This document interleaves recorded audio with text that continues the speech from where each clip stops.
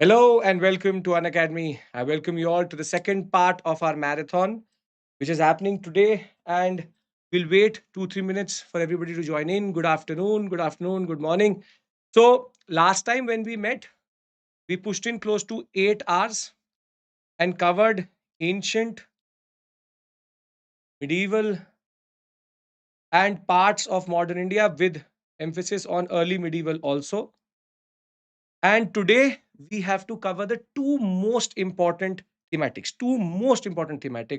which is modern and art and culture. Meaning, if you talk about the volume of questions which are coming with regards to prelims and mains, one of the reasons to club these two together was that both of them are mains plus prelims areas, and they are quite rewarding if done in the proper time frame and understanding. So the plan is very simple. The plan is to cover all of this in the next 5 to 6 hours. Three and a half hours to modern, 3 hours to art and culture. And thereafter, I'll consolidate everything for you in that regard. Radhika, that has not been planned till now, but I will update you about that very soon. So I'm waiting for students to come through. Good evening, rather good afternoon, good afternoon. Okay, I'm checking the stream also. Everything is perfectly fine as of right now. Yes, it is. Okay. Balu, don't have to worry. If you missed the last class, I will start modern from the beginning itself. Don't worry. I'm not going to presume you were there last time. So I'm going to start with but the time I will spend in the first part is lower, but I will start from constitutional history properly because constitutional history very, very important in the examination. So what I will do is I will cover from advent of Europeans, give you an overview, and then we'll go forward. Right. Yes, we will start from the beginning, but constitutional history is something which we'll concentrate on. Okay. Remember one thing more. If you have been planning to join an academy in as a student, or you're trying to become a part of our family, this is a very good way of doing that, which is using the Unacademy championship test to get some form of scholarship. This has already happened at 11 a.m., but today at 5 p.m. also there is an exam. You can give that to become a part of our family. And for a lot of students, you already may know this, that I'm teaching Modern India in the Platinum Batch. This is live, and we have just recently covered the concept of answer writing and other aspects related to modern India, advent of Europeans. In that context, Platinum is a new type of experience which you've seen on our platform also. So remember, the UCSC is live today. You can use this opportunity to get the scholarship. Now, the PDF of this session will be uploaded into this Telegram group. And I have already uploaded part one. I have also uploaded the art and culture current affairs file, and and part 2 I will upload as soon as the PPT is processed by Monday for sure. So part 2, part 1, everything will be uploaded. Right? Okay. Can we start, everyone? Yes, no? Yes. Great. So our analysis starts with modern India, and previously we had covered from Advent till constitutional history. But what I'll do is that I will just traverse this period in a short manner for your understanding and for also your basic revision. So, last time when we met, we talked about how we have to understand Mughal decline, how to understand regional powers, and how to understand advent of Europeans. That is why we were able to together also understand the concept of expansion of British Raj. Now, with regards to the starting point being Mughal decline or the context being Mughal decline. We talked about the economic crisis which was created by Shah Jahan and the Deccani Wars. Thereafter, we talked about the Jagirdari crisis, which was a consequence of the increasing of the Khalisa land and the reduction in Paybaki. We talked about the agrarian crisis, which was there because of the way in which the increase in taxation in El Nino years led to issues related to recovery of money itself. Thereafter, we also were able to understand invasions, the weak successors, the Rajput and the religious policy, and how all of this interacted to create the concept of Mughal decline. What is equally important here is that in weak successors, I gave you an acronym, a trick how to learn things, which is Baja Paramu Al Shah Akbar 2, which is Bahadur Shah, Andar Shah, Farooq Siyar, Rafiul Darjat and Daula, Muhammad Shah Rangila, Ahmad Shah, Alamgir, Shah Alam II, Akbar II, Bahadur Shah the two. So this is where we were able to understand how did the Mughals decline. This was the first thing which we covered. Thereafter, we were able to also ascertain different areas in the Indian subcontinent where different actors were at play, which is in Awadh, we had Sujauddaulah. In Bengal, we had Sirajuddaulah. In the Carnatic sector, we had Dost Ali and Anwaruddin being a very important right-hand man for him. In the Mysore sector, we had Tipu Sultan and his father Hyder Ali.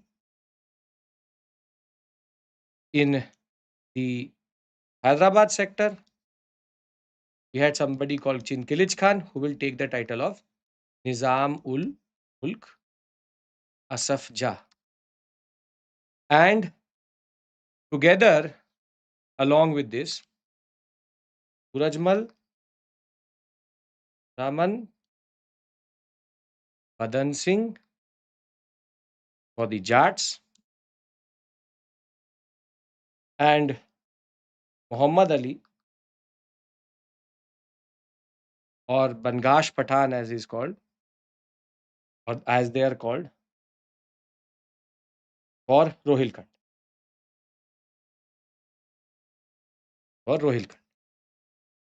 So these were the powers or these were the actors which we talked about. Now, with regards to advent of Europeans,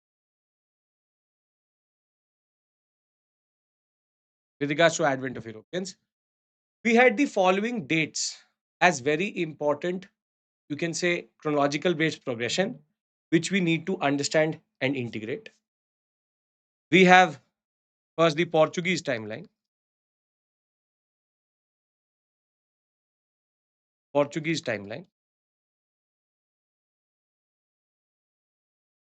Which came through from 1488, 1498, 1500, 1501, 1503, 1505, 1510, 1511, 1513, 1515, 1509, 1535, 1539. And we were able to understand Bartholomew Diaz reaching the Cape of Good Hope, Vasco da Gama, with the help of Abdul Majid coming to India itself. And for the first time, Calicut access was introduced. Thereafter, 1500 is Cabral, and he complicating the whole story in Calicut. 1501 is Vasco da Gama coming back and getting hostility from the Zamorians itself. 1503 is Kochi. 1505 is Kannur. Now they have properly established their permanent factories. 1510 is Goa, taken from Bijapur Sultan. Then we talk about these three, which is MCH, Malacca, Calicut proper establishment, Hormuz Strait. 29 is shift of capital from Kochi, Goa. 35 is Diu. 39 is Daman. So this is basically the way in which they progressed and established themselves. Not something out of the box, but important because UPSC has asked questions out of this area with regards to how Firar Lewis was sitting in Vijayanagara court. Yes. And the idea that it was the Bhatkal fort which was given access to the Portuguese via Krishnadev Raya. And you should be able to identify these concepts. Dutch, you have to remember two dates, which is 1602 and 1605. This is the establishment of the VOC, and this is their first establishment or a first settlement in India, which is Masulipatnam. Thereafter, the most important set of facts is related to the English,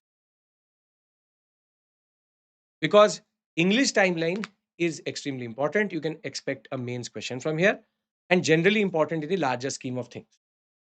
When we talk about the English, we have 1613, 1615, 1632, 1623, 1639, 1651, 1661, 1668, 1689, 90, 1698, and thereafter 1717.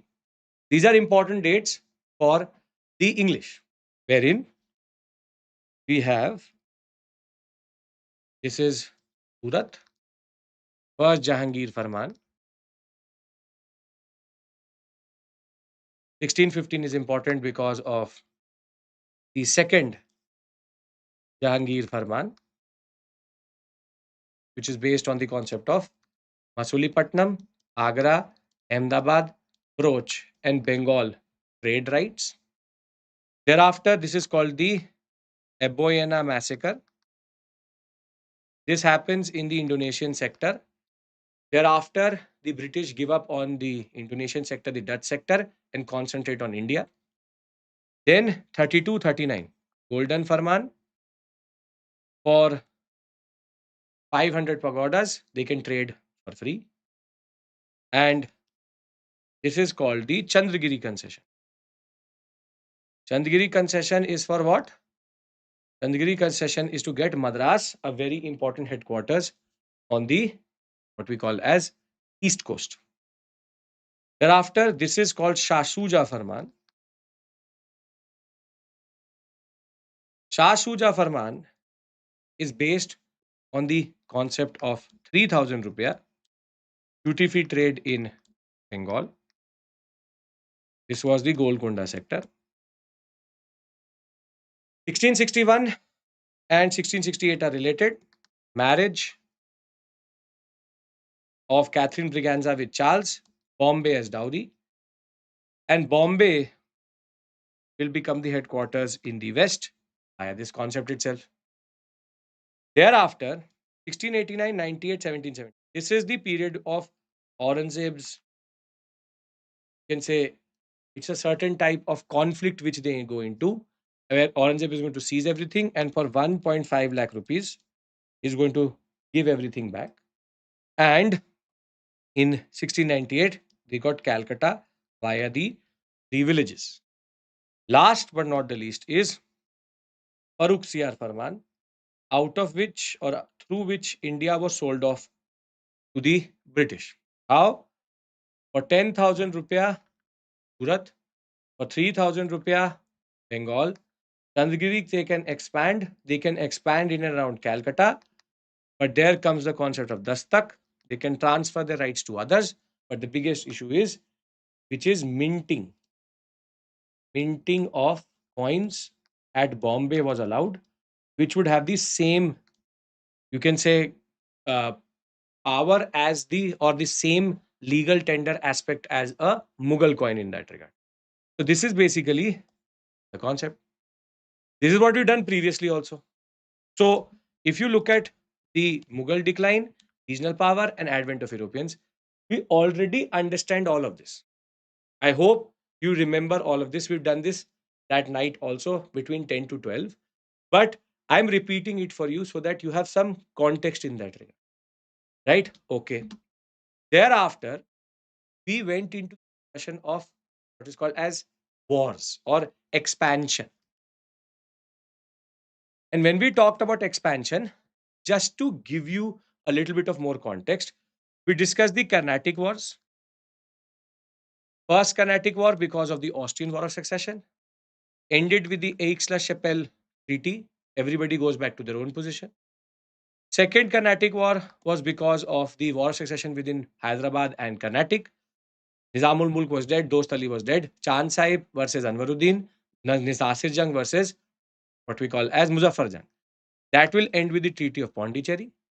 And the third is going to be the 7 Years' War, which will in turn lead to the French being defeated at Vandivash, which will totally end the control of the French in India, and it will end with the Treaty of Paris.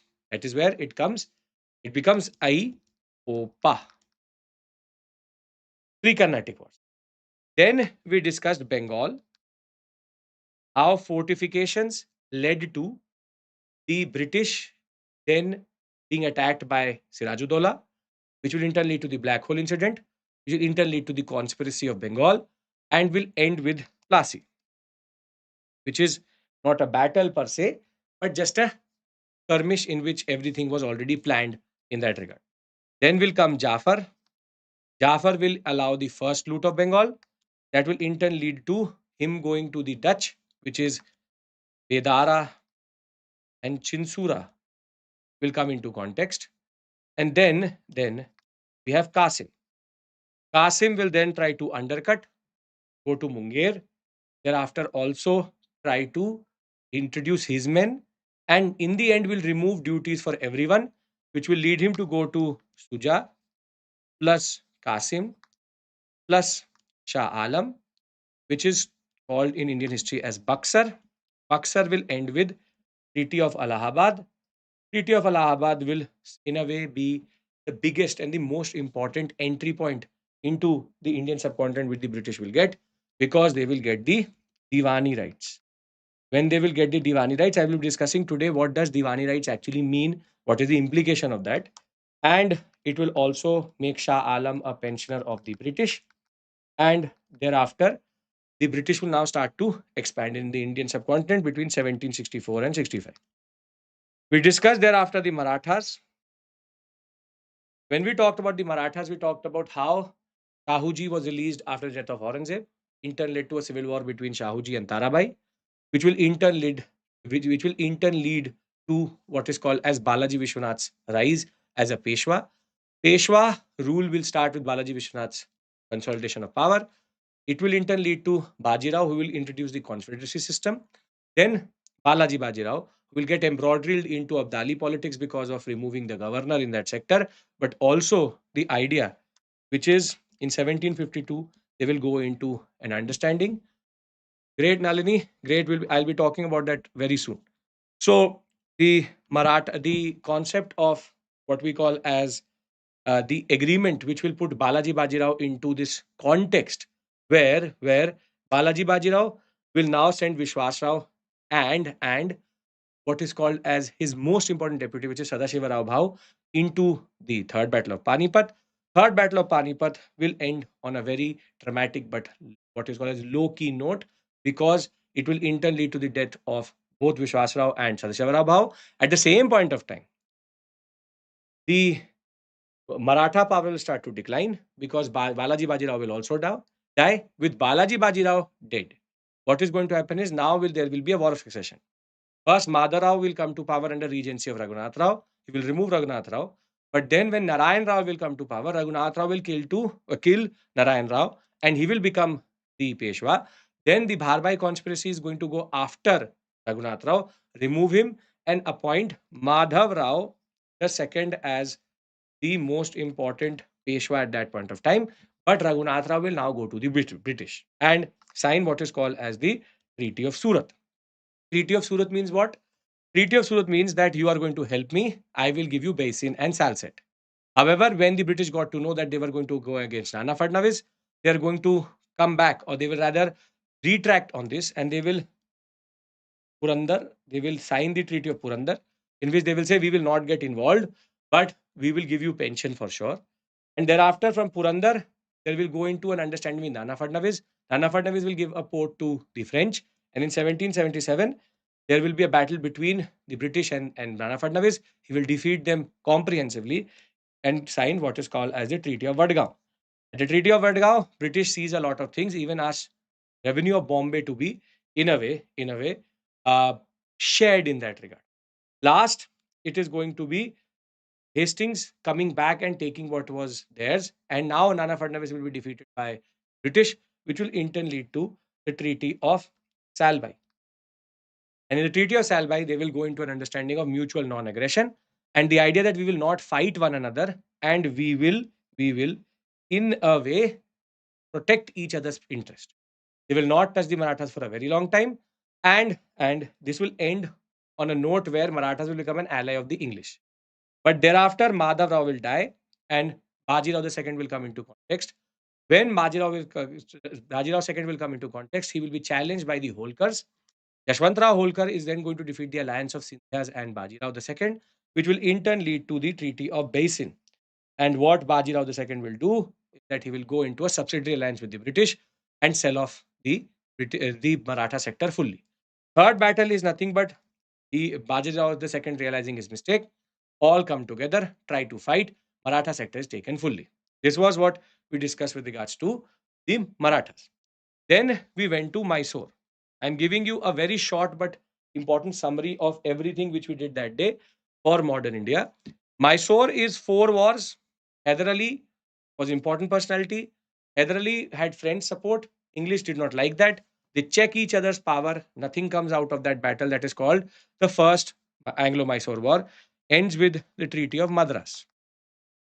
Thereafter, we have the second one, in which again it is based on the French help coming from Malay, and there will be a battle, though it will not end on anything decisive. But Hyder Ali will die, Tipu Sultan will come to power, and you will have the of Mangalore. And thereafter, we will have the third battle, which is most decisive, over Jalkotal. There will be a major battle between Travancore and Mysorean sector. English and Marathas and the Nizam will come in to protect Travancore. Treaty of Seringapatam, everything is lost. Half of the territory is gone. So we have Mad Man Terry, which is the Treaty of Seringapatam. When the British get to know that Napoleon is in a way trying to come through and trying to meet Tipu Sultan, that will in turn lead to them preemptively taking this sector, and the Mysorean sector will be fully taken away. Last discussion which we did was of the Sikhs. When we talk about the Sikhs, you have Ranjit Singh, very strong personality. Treaty of Amritsar or Treaty of Perpetual Friendship, Satluj as the border. Now multiple deaths after he dies. Nonial Singh, Khadak Singh dead. Dilip Singh under the regency of Rani Jindan, and Hira Singh becomes the new Dilip. He becomes the new Maharaja. British now try see an opportunity. Lal Singh, Teja Singh, two personalities who are trying to be Hira Singh's, or rather trying to be Wazir in that regard. They will be asked by the British to cross the Amritsar sector, in turn go into this, cross the Satluj, breach the Treaty of Amritsar, which will in turn lead to what is today called as the instigation of the First Anglo-Sikh War. Treaty of Lahore will be signed.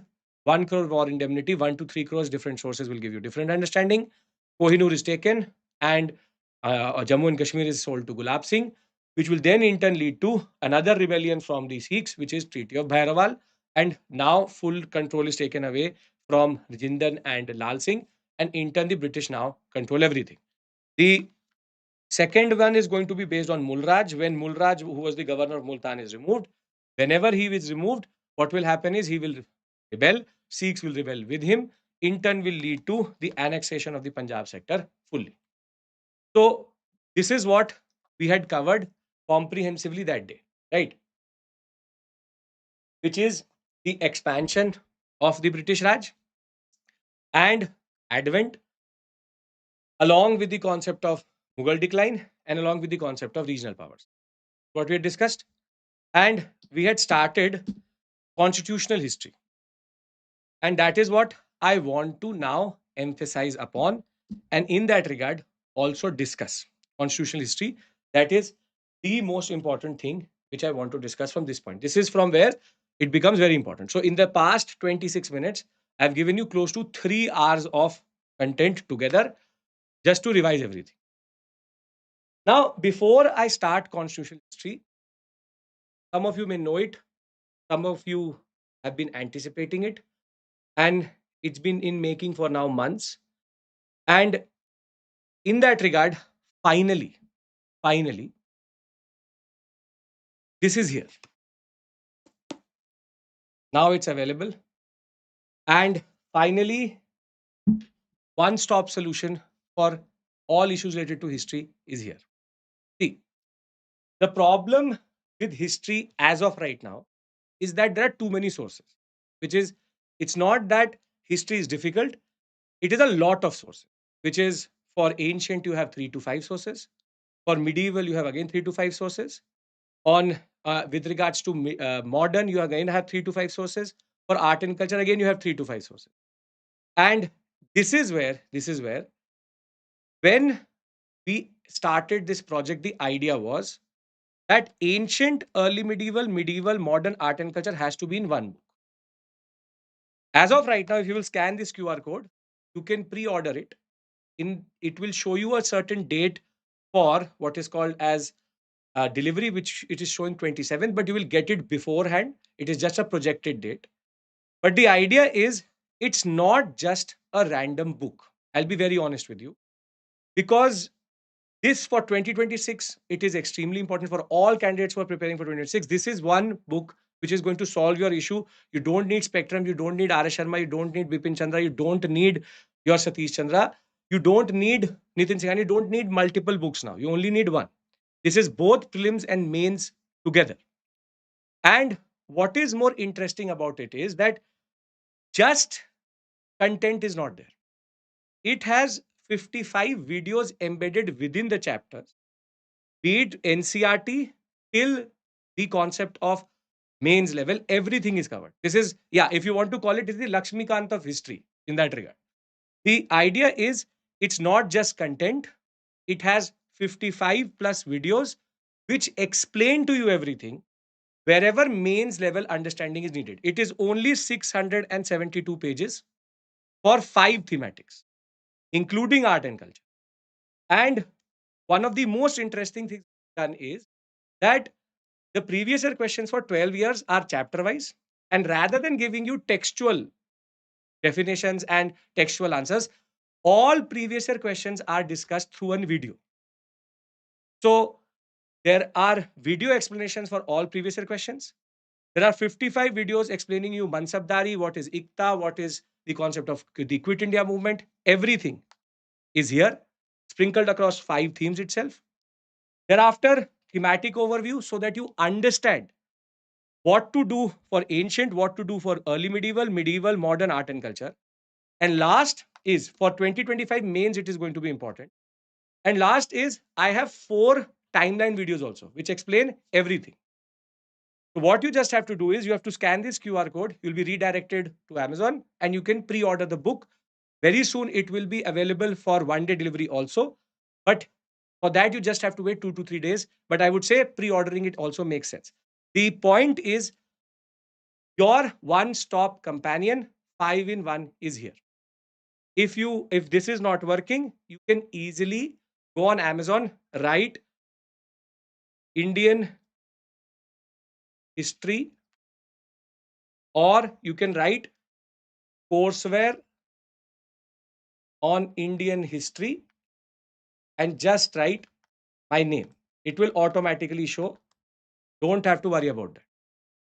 The simple straightforward point is that for the past 7 to 8 years, I've been struggling with this concept, and my students have been struggling with this concept, which is how to get one book in which everything is there. I have never been able to recommend any book to a student which covers everything for GS, for prelims, for history in that regard. And therefore, this created the need. We have responded, me and my wife have responded, and now we have come up with that solution. Simple. It's based on infographics, it's based on tables, it is based on maps, it is based on wherever needed. There are multiple videos also.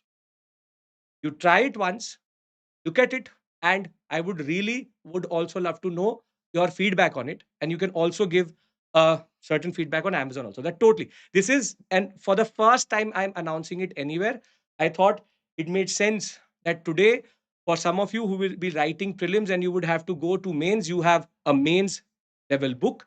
And at the same point of time, for anybody who's preparing for 2026 and beyond, this is your one-stop solution for the history subject of GS and for mains and for prelims for UPSC. So the basic point is your Lakshmikant of history is here. Your one-stop solution is okay.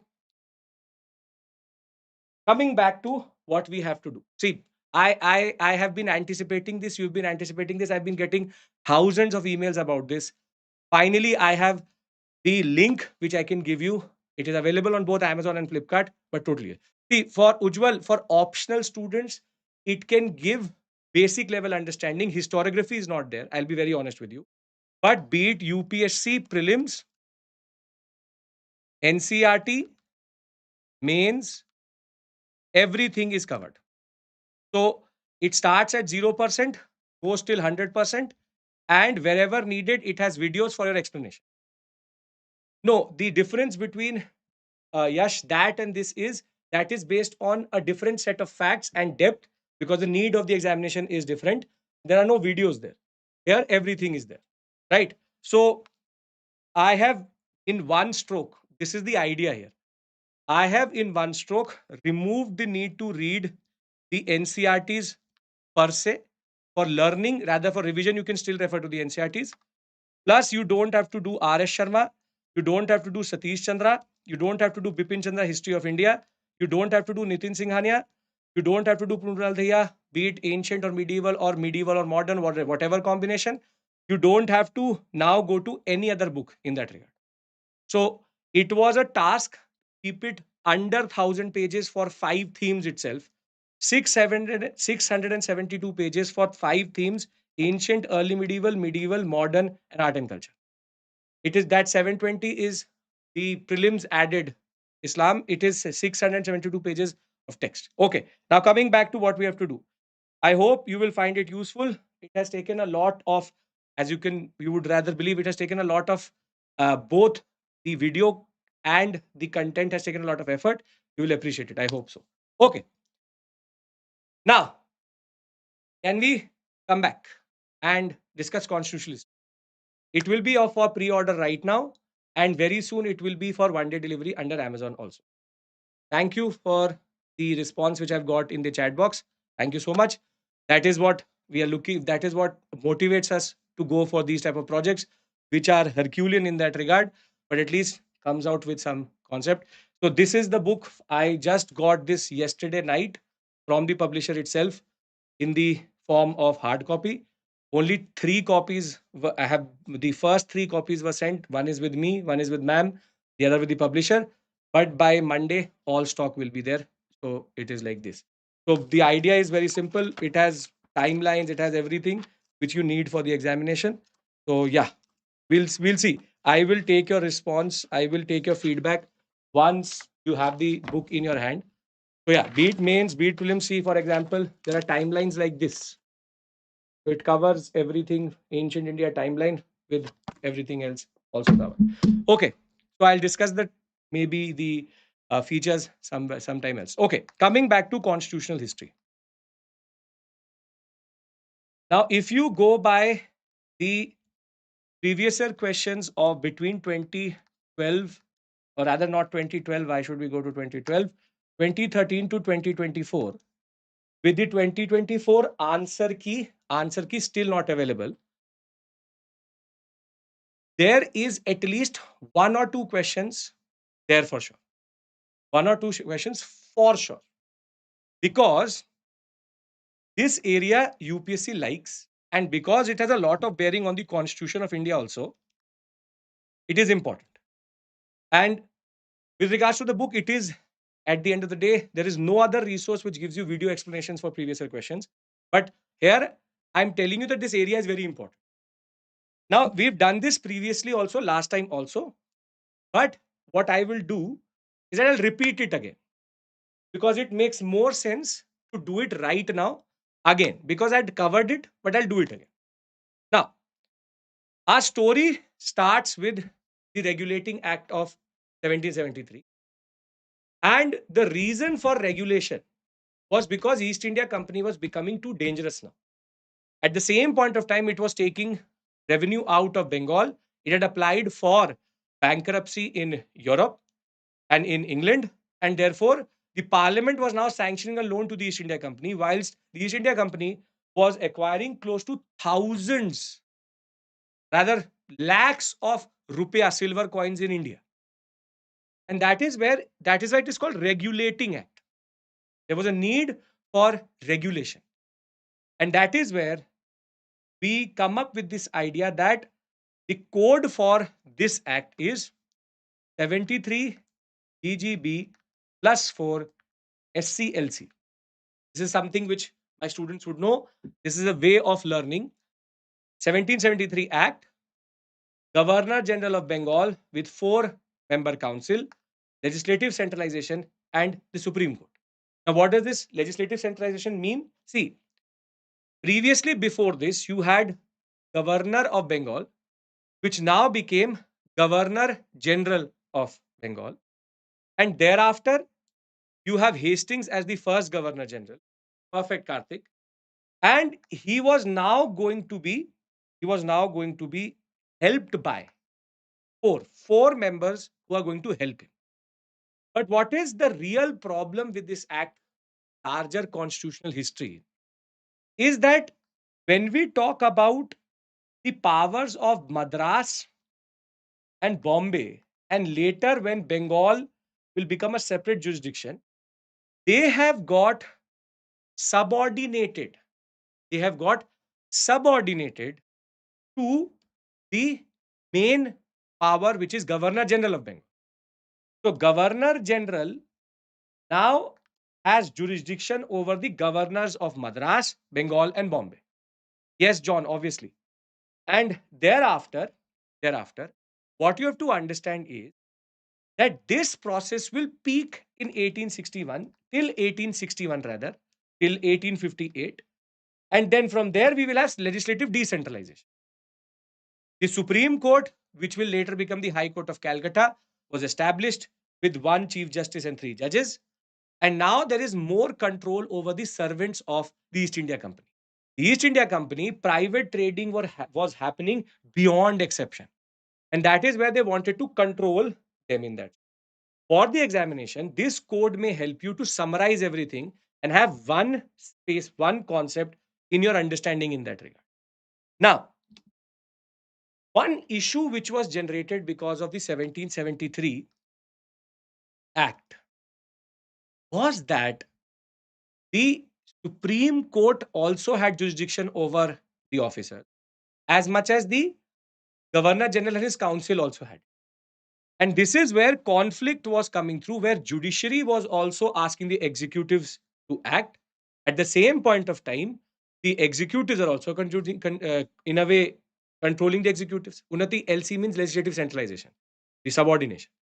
So this is where an amending act was introduced in order to make sure that the amending act changed this configuration and executives only have controls over executives rather than judiciary or the jurisdiction of the judiciary over the executives in that. And this was changed by the amending act of 1781. But then there came a prime minister in Britain. His name was Pitt the Younger. And Pitt the Younger did not like the way the East India Company was operating itself in India. And that is where he wanted to further have control over the East India Company and its most important function now, which is administrative function. So we get 84 EGB plus 3 BOC COD. Now, what does this mean? Very simply, we have 1784. GGB plus 3 means they removed one member from the executive council or from the council of the governor because he was being outnumbered in that regard. Because if there was GGB plus 4, he could be outvoted. But in 4 members, he can never be outvoted if one member stands with him, be it the commander in chief. Here, 3 members could go against him. That is why they reduced one of the members. But the most important addition in this was board of control and court of directors, wherein the board of control had control over the administrative, revenue, non-commercial functions. And the court of directors had control over everything related to commercial functions, the trade functions. The trade functions were going down and the administrative functions were going up. And if you look at the composition of the board of control, you will realize it is mostly the parliament and the crown and its representatives. So, be it the Secretary of State, be it the Chancellor of Exchequer, or be it the 4 members of the Privy Council, be it any of these members, all of them were reporting to the Parliament in some way. Yes, you can. Yes, Anirban, that can be a way of understanding that also. But do understand one thing: please do not reverse this to Board of Directors, Court of Control. Cannot be. A lot of students mess up this. It is COD BOC, not BOD. Board of Directors exists today, but not at that point. It is Board of Control, control over administrative, governance, political functions, everything related to commercial. So, can you tell me which is a more powerful body, the Board of Control or the Court of Directors? Which is the more powerful body here? Board of Control, Court of Directors. Very good. It is the Board of Control which is very powerful because at the end of the day, Board of Control has the real control over Bombay, Madras, Bengal. This is now an shrinking power, not the mainstay of the British in that regard. Very good. Great. Now, now we know that the charter was given in 1600. We also know that it was given for 15 years. Then we know that in 1608, James the One, James the First, or rather James One, then made it indefinite. But the idea is that by 1793, the charter was now coming into question. There are 2 reasons for that. First is because of this man called Adam Smith.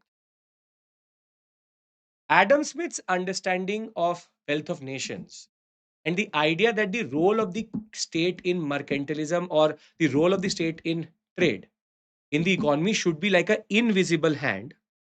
It should not be something which actually controls everything and distorts the market.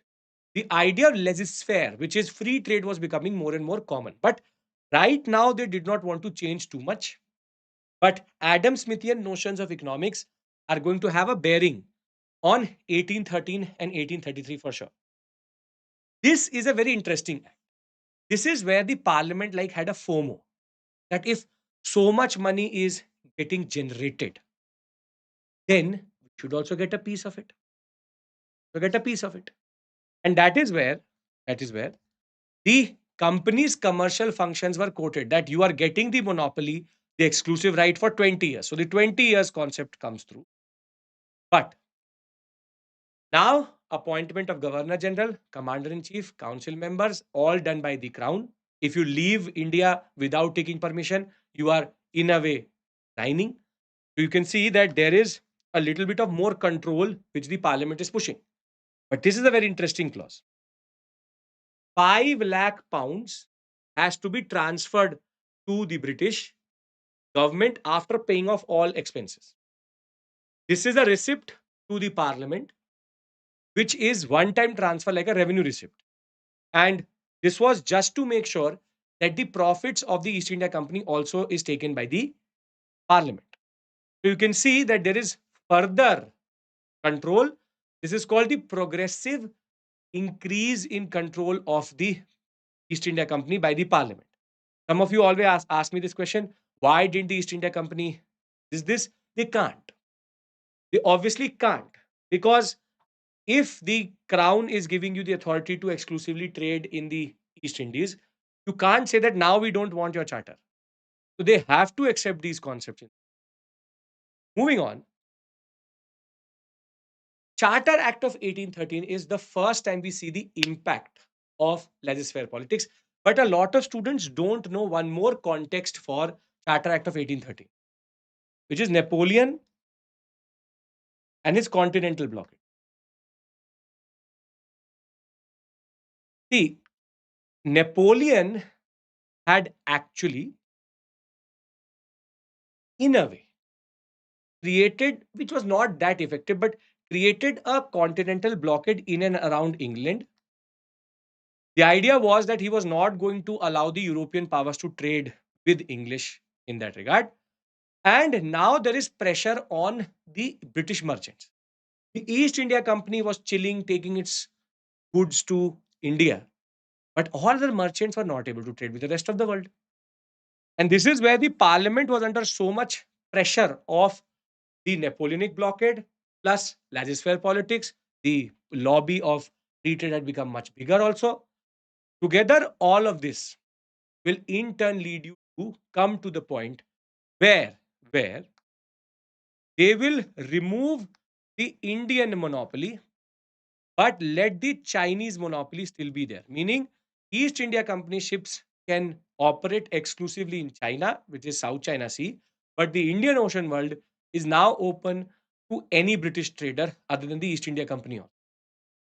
And that is why the company had to increase the dividend to 10.5% because it was less lucrative to now take a East India Company stock. So they increased the profit shared by the shareholders. At the same point of time, again 20 years was talked about. Chinese monopoly was held. But three very interesting developments. For the first time, Christian missionaries were allowed to operate in India. Why? Because Christian missionaries were previously operating from Serampore, but were not operating from any British settlements. Now, they can enter at Calcutta, at Bombay, at Madras with the permission of the East India Company also. Further, they will introduce a very interesting thing which shows that the parliament is under control. Once the laws are made by Bombay, Madras, Bengal, and the Governor General, they have to be sent to the British Parliament for assent. Imagine that every state in India today had to send their bills to the, the president, not to the president rather, but to the Parliament first, and then to the president. And there's no governor itself. That is where every law made in India needed to have parliamentary approval in Britain and then gets the crown assent and then comes back and becomes a law. So this shows you that legislative centralization has reached to a point that now England is also involved. A very inefficient system, but something where the parliament thought that the laws need to be controlled also. Thereafter, the Charter Act of 1830. One clause which we missed is 1 lakh rupees, which will in turn lead to education policy. I'll be discussing this very soon in the consolidation part, which is 1 lakh rupee for native learning. I'll come to this. I'm holding on to this thought right now. I'll talk about it. Now, 1833 charter is even more interesting because now all the monopolies are gone. China is also lost, India already gone. But now the Governor General of Bengal becomes Governor General of India. So now there's a nomenclature change. Pentix becomes the first Governor General of India. But legislative centralization will reach to a point where the governors of Bombay, Madras, and Bengal could not even pass laws now. They could only propose laws, which could then go to the Governor General, and the Governor General of India would then take a call if that law should be sent to the Parliament. And then, so basically, they propose that we want a law on something, and thereafter, the Governor General and his council is going to make that law and then send it to the British Parliament, and then it will come back. Pure administrative and legislative centralization, where there is no point of now being a governor of Madras other than just implementing laws rather than enacting laws. That is why the law member was needed. Very good. Thereafter, again, 20 years concept is talked about, but it still says that you are holding India in the name of the crown. Thereafter, China monopoly gone. But one more, you can say, impediment or a certain, you can say, rule which was there, which was previously implemented by the East India Company was removed, which is that now Europeans could come and buy land in India. Common Europeans, Irish, beat anybody, they can enter into British territory and buy land so that they could then establish plantations. And this is where the colonization of India was now going into a new gear itself. And that is why 1833 is an important moment where European migration into India also happened with financial houses, tea plantations, and the European non-East India Company, non-British population started to increase. Thereafter, we know that the structure of the whole government of India looked like this. I'm discussing this because I want to add something later. Court of Directors, Board of Control, operate via the Governor General of India, his council. Thereafter, you have Governor of Bombay, Governor of Bengal, and Governor of Madras. There are other provinces also. I'm holding on to this thought right now. His council does not have any differentiation. It is Court of Director which tells what to do with regards to commercial functions. Board of Control tells them what to do with regards to other acts or other concepts in that. These governors send to the council proposed laws. They send it to the Governor General. Governor General send it to the Board of Control. Board of Control sends it to the British Parliament. British Parliament sends it back to Board of Control. Board of Control then sends it back to the Governor General. Very, very problematic but long system of legislative power. Now, 1853 changes this structure a little bit. First, it will, for the first time, not talk about 20 years. But at the same point of time, it will talk about the concept of open competition. Open competition means that now for the ICS position, nomination will not happen. Nomination from the Board of Control, but an exam will be taken. This is the origin of the UPSC examination, which you want to clear. And open competition will start in London with regards to ICS, you can say appointments and recruitment. Thereafter, two more things will happen. For the first time, there will be a division. That division is Board of Control remains, Court of Director remains. They operate via the Governor General of India. But now the Governor General of India will have two councils, Legislative Council, Executive Council. Why Legislative Council? Because law making is now the task of the Governor General. So he needs a specific law for that, a specific council for that. And those laws have to also be enacted and implemented. That is where the Executive Council comes. And therefore, now we have reached to the peak point of legislative centralization, where all power is residing here, and the legislative councils are very, very important. So the division of what is called as Legislative Council and Executive Council comes to the 1853 Act. Anybody has any issue here? Come on. Anybody, any issue here till this point? Everybody's on the same page with me? No means no issue. Yes means you are sorted. Very good. Perfect.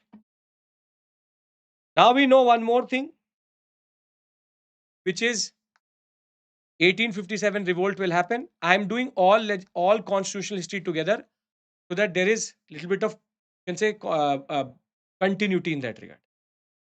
Unnati, the way to learn it is through these codes.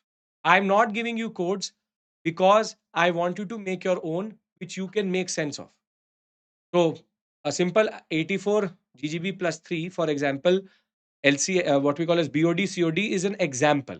You can develop it yourself, right? Earlier exam for Europeans, no, nominated by the Board of Control.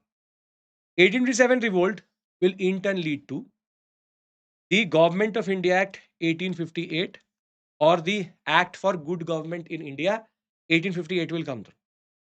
This will fundamentally change the structure of the Government of India in the continent. That is where Board of Control, Court of Director is gone because East India Company control is gone. Because East India Company control is taken away. And therefore, the structure which will emerge is Secretary of State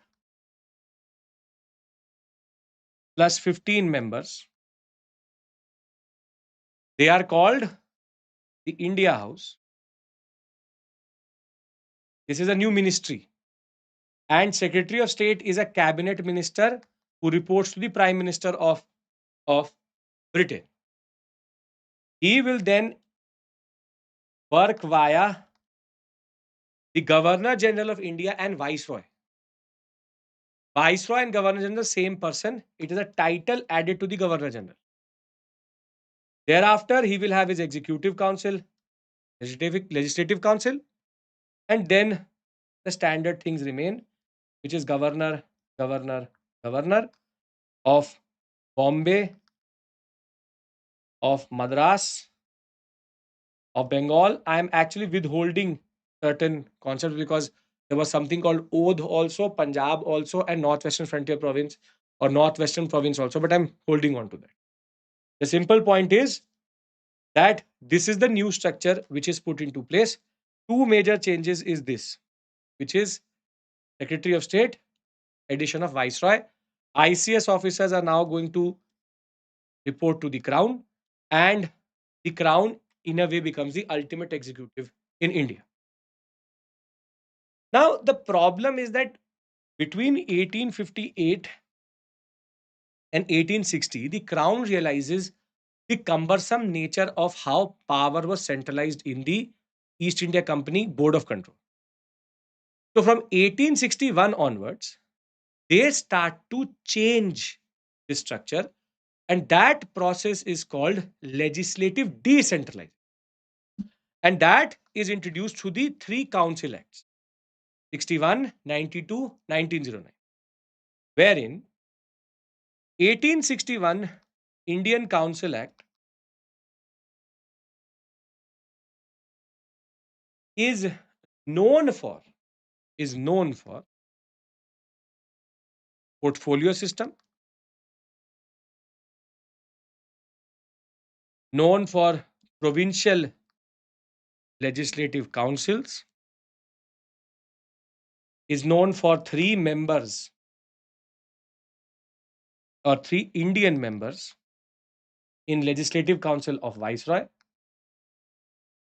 along with the concept of ordinance. And the structure becomes ordinance based on, yes, emergency power. The structure becomes a little bit interesting. You have non-official members were nominated. Portfolio system was introduced. Governor General's Council was enlarged. Power of promulgating ordinances and emergency powers were given to the Viceroy. Any bill based on debt, military, religion, or foreign affairs had to pass to the Governor General. The power of Bombay, Northwestern Province, Punjab, I'll give you the structure, will be restored. And Maharaja of Patiala, Sir Dinkar Rao, and Raja of Banaras will be the three members who will enter the Legislative Council.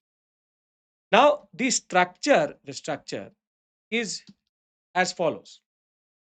Now, when we talk about the structure of the Government of India, we have Secretary of State, plus 15 members. Nothing changes here. Thereafter, Governor General and Viceroy with his Executive Council and Legislative Council. Changes here.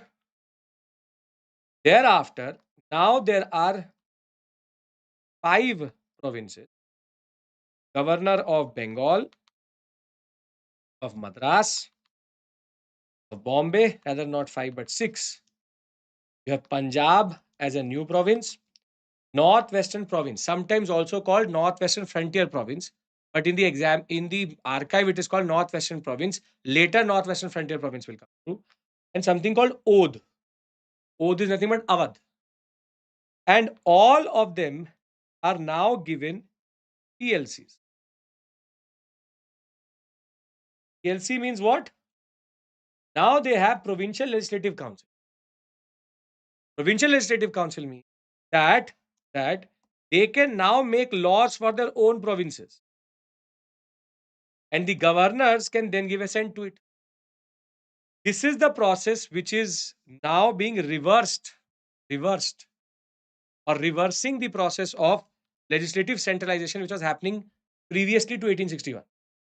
Now, going forward, more and more power will be allocated to the governors than to the governor general in that sense. So, please pay attention to this idea that if there is a mains question which says, when did legislative decentralization start? It starts from here on out. And this is a very important concept, right? Now, when we talk about 1892, a lot was happening at this point of time. But this act is known for one very important thing. It's called indirect election. Though the word election is not used, for the first time, Indians could nominate from different professions men into the provincial legislative council and later into the central legislative assembly also. Initially provincial legislative council, later into the central legislative assembly also.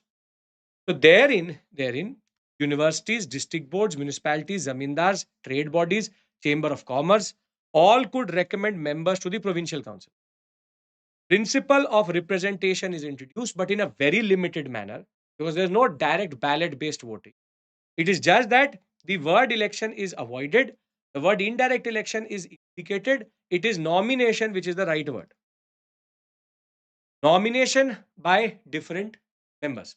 Yes, official majority still remains, because the idea of going further is going to be of what is called as non-official majority will come through later.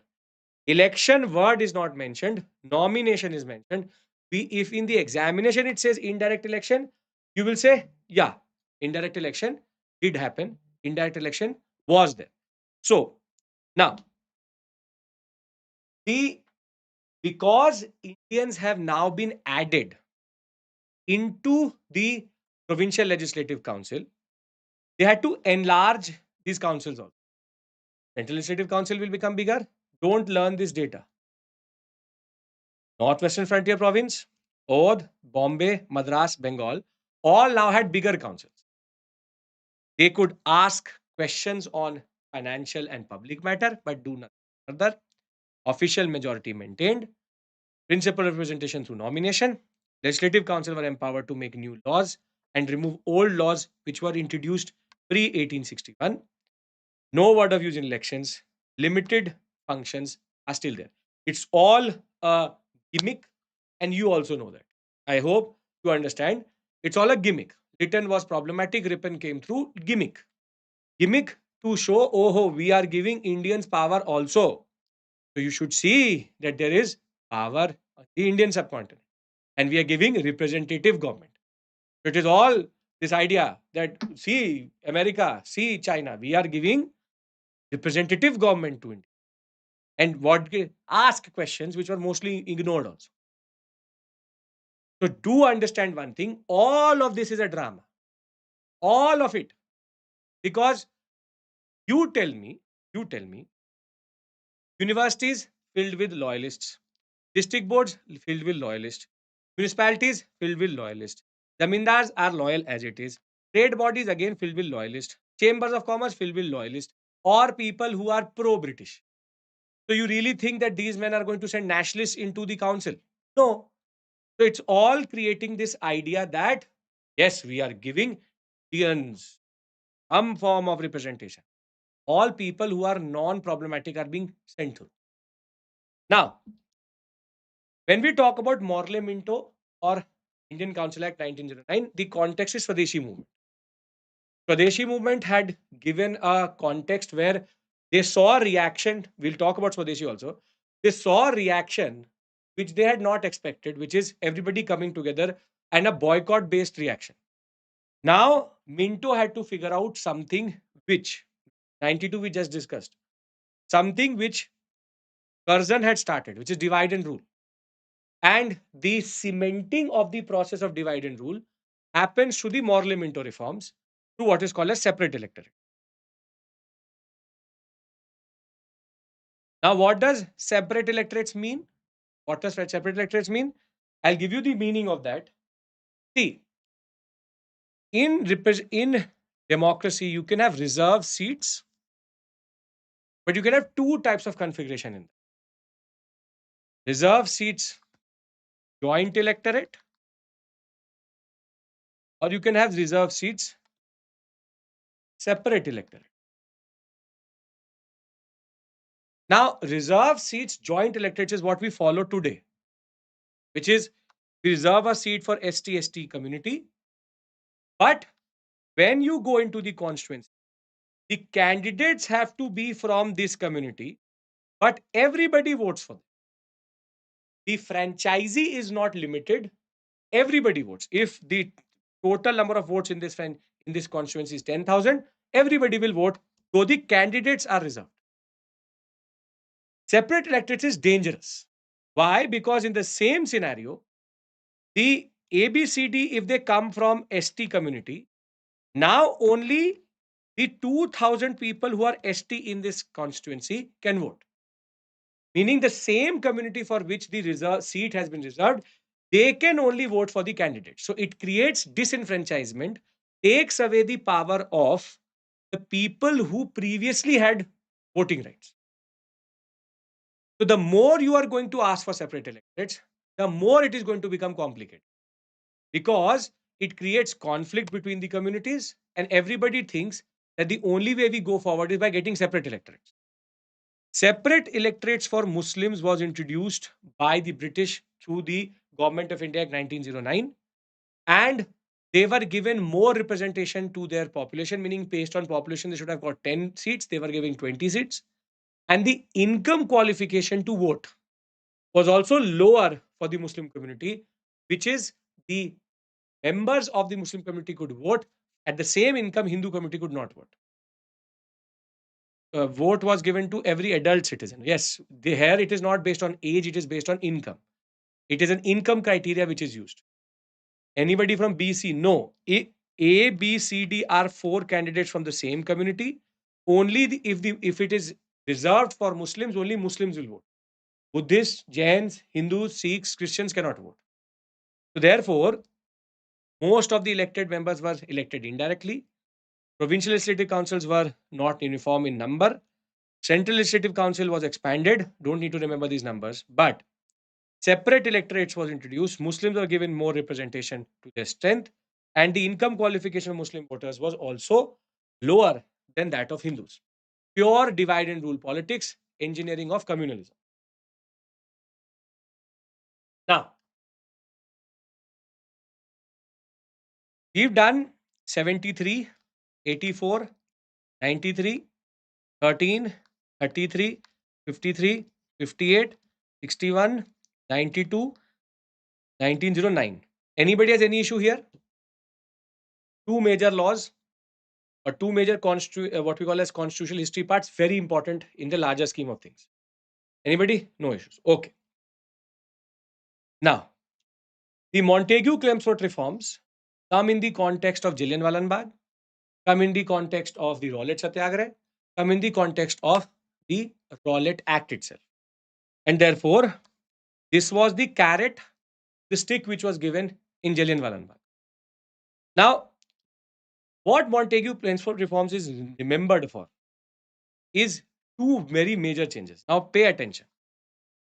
Secretary of State plus 15 members. This remains the same. A new office is added here. It is called High Commissioner of for India. Basically, the foreign relations functions are pushed to him. Thereafter, Governor General and Viceroy remains the same. Nothing here. Then the real changes start. First is something which has a bearing till today on our Indian structure of parliamentary democracy, executive council, but it is called bicameralism at center. Central Legislative Assembly, Council of States, 145 seats here, 60 seats here. The idea was this is the precursor to the Lok Sabha and the Raj Sabha. This is the precursor to Lok Sabha, Raj Sabha. Most probably we'll go to 6, 7 in the evening. So this is the Lok Sabha, this is the Raj Sabha. This is called bicameralism. Bicameralism means physically having two houses. Thereafter, at the level of the governors,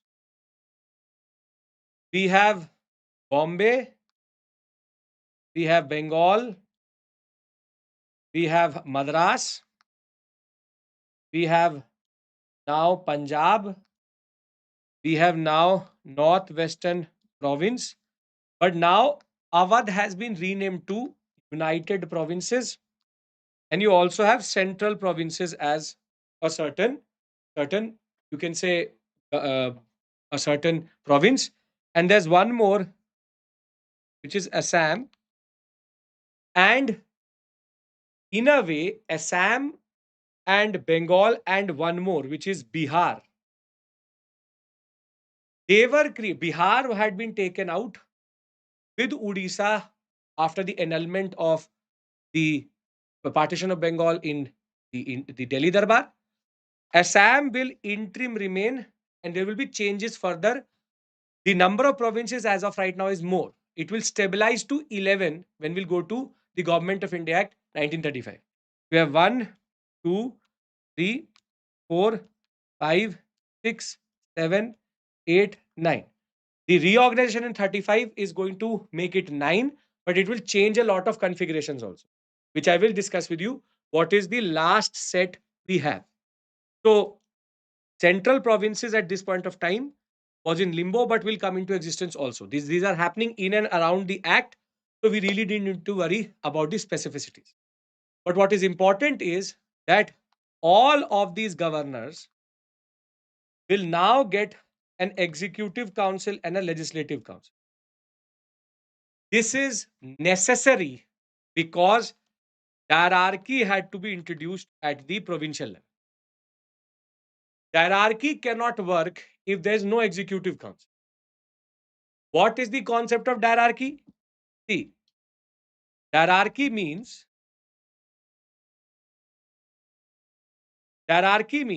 that there is a central list for the first time defined by the British, or called the imperial list.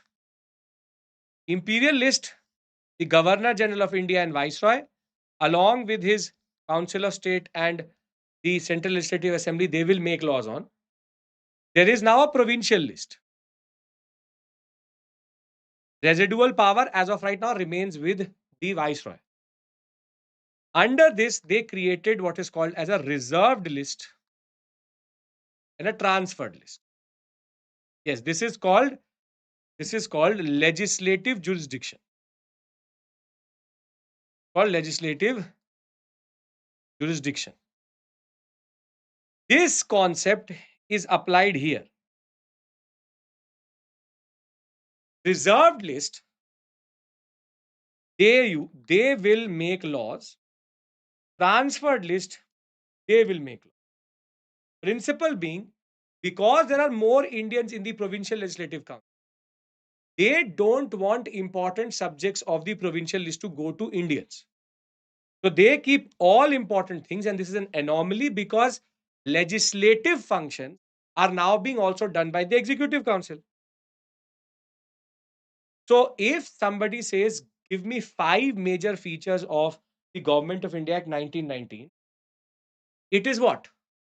It is bicameralism, it is High Commissioner's Office, it is the addition of the Executive Council, it is legislative jurisdiction, and it is the concept of hierarchy. There are other things also, which is separate electorates was further given to other communities, which we are coming to. But these 5 points are fundamental points of the Government of India Act 1990. If we go and talk about the others, now 25% of the budget was votable. Separate electorates was given to the Sikhs, Anglo-Indians, Indian Christians, and Europeans. Further, the bicameralism concept was introduced, which we discussed. So 6, 7, and this we already discussed, which is legislative jurisdiction. And hierarchy was based on the idea only in provinces to keep important subjects with the Executive Council and transferred subjects with the what we call as Legislative Council. Veto and ordinance powers to the governors also given. Women were given the right to vote, but based on income criteria, came in the examination once. For the first time, 3 members of the Viceroy's Executive Council were going to be Indians. Again, first time we see a the addition of an Indian member to the Executive Council had already happened in 1892. But this is the first time we see that it is proper in not 1892, 1909. This is where now the Indian members are increasing. And in the end, this office, which will control basically the foreign functions of the Indian political services, which is the foreign officers, will now report to him. This one is a complicated one, has a lot of different sections, but not as big as 1935.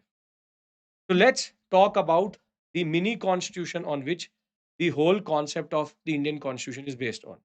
We have also the Public Service Commission, Central Public Service Commission being established, which will be established in 1926. And it was under this provision that Simon Commission will come in 1927, 2 years early, rather than coming in 1929, which we'll discuss in the context of the timeline. No, you don't. RM cannot learn that only. You have to understand useless subjects transferred, important subjects reserved. Right? Okay. Can we discuss Government of India Act 1935? We can? Yes? Everyone? Yes, sir. Okay. Now see, Government of India Act 1935 had a structure which looks like the Indian Constitution itself. It has schedules, it has parts, but it had a lot of provisions which were not put into place. For example, it abolished hierarchy at provinces. That was done, which in turn led to provincial autonomy. But it introduced hierarchy at center. That did not happen. That is one of the reasons why the question which came in 2024 is confusing, because this was never implemented. Hierarchy at provincial level was removed. Further, all India Federation was proposed, which is provinces plus princely states plus chief commissioner's area together called British India. But the princely states did not want to be a part of it. So All India Federation never came through. But because now there is central list already existed, provincial list already existed, concurrent list was introduced, and residual powers were given to the viceroy. Now, because there can be conflict between center and state on law, federal court was established. This federal court is nothing but the precursor to the Supreme Court today. At the same point of time, a very important concept was introduced, which is total number of provinces became 11, out of which 3 were new. But within that 11 also, there were bicameral and unicameral legislatures. 6 bicameral, 5 unicameral. For example, Bengal, Madras, Bombay, Bihar, UP, and Assam. UP means United Provinces. Were bicameral, meaning 2 houses. It was governor, provincial legislative council, provincial legislative assembly, Vidhan Sabha, Vidhan Parishad. And Orissa, which was a new province, Northwestern Frontier Province, which was a new province, previously an area which was then given more importance, and which is basically Afghanistan, and Sindh, which was taken out from Bombay, and central provinces and Punjab. These were the 5 which were unicameral. Burma was removed from India because they thought that if India does get independence, it would be too powerful to have Myanmar, Burma with it. So Burma becomes a new sector, administrative sector itself, carved out of the British Indian sector. Separate electorates was given to women, labor, depressed classes, though the Pune Pact had already happened. There will be a central railway authority. Further, 3 levels of public service commissions: Central Public Service Commission, State Public Service Commission, and last but not the least, you will have a Joint Public Service Commission. The income provision will remain, but it will go down, increasing the franchise. Anamika, not universal adult franchise. Just that the income has been increased. Income criteria has been decreased. Therefore, it will in turn lead to the franchisee to increase in that sense. Now, a little bit. Okay. Now, these are the major provisions of the Government of India Act 1930. If you can remember these 1, 2, 3, 4, 5, 6, 7, 8, 9, 10, 11, 12, 13, and 14. You are more or less sorted. You are more or less sorted. So, autonomy, hierarchy, residual power, Indian Council, the High Commissioner's office was also gone. All India Federation came through but never was into place. Franchisee increased. The Government of India will talk about a central bank, which already was established under the RBI Act of 1934, which will then be given federal bank status. Federal court will be established, and it will settle disputes between the center and the state. Burma was separated from British India. Orissa was separated from Bihar at Cuttack as capital. Sindh was separated with Karachi as capital. Total number was 11, with Northwestern Frontier Province given a provincial status. Orissa and Sindh were already there. Bicameralism will come through was already there at the federal level, will be at the provincial level also.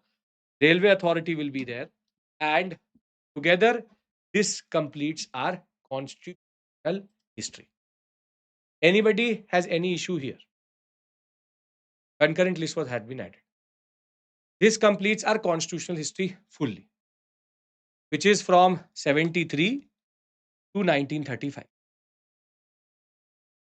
Anyone? Central level hierarchy was proposed, not put into place. Provincial level removed. Okay.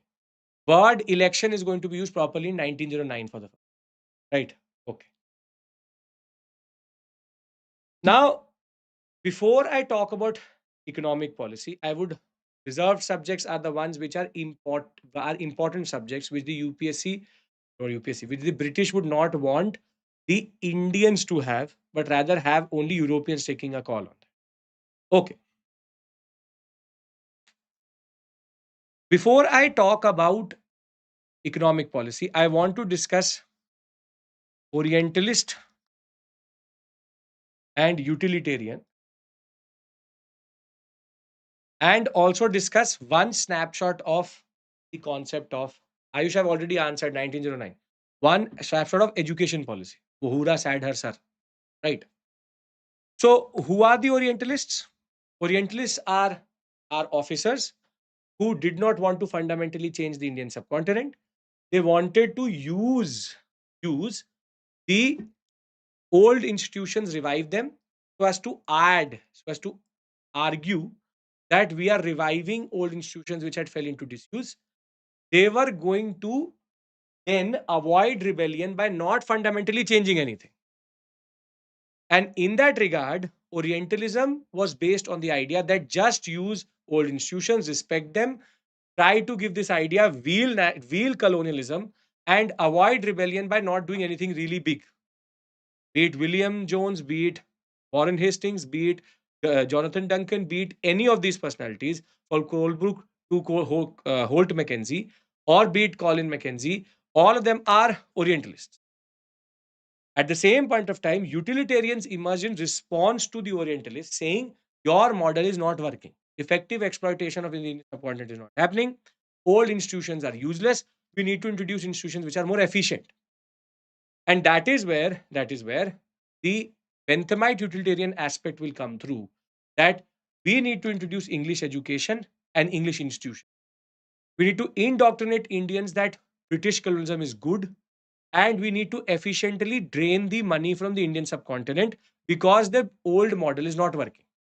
Fundamentally change the structures, indoctrinate a certain middle class intelligentsia, which is going to think like a Britisher and act like a Britisher, but also protect colonialism. Utilitarians project is going to work in short term, but in long term it is going to backfire because the moderates and the nationalists will come out of this same indoctrinated class. Thereafter, there will be a controversy in this area of education. If you remember, in 1813, 1 lakh rupees is going to be allocated for native education. Orientalists will say that that should go into vernacular education. Utilitarians will say it should go into English education. Question is, one is saying going back in the past, one is saying let's introduce English education so that we can, in a way, indoctrinate. The conclusion is going to be very simple. For 10 years, nobody is going to use the concept of the money itself. And it is only Macaulay's minute where he's going to say that even the Orientalists agree that European education is better. And that is where the Orientalists will lose favor with the colonial government, and the utilitarians are going to now prevail. And that is the 1835 Macaulay minute, which will change everything forever. Will have the downward filtration theory come through, and the idea that we'll only teach one, and thereafter everybody is automatically going to be sorted. So, so the idea is very simple. Utilitarians won. In the end, based on this concept, there will be multiple commissions. Commissions: Wo, Who, Ra, Sad, Har, Sir. Woods Dispatch, Hunter Commission, Ray Commission, Sadler, Hartog, Sargent. Macaulay's minute said downward filtration, only English education. Woods Dispatch said Magna Carta of Education in India, no downward filtration, primary, secondary, vernacular, higher English, hybrid model. Hunter Commission said we need to go for private schools also. Ray Commission was by Curzon to check nationalists not entering into the university fold. Professor's appointment to be approved by the government of India. Sadler, Hartog, and Sargent are the ones who introduced the concept of 10 plus 2 plus 3, which is 10th, 12th, and BA honors. The idea that there should be regulation over private schools, that private schools also need to be regulated, but the idea that vocational schools should also be there, and nothing related to what is called as the ideas of everybody going to university should be there. There should be vocational and there should be concept of a certain idea of vocational ITI type based understanding also. You should remember this will help you in the examination. This is the only thing I want to talk about right now. This is more mains oriented than prelims oriented, but I wanted you to know Woods Dispatch, Hunter Commission, Ray Commission, Sadler, Hartog, Sargent. Now, can we talk about economic policy? Can we talk about economic policy? Sweet and short understanding. Come on.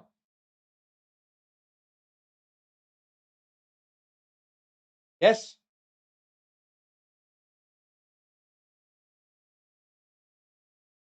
Okay. Now, when we talk about economic policy,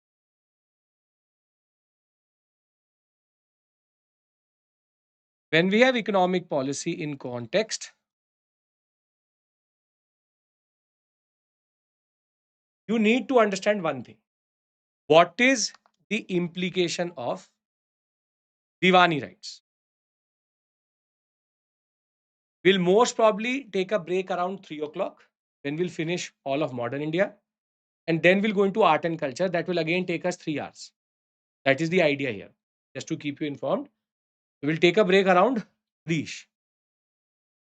Diwani rights was very important for the Indian subcontinent because it changed the way the whole system was working, which is pre 1765, rather, we'll say before 1765, England used to bring in gold and silver to India and China. And they used to then take commodities which were perishable. And because they were perishable, they were bleeding gold. Post 1765, we see what is called the rise of triangular trade, which is we have England, and thereafter, now it does not need to send anything. In India, there is revenue generated. That revenue is used to take commodities to England, and that revenue is used for opium in India. That will be taken to China, and from China, it will be taken to England. So, a balance of payment which was extremely negative towards England and positive towards India was made into a negative on India, but pure positive, rather negative for China also because they were being drugged, pure positive on the side of England.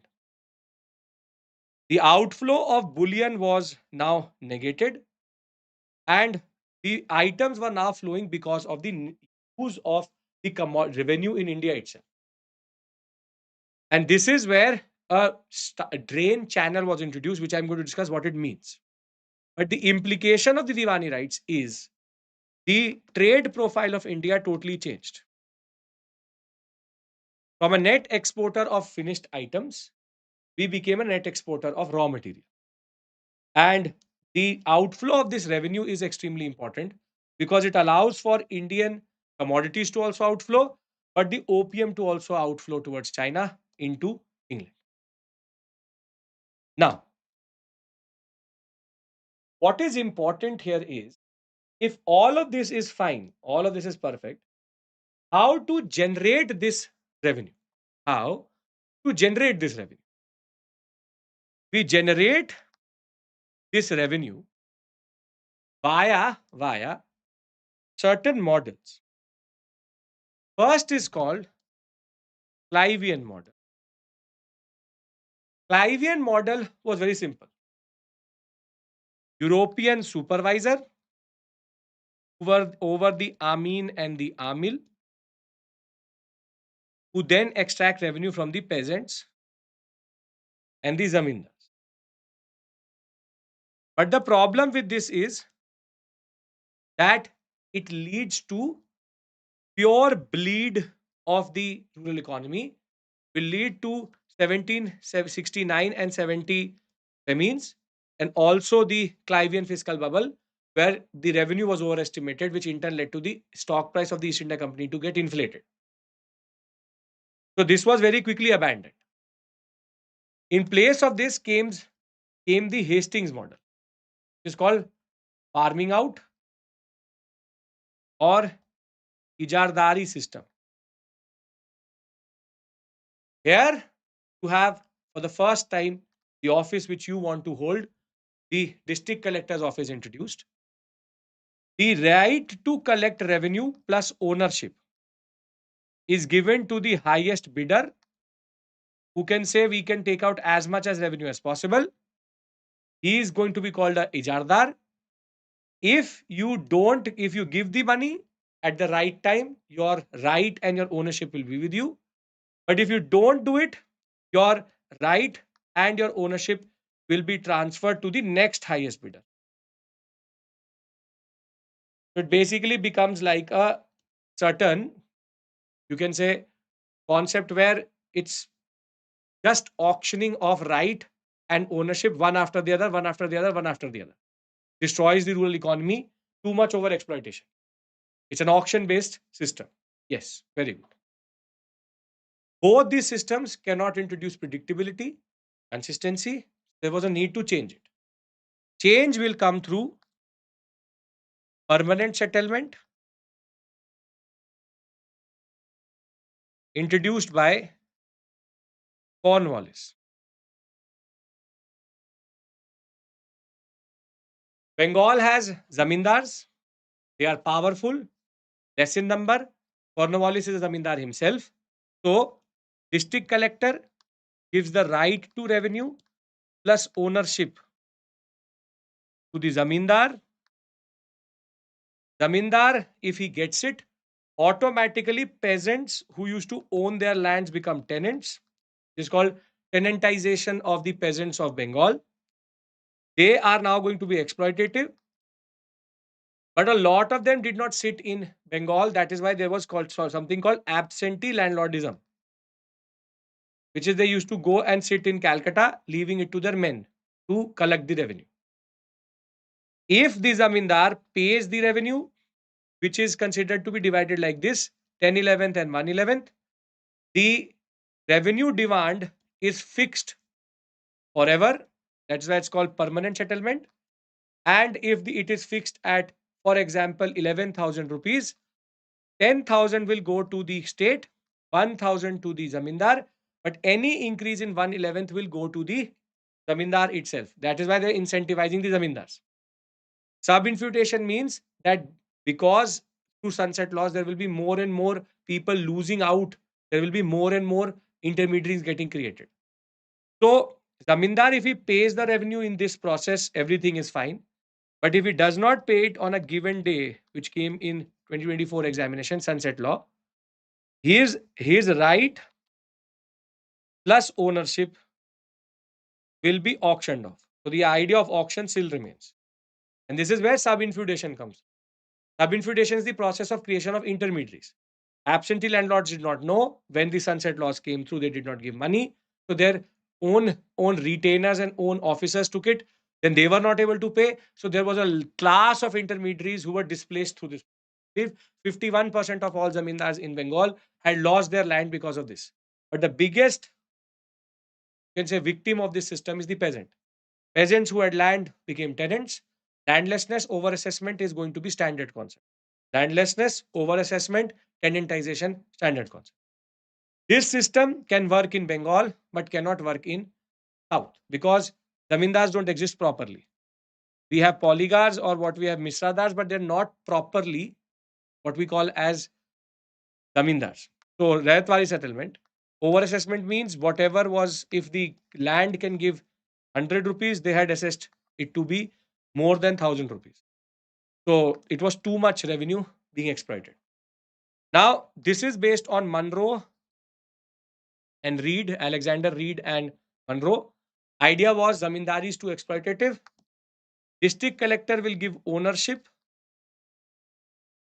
to the Rayat, to the peasant. Because of Scottish Enlightenment, the Rayat was considered very important. The peasant had two options. If he says that I am agreeing what it is, then the patta was given. If he pays revenue, it has to be 50% in the dry land, 60% in the wetland. and this was not fixed. It could be you can say changed at any given point of time. And on the other hand, when we talk about if they don't pay this revenue, this will in turn lead to the auctioning of this ownership to the next highest bidder. So the same concept of bidding comes through. So there is still overassessment, there's still exploitation, and because the demand was so high, money lenders are going to be introduced. Money lenders are now going to be introduced. Intermediaries are going to be introduced. Perfect, Kulashendra. So Rayatwari seemed better on paper, but didn't really pay off. Mahalwari. Mahalwari is when the British basically get irritated. Yes, Shripat. Micro timeline and summary. District collector decides the revenue for a mahal. Mahal would be number of villages together. And thereafter, yes, this is in the northwestern sector. Here, now the mahal will divide it into the headmen, how much they need to give. And these headmen are going to then transfer it to the peasant. Ownership is with the peasant, revenue collecting right is with the headman. 66% for 30 years is the tax which has been decided.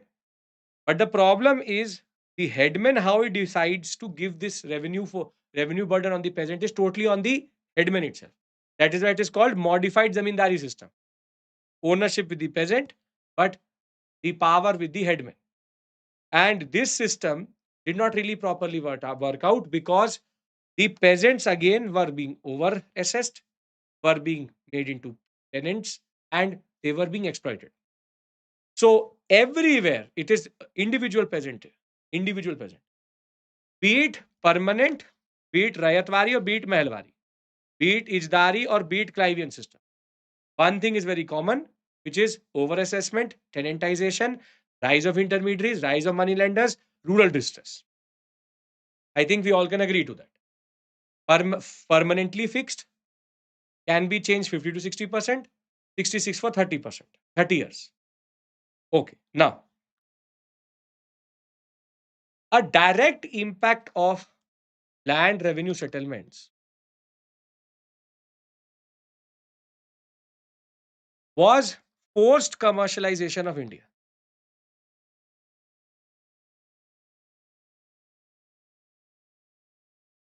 And the forced commercialization of the Indian subcontinent is based on the idea that because land revenue is too high, they will move from grains to cash crops.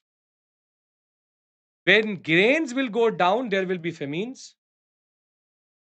And when the cash crops are going to be produced, which cash crop to produce comes from the Industrial Revolution. There was a question which came in the mains examination. What was the role of the Industrial Revolution, the deindustrialization of India? Industrial Revolution decided which crops to go for.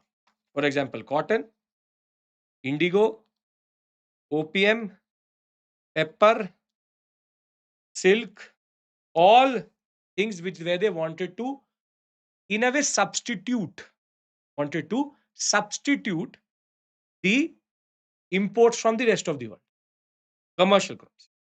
So in India, you should know one thing: commercialization was not a natural process; it was a forced process. British wanted certain commodities. Through land revenue settlements, they pushed our peasants in a certain direction. This will in turn increase the number of famines. A question again which came in 2023. Why was there a sudden spurt in the number of famines? Because with commercialization and land revenue settlement, it is all in distress. And over and above that, because they have moved to crash crops, there is less grain production and therefore there will be shortage of food grains. This is how this is intricately connected. They are intricately connected. You should know it. Further, land revenue plus commercialization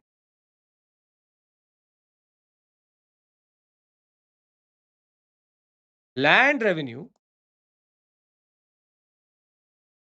plus commercialization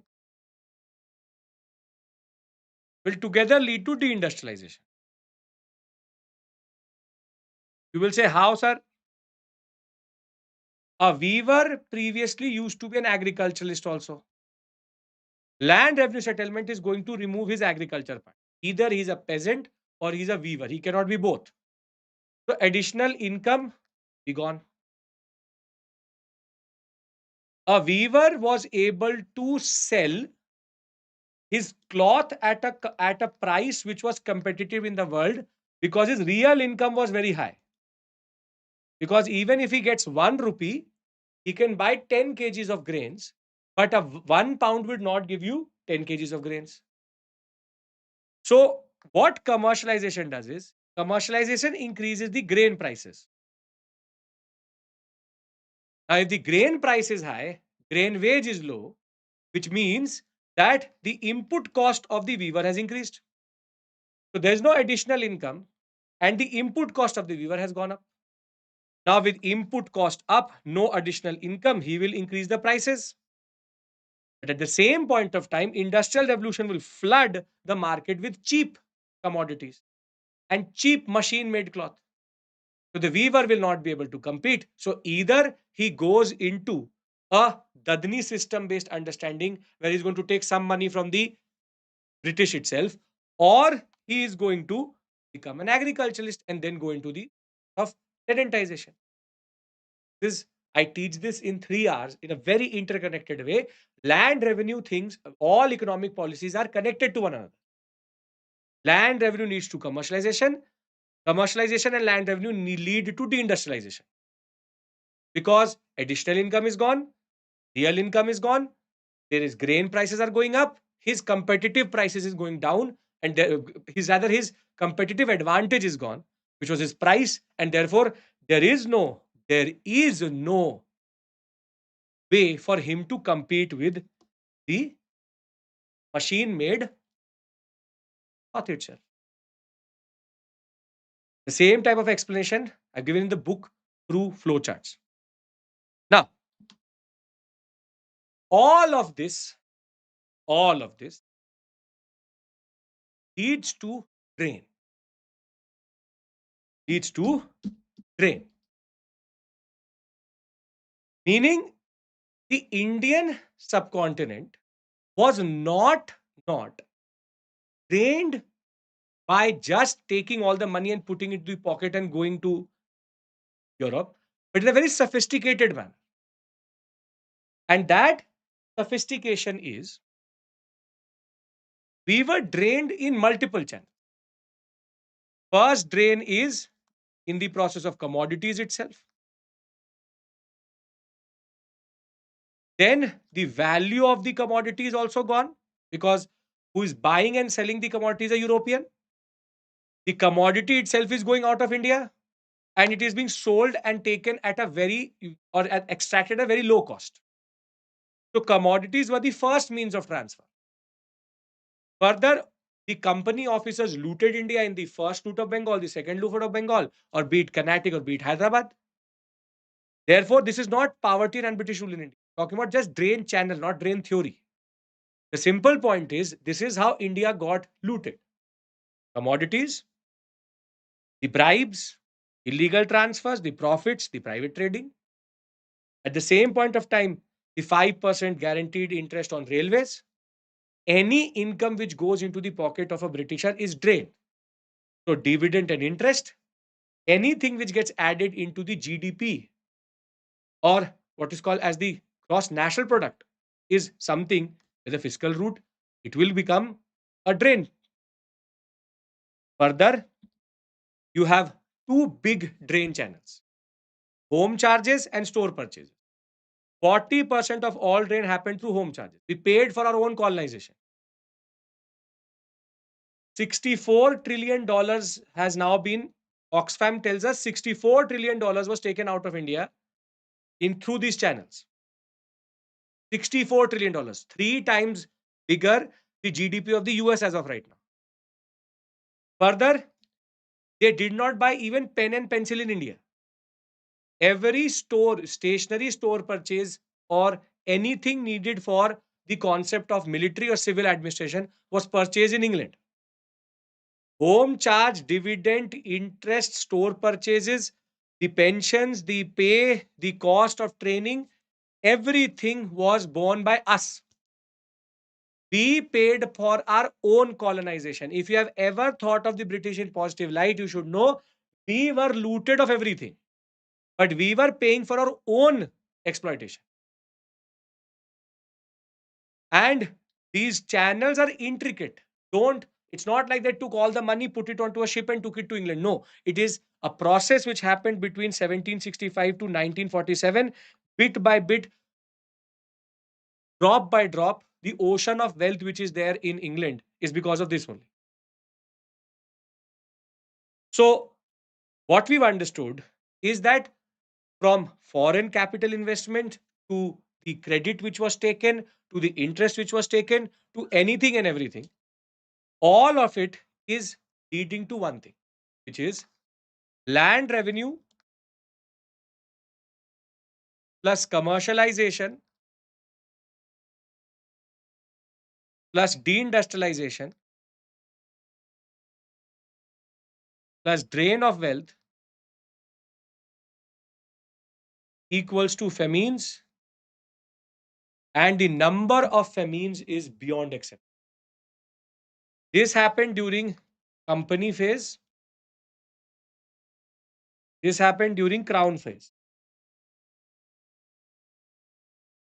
And the concept is very simple.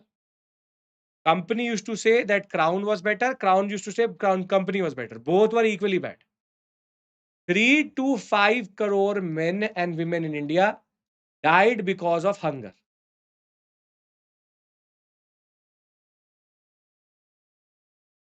One third of the population of Bengal wiped out in 1769-70. Great famine in northern India in 84. Famine in Madras in 92.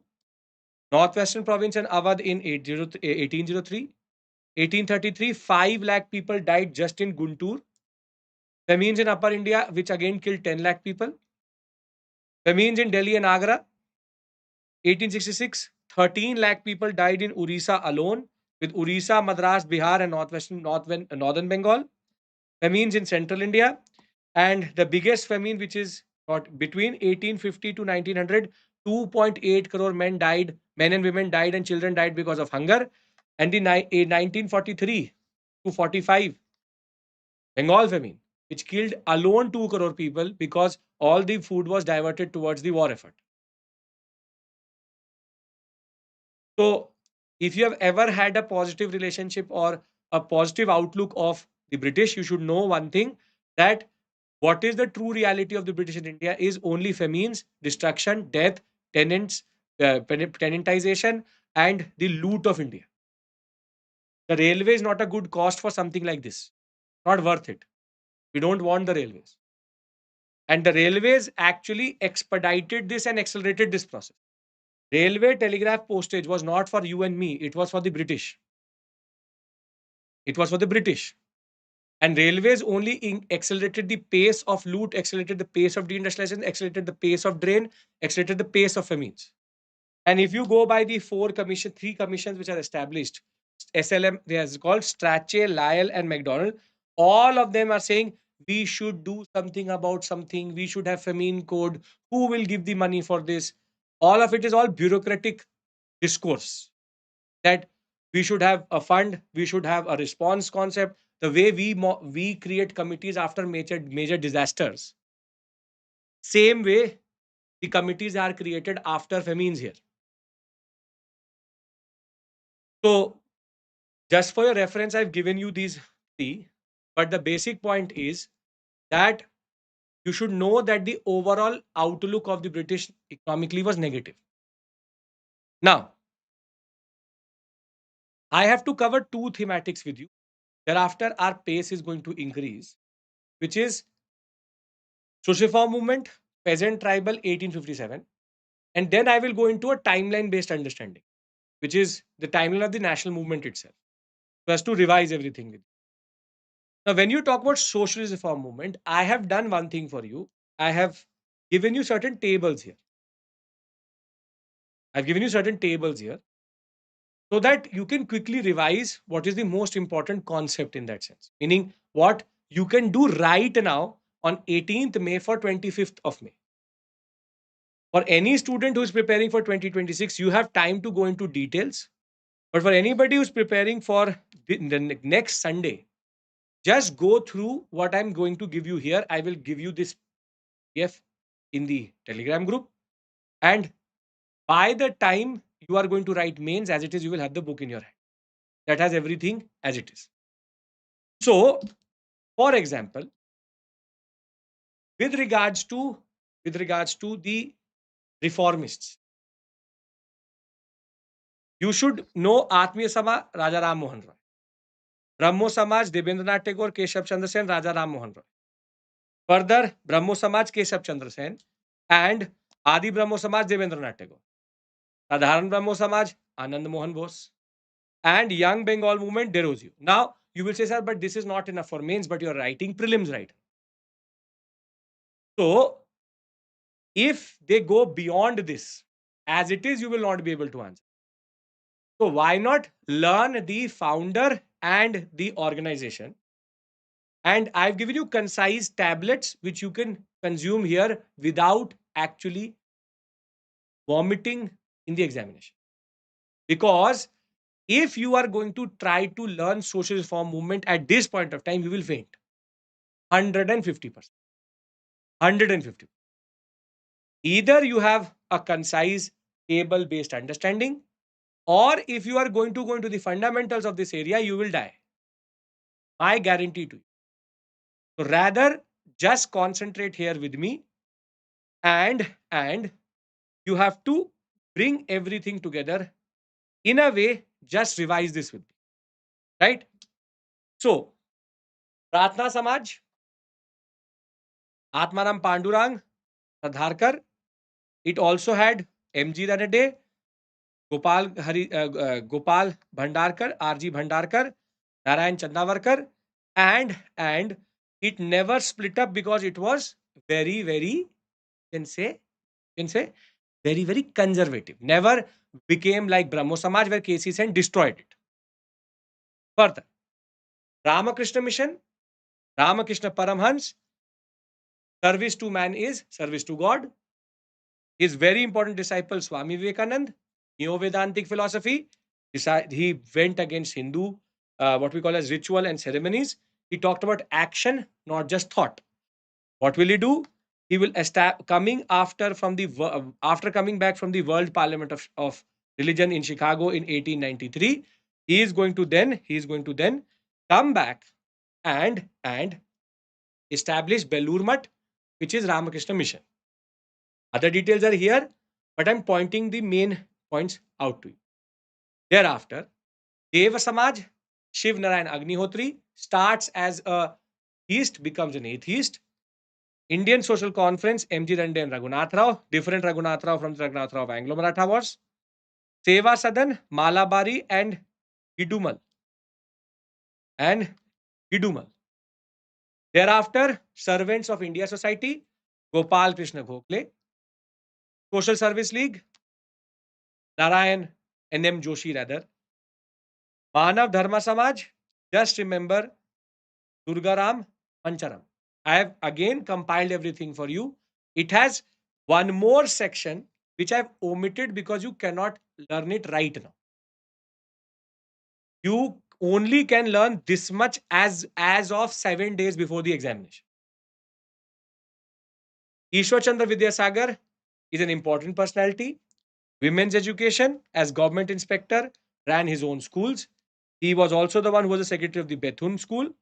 Further became the principal of Sanskrit college. Talked about everything coming together. And he's the one who also created what is called as the Bengali primer, which is used to write and learn what is called as the concept of Bengali language today. Pandita Ramabai, very important personality, establishes the Arya Mahila Samaj, known for her understanding of scriptures. Only women reformer with Ramabai Ranade, the wife of M.G. Ranade. Thereafter, Bala Shastri Jambedkar, very important personality, journalist, talks about the concept of how we have to move ahead with regards to our understanding of society, and there is a need for change of the societal notions. Had a journal called Darpan, and he later will start Deeg Darshan. Facts which I'm underlining are important. Gopal Deshmukh Lokhitwadi and Gopal Ganesh Agarkar. Lokhitwadi had a newspaper called, had a weekly called Lokhitwadi, known for the fact that if religion cannot change, then religion needs to be changed. Gopal Ganesh Agarkar, he was talking about how we should not blindly depend on the past. And at the same point of time, he was a principal of the Ferguson College, very well known personality and intellectual. His journal, which he started with Bal Gangadhar Tilak, was very important. Kesari. Then, when we talk about revivalists, we have the Arya Samaj. The Arya Samaj, obviously, based on the legacy of Dayanand Saraswati, he himself, to the Bombay branch of the Arya Samaj, established Arya Samaj in 1875. He talked about the concept of going back to the Vedas, and he also was talking about how caste system is problematic, women's reform also. Two branches of the Arya Samaj will become one known for good thing, one known for problematic thing. The Dayanand Anglo-Vedic Management Trust will come out of the Lahore Samaj, where Lala Hansraj is going to become the principal of the DAV schools. And this is going to be the positive legacy of the Arya Samaj. Thereafter, the Gurukul branch and the Haridwar branch of the Arya Samaj with Swami Shraddhanand is going to get involved in the Shuddhi movement, which is going to create tensions in Punjab and in multiple parts of India because of reconversion or reconverting back Sikhs, Muslims, Christians back into Hinduism. A subsidiary organization to this is going to be Jat Pat Todak Mandal of Bhai Parmanand. Once they go through Shuddhi, they'll be reintegrated into the society. Dharma Samaj of Radhakant Deb, he is the nemesis of Raja Ram Mohan Roy. Raja Ram Mohan Roy says left, he will say right. Raja Ram Mohan Roy said sati should be abolished. He said it is good, but also said women should be educated before they are burnt. So therefore, he is an interesting personality, problematic personality. Then we have Bharat Dharma Mahamandal, again a conservative body which talked about going back to the old form of Hinduistic practices. Radhakant Deb, you will see in multiple pre-INC associations also. But he's a very interesting type of personality. Hated Raja Ram Mohan Roy, so hated his agenda also. Then we have the Radha Swami movement, started in Agra and was based on the concept of people living a simple life. Then we go to the Parsis, only one body itself, which is called the Religious Reform Association or Ramoi Mazyadan Sabha.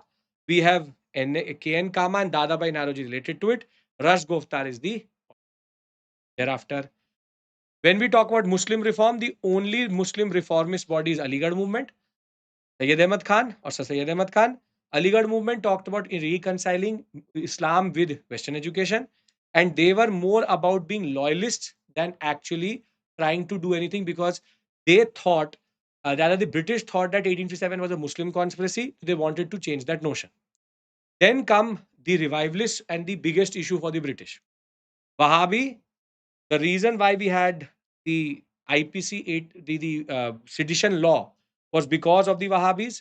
Always said that Islam was distorted by the British. Therefore, there's a need to change that. Titu Mir movement is more a peasant movement, but because there's a certain angle which they add of religion, it becomes interesting. But technically, a economic relationship based understanding rather than a religious one.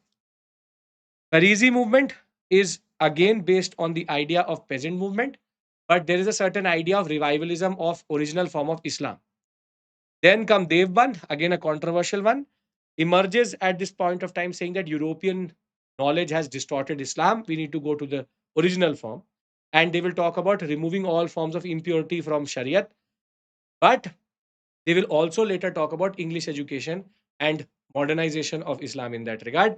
A little bit of a problematic one because its legacy is problematic later. Then, when we talk about Sikhs, you should know about the Nirankari and the Namdhari. Nirankari movement still exists today. Talks about not going to the tombs of the gurus, but Guru Granth Sahib being most important. The Anant Karaj, which is the simple marriages which happened within Sikhism, was introduced by the Nirankaris. Namdhari Kuka movement was based on this idea that they used to give the kukan, which is when they were in ecstasy, they used to give a war cry, and that is why they're called Kuka. Again, they are the ones who made Anand marriages, simple marriages, forward. Muslim revivalism, all only reformist is AMU. Singh Sabha movement was about reviving the, you can say, prestige of the Sikh community. They wanted to also counter what is called as the Shuddhi movement, but it was about modernization of the Sikh community because British were dominating them. Most important is Akali movement, which still has a legacy, which is the SGPC, the Shrimani Gurudwara Prabandhak Committee. Till today, a centralized authority controls all the Gurudwaras. The corruption of the Gurudwara had come into focus because of the Dasi Mahants, and therefore everything is brought together. The PDF will be shared with you, Sonia. Don't worry about that. So this is basically a small snapshot of social reform movement. More than this, if you will try to do right now, you will not be able to revise other subjects.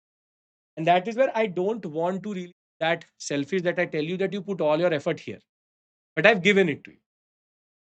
Same way, same way, when we talk about resistance to Raj, I have also compiled, I've also compiled peasant and tribal movements for you in the process of these tables, which is Sannyasi, Fakir, Pagalpanthi, Mopla, who are the leaders in that. So you have Sannyasi, Majnum Shah, Chirag Ali. Majnum Shah, they were based on movement. Thereafter, Pagalpanthis were based on zamindari exploitation and British officers. Mopala is mostly about their status of power or the status within land itself taken away. Kuka, we already know, Sikh. Vellore Mutiny, the first to happen in the Indian subcontinent, South India. Veluthampi is against subsidiary alliance of the Travancore state. Paika is based on the Gajapati rulers and their customary land free, tax free land grants, which were taken away by the British. Ramosi is based on the Maratha army disbanded once the Marathas were captured. They later rebelled but added it as hill police. Midnapur and Polygar are again about economic exploitation of the British and the idea that how British impacted the Indian subcontinent. Mopla is Anamika going to happen over multiple years. So there is initial and later. Yes, it will even have a bearing during the NCM. Then we talk about peasant rebellions. When we talk about peasant rebellions, you have Rangpur Indigo. Rangpur is because of one person called Devi Singh. He's the Isdar problematic. Indigo is on Indigo and Rayati system, in which the the Indigo peasants were asked to produce indigo, though it was not making any sense because this German dye was there. Pabna movement is because of the high demand of the landlords, and Deccan riots is because of the moneylenders. For the cotton boom of the American Civil War, moneylenders are going to become problematic after that. They will revolt against moneylenders. So, what I've tried to do here is I've tried to bring everything together, right? I've compiled areas which are quite big into one small area, made it into a packet, and when we talk about 1857, you just need to know the impact which you already know, Victoria's Proclamation and the Government of India at 1858. You should also know that it was political frustration, economic exploitation, Lex Loci Act, along with the cartridges, Awadh annexation, which together led to the revolt. Revolt is more an 18 is more a mains area than a prelims area. What I want to do now is I want to enter into nationalism and start a certain conversation with you. In the next hour, I want to finish nationalism and reach till Indian independence. Can I do that? If everybody is all with me, we have reached halfway point. But from this point forward, we can go through a timeline in that, right? Okay. So everybody is on the same page with me. No issues whatsoever. Okay. Now, revolt I've discussed. I want to start with pre-INC and early. So, the first time nationalism took, now for 60% of all questions come out of this area. Remember this point. 42 to 44 questions have come out of this area between 2013 to 2024. And whatever we discussed previous to this, we get only 20 to 22 questions in the past 12 years. So I hope you understand where to really concentrate on. Because the real area is this 1885 onwards. Because it is quoted in the prelims syllabus also directly. Once we're done with this area, we'll take a break and then go into art and culture. Now, the first way in which we saw nationalism manifest itself is pressure bodies and local interest based bodies. For example, Banga Bhasha the Prashashika Sabha, Zamindari Association, Bengal British India Association, which today together became British India Association.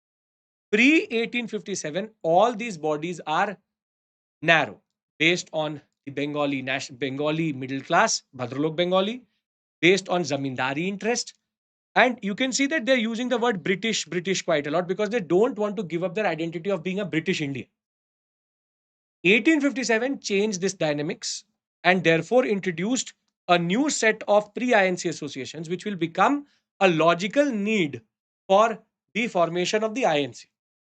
Starts with East India Association by Dadabhai Naroji in London, and then with Pune Sarvajanik Sabha in Bombay, India League and Indian National Association in Bengal, the Madras Mahajan Sabha and the Bombay Presidency Association. I've given you the chronological order. This can come in the examination. This is where nationalism was rising. Now you will say, sir, how was nationalism rising? Nationalism was rising because of Dadabhai Naroji. This is where the train theory comes. Dadabhai Naroji, G.V. Joshi, R.C. Dutt, these men, with Dadabhai Naroji being the pioneer of it, were able to create what is called as the economic critique of the British. See, British had said that we were here for two reasons. Because you kill your women, burn your women, you are not respecting your women. We need to be there. Our response to that was nothing but the social reform movement. Okay, you have a problem in how we treat our women. We'll change that. But the second reason why the British used to say that we are here is white man's burden plus economic logic that we are an industrial nation. We will make you an industrial nation also. From 1765 to 1860, everybody waited. Everybody waited. That industrialization has now left on a plane in England. It is coming. R is coming. Peasants are dying. Maybe that is needed. India is being looted. Needed. Famines are happening. Needed. I have been shot. Maybe that is needed. People are being whipped. Maybe that is needed. 1857 has happened. Maybe that is needed. Peasants are in distress. Maybe that is needed. Till 1860, everything was justified. The same utilitarian understanding. An indoctrinated class used to wait. Lex Loci Act. People have been blown up with cannons. Maybe also needed. But by 1860, people start to realize maybe needed or needed. Nobody is coming. Nothing is coming to India. It is pure development of the underdeveloped. It is not it. It is underdevelopment of the developed. And that is where Dadabhai Naroji said that there is a pure drain from India. Drain theory. R.C. Dutt, G.V. Joshi said they are taking, they are not giving.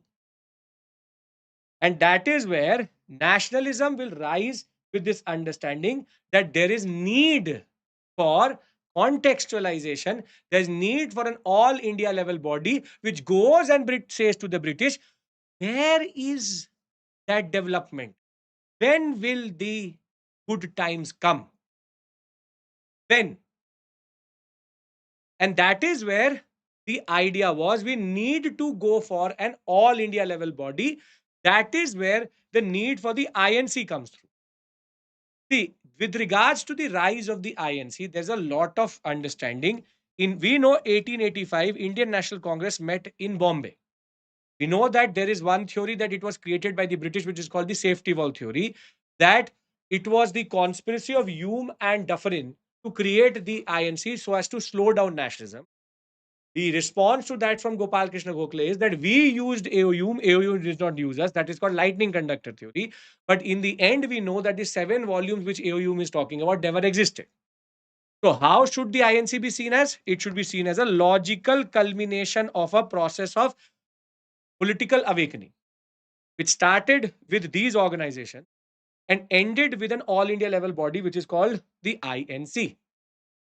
But INC between 1885 and 1905 went into what is called as moderate mentality. Moderate mentality because Indian nationalism needed to be protected. See, there are two things. Moderates are ridiculed.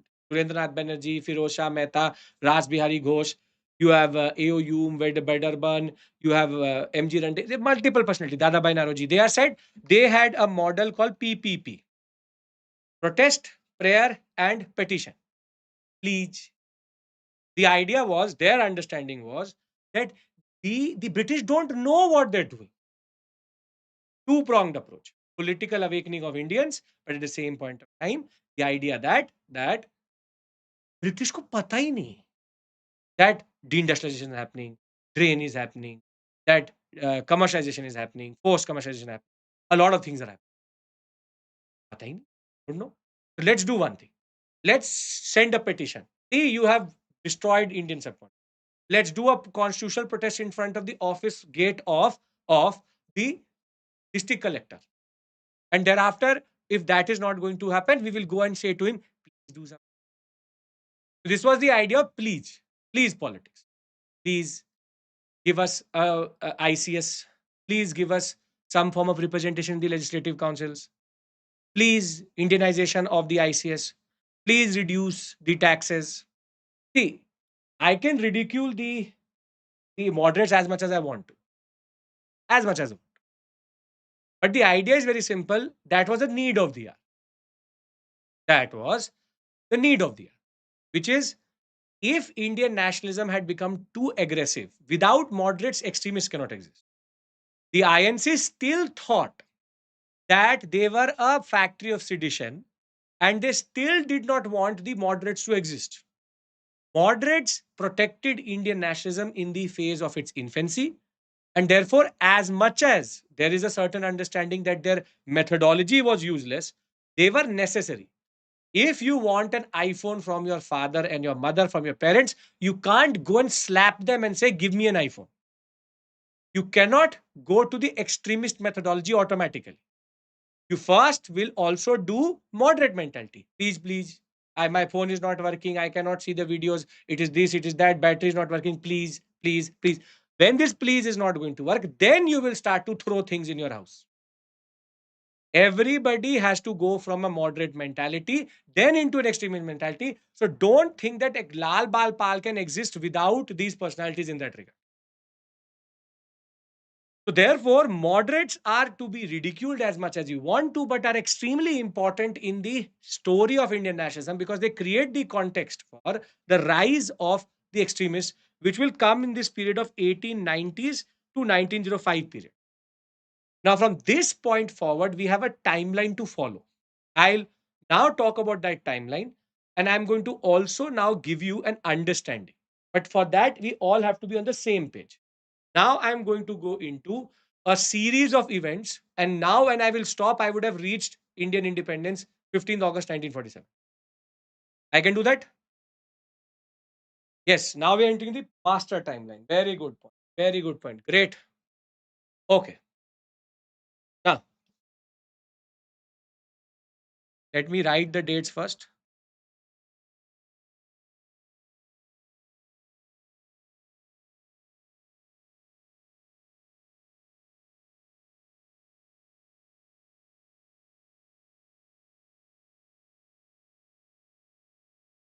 And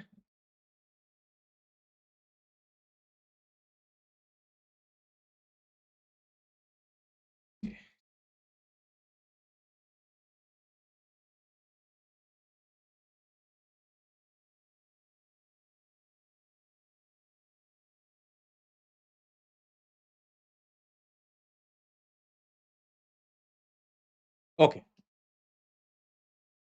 1897, Rand's assassination by Chapekar brothers, Bal Gangadhar Tilak's. If you can retain all of this in the last moment, you can then do any question in the examination. If this also goes into your mind somehow, it will work. Rand's assassination by the Chapekar brothers, Bal Gangadhar Tilak's prodigies had now shown that the British need to be wary of their presence in India. Extremism has now manifested itself. 1899, we have Mitra Mela, established by the Savarkar brothers. 1902 is a very important day for Anushilan Samiti to rise in Bengal, which is an extremist body in Bengal.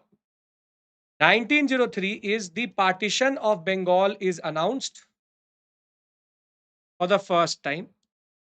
1904 is Mitra Mela becomes the Abhinav Bharat, and Anushilan will develop what is called as Yugantar in 1906. 1905 is the year. On 16th October 1905, it was announced that the partition of Bengal will happen. 7th August 1905, Swadeshi, what we call as the Swadeshi resolution is taken, also called the Handicrafts Day. Now, you have to understand something in a very intricate way, which is what is the logic of the partition of Bengal. Partition of Bengal had two logics. This is Bengal for you, with close to 78.5 million people.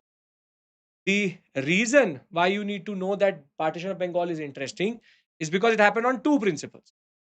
First, on the basis of language, which is in Bengal, which was Hindu dominated, it would be Hindi plus Bengali, and Hindi speakers, Udiya speakers would be bigger, higher. On the other hand, in this area, the Bengali Hindu nationalists would be in majority, but his religion would be in a minority. So here it is Hindu, here it is Muslim, but here it is Bengali Hindu nationalists had to be a minority linguistically in the Bengal, West Bengal, in East Bengal, a minority based on what is called as the concept of religion. Remember, there were two bases on which partition of Bengal had been planned. This is very, very important point which you should know. I hope you can all agree to this till this point. Anybody has any issue in that regard? No? Okay. Yes, Hema, you can. Now, Swadeshi movement was an important moment in Indian history because it introduced a lot of things which were not known previously, which is boycott of goods, specifically textile and liquor, and boycott of institutions, schools, courts, and this will become a standard template of the Swadeshi movement. In response to it, national education came through, new national bodies came through, and at the same point of time, Swadeshi had national enterprises coming through. For example, the Bengal's Chemicals Factory, the Bengal Steamship Company, that way. Further, Atma Shakti was an important word which was used for the first time, self-reliance, and Swaraj became a standard word which is self-rule. Further, cultural expression where Bharat Mata, Amar Sonar Bangla, and multiple songs, Bande Mataram, became expressions of how we all were together. Thereafter, there's also the understanding that samitis are going to be established, which will then become very important in spreading the Swadeshi understanding. So these are the features of Swadeshi. Swadeshi was an unprecedented impact which the British saw. However, Swadeshi will lead to one interesting timeline, which is 1905, 6, and 7 timeline, which is 1905 at the Banaras session. The question of Swadeshi being taken outside Bengal will come through by the extremists. That will be undercut by Raj Bihari Ghosh because he will say that it makes no sense in that regard. We want to just be Calcutta, Bengal specific. 1906 Calcutta session. But Dadabhai Naroji is going to avoid a split by using the word Swaraj. And 1907 is the year where you will have the Surat split. They will, because it was going to happen in Nagpur first, but later shifted to Surat so that Tilak cannot become the president. A shoe will be hurled on the dais, and the whole hall will erupt into violence. In what Curzon wanted to do, he succeeded also. Curzon, at the same point of time, in 1899, also introduced the Calcutta Corporation Act, and in 1903 and 4, he introduced what is called as the Indian Universities Act and Official Secrets Act. This is one timeline. On the other hand, 1907 is the year in which Yugantar tried a lot to to send a message, and that is where they tried to do what is called as Fraser and Fuller's assassination attempts. Did not happen. 1908, they are going to succeed in what is called as Kingsford assassination, Alipur conspiracy case, Maniktola conspiracy case, and the whole Anusilan and Yugantar group is going to break up. Thereafter, 1909 is the year of two things. One, Madan Lal Dhingra is going to assassinate Curzon Willie in London, and AMT Jackson is going to be assassinated by the Mitra Mela Abhinav Bharat, which will in turn lead to the disbanding of the Mitra Mela and Abhinav Bharat. And Savarkar brothers are going to then be prosecuted for the assassination of AMT Jackson, a British officer. Madan Lal Dhingra did it in London, AMT Jackson here. 1910 is a year of limbo, but of a conspiracy which Ras Bihari Bose and Sachin Sanyal came up with. That is Delhi Darbar. Delhi Darbar will annul the partition of Bengal. But in that case, they said, let's do one thing. Why should we assassinate these chutmut officers? Let's straight away kill the viceroy. Viceroy is Harding. Now, Sachin Sanyal and you have uh, Sachin Sanyal and Rajbihari Bose are going to conspire about something called the Delhi conspiracy case, wherein in 1912, when Harding is going to enter on the elephant from Chandni Chowk towards New Delhi, a bomb will be hurled on him and he will be injured rather than killed, but the Mahant will die. And this is called Delhi conspiracy case. Thereafter, 1913, 1915, our shift focuses to where? America, because of the Ghadar. The Ghadar movement was happening in San Francisco. They were now publishing papers with the Angrezi Raj ka Kacha Chitta, talking about how a revolution needs to come through. They will remain a critique based body helping the peasants in America also. But two things will happen in 1914 with the First World War starting in the background. Lala Hardayal is going to get arrested and then he will leave. But Komagata Maro incident will happen where a ship with 376 Indians will not be allowed to dock into Vancouver, will come back into India. That will be seen as a problem on the Punjabi pride, which in turn will lead to the conspiracy of Lahore conspiracy case, first Lahore conspiracy case, which is called where they wanted to have an armed rebellion in India. But the Rawalpindi conspiracy or that whole conspiracy is going to be leaked to the British via Samban, and the Defense of India Act 1915 is going to be used to destroy Gadarites. Two timelines have now been covered with you. One is called Revolutionaries Phase 1, and the second one is called the concept of Swadeshi. Till 1915, one more thing is going to happen between 1915 and 1916, which is called Annie Besant meeting Tilak and the concept of Home Rule League movement.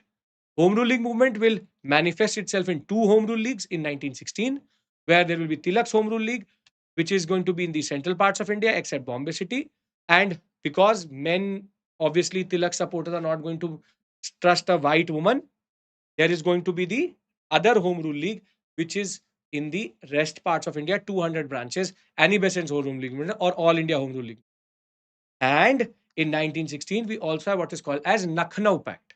Lucknow Pact is where Muslim League, Indian National Congress came together, and the moderates and the extremists came together. Since 1907, INC had become redundant. Therefore, there was a need to come back by 16. Perfectly fine. Now we move into a different tangent.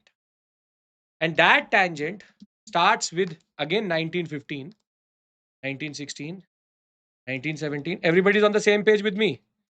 Quick revision. Everything should go into your mind straight. Then 1919, 1920 to 1923, 1924, 1925. Okay. Now, 1915 is the year of advent of Gandhi. Gandhi had previously or was in South Africa. If you get a mains question, you may have to understand the concept of Gandhi's importance in South Africa. Not talked about too much, but Satyagraha methodology had already been developed in South Africa. So between 1894 and 1915, Gandhi was now in the space where he had already developed Satyagraha. Thereafter, he will come back to India on 9 January 1915. And in 1916, he will choose to not join any political party, but go around in India, understand the Indian subcontinent, use the railways which was being used for exploitation to spread nationalism. And now the Gandhian phase starts because he will intervene in three important movements: 1917 Champaran, 1918 Ahmedabad, and Kheda. Champaran was an issue of indigo. He will be given a circular. He will not go back. He will get arrested. Shows jail bharo in the beginning itself. He will then ask the peasants to do non-cooperation, which will be very effective.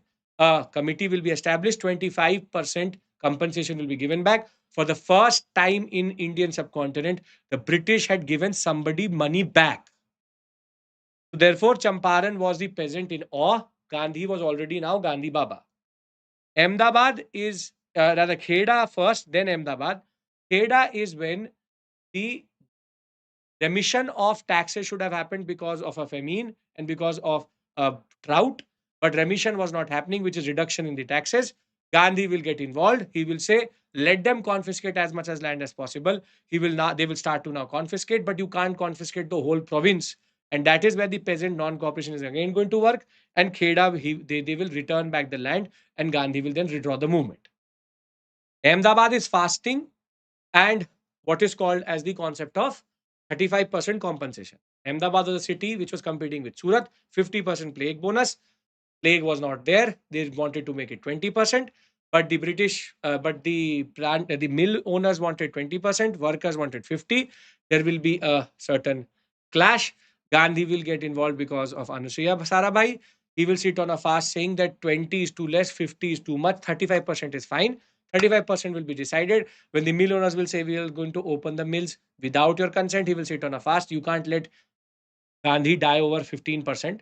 And that is where they are going to give 35% compensation, plague bonus to the workers. And now Gandhi had involved himself in three prime, what is called micro events. These three micro events were important because what it allows for is then then Gandhi to show that his methodology works in India. But he had not launched himself at the all India level. That will happen in 1919. 1919, Defense of India Act 1915 will be sent to a committee called Sedition Committee, which will be headed by a person called Sidney Rowlett. Rowlett will be given a question that does the Defense of India Act have merit after the war is over? He will say yes. Now, why is it problematic? Because Rowlett Act takes away habeas corpus, allows you to prosecute and put somebody in jail without trial for 2 years, and there is no need for Indian Evidence Act. There is no need for IPC. On mere suspicion, you can be pushed into jail.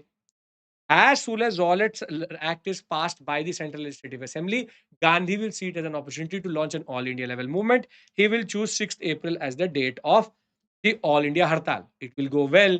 But in Amritsar, there was a lot of violence which will happen because the Punjabis were angry. They had contributed a lot to the First World War, but they got what is called as Rowlett Act. That is where on 10th April and 11th April, there will be a lot of violence in Amritsar. It's called Amritsar violence. And thereafter, on 13th April, British will take the revenge for the 10th April violence in the form of Marcella Sherwood, in the form of the 5 Europeans which had been killed, in the form of what is called as the Jallianwala Bagh massacre. Jallianwala Bagh massacre is going to be a very dangerous and dark moment in Indian history because 1650 rounds were fired by Dyer on the orders of O'Dwyer on unsuspected Indians who were just enjoying Baisakhi that day. And that in turn will lead to, yes, now with Sankaran Nair in context, a protest and an inquiry which is called the Hunter Commission. But the idea is 13th April will always be remembered as a very dangerous date and a very dark date. But the basic point is Gandhi had seen that people are doing violence, people were not ready. So by 18th April, he's going to stop the movement itself, and Rowlatt Satyagraha is over. Now, at the same point of time, one more timeline is coming from the international perspective. 1914, the First World War had started. It will end in 1918. 1919 is going to be the year of yes, Hunter Commission had 3 Indian members. Minority report was given by the 3 Indian members. Okay, so 1919, you have the Treaty of Versailles, which humiliated Germany. A similar treaty was going to happen with Turkey, which will in turn be called what? The concept of Treaty of Sevres. Treaty of Sevres anticipation, a movement will start across the world, which is called Khilafat. In India, the movement to protect the powers of the Khalifa is called the Khilafat movement, which is going to be headed by the Ali brothers. And at the same point of time, Gandhi is going to get involved. Gandhi wanted to bring two things together: Punjab wrongs and Jallianwala Bagh, Khilafat together to undercut the separate electorates and the communistic agenda of the British. And that is where the Khilafat movement will be pushed as a very important concept. Till Tilak will be alive, Khilafat will not be absorbed by the INC because INC did not want and Tilak did not want a religious element to come through. And this is where on 1st August, Tilak will die. On 31st August, in principle approval for Khilafat and non-cooperation to come together. And on and the the Calcutta special session is going to endorse it. The Nagpur session will forever change the INC because the Nagpur session of 1920 is going to change the methodology of the INC from constitutional means to extra constitutional means. There will be three tiers: the AICC or WCC, which is called as the All India Congress Working Committee, and thereafter the provincial working committees and the ward working committees. Three-tiered organization of the Congress in that regard. And thereafter, what is going to happen is the NCM is going to launch. NCM was another interesting movement. Other than the Swadeshi features, it also said that we are going to boycott the legislative councils. So all nationalists should come out of the government itself. Non-cooperation had a lot of, you can say, peasant movements, worker strikes, and everything coming together. But for 2 years, there was no outcome. This in turn will lead to the overheating movement of what is called as Chori Chora, when peasants are going to burn a police station with 26 decided on 5th February 1922. This will in turn lead to the concept of the Chori Chora movement. Chori Chora will be used by Gandhi to withdraw the non-cooperation because it was not going anywhere. But Gandhi was given a lot of flack that he was scared of the British, but Gandhi was avoiding another Jallianwala Bagh because Jallianwala Bagh movement had happened because of the Amritsar violence. Once Europeans were dead, the British retaliated. Again, European officers were dead. Rather than British then taking it out on Chori Chora, he took it upon himself and he'll get arrested. Thereafter, we move into an area called Swarajists and no changers. Everybody with me? No issues. Revising, quick revision for Sunday. Come on. Swarajists, no changers. Can we talk about Swarajists, no changers? Yes. Okay. No issues till this point? Great. Now, when we talk about Swarajist no changers, now there's a lot of, you can say, disagreement within the INC what to do with Gandhi in jail. And at the Gaya session, T.R. Das and Motilal Nehru will say, let us remove this clause of boycott of legislative council and rather we should go for council entry, use ending or mending the councils and introduce a new understanding. Introduce a new understanding in 1923, which was that we should now obstruct work within the legislative council. Therein lies a very interesting concept. So Rajesh will say, let's enter the council and destroy the councils, show that 1919 Act is not working properly. And the no changers said that no, that will lead to political corruption, moral corruption. Let's do constructive work of Gandhi, which will in turn become what is called as the no changers and the Swarajist camps. Now, when the no changers will say, the Swarajists will say in the Gaya session, please let us be a part and also fight for the elections. They will say no, it will be defeated. The Swaraj Party will be established on 1st January 1923, and then will come the period of confusion. Gandhi is in jail. Gandhi is not supporting the Swarajists also, not supporting the no changes also. But when the ordinances of 1924 is going to come through, where Gandhi will be released on health grounds, but Congress meetings and Congress members are going to be picked up on through the Rowlatt Act itself. Lot of repression. Gandhi is going to say, Swarajists are correct. You can now enter councils. And this is where 1924-23, the performance of Swarajis is very good. They defeated multiple bills. They obstructed the work. The 1919 Act structure was now being exploited by the Swarajis to create. Their speeches were recorded in the newspapers. Everybody was extremely happy. At the end of the day, Swarajis were now holding a lot of power. However, by 1925, they will dilute their own understanding because they will bring in the concept of responsivist and non-responsivist. Some of them will now feel that now that we've entered the council, let us use communalistic or Hindu or Muslim agenda, specifically Hindu agenda, should be pushed in the councils itself.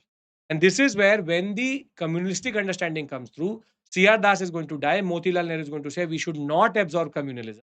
Responsivist, non-responsivist, 1925, their actions are going to be extremely detrimental to them, will perform badly. However, all of this will culminate in 1927 because the Swarajists had now obstructed so much work that the government of India had become, in a way, a structure where nationalism was flowing through the veins. A body which should have come in 1929 under the Indian Statutory Commission, which was given within the 1919 Act, it will be sent 2 years early. And that is going to be called the Simon Commission. Simon Commission will be sent to look at the concept of working of the government of India and address changes also and talk about changes also. But because all 7 members were Indians, all 7 members were British, it was very clear that everybody is going to say, go back, Simon, Simon, go back. There's no point asking a Britisher how 1919 Act is working until unless we don't talk about how it is working from the Indian perspective. This will reinvigorate nationalism. Lot of protest is going to happen across India.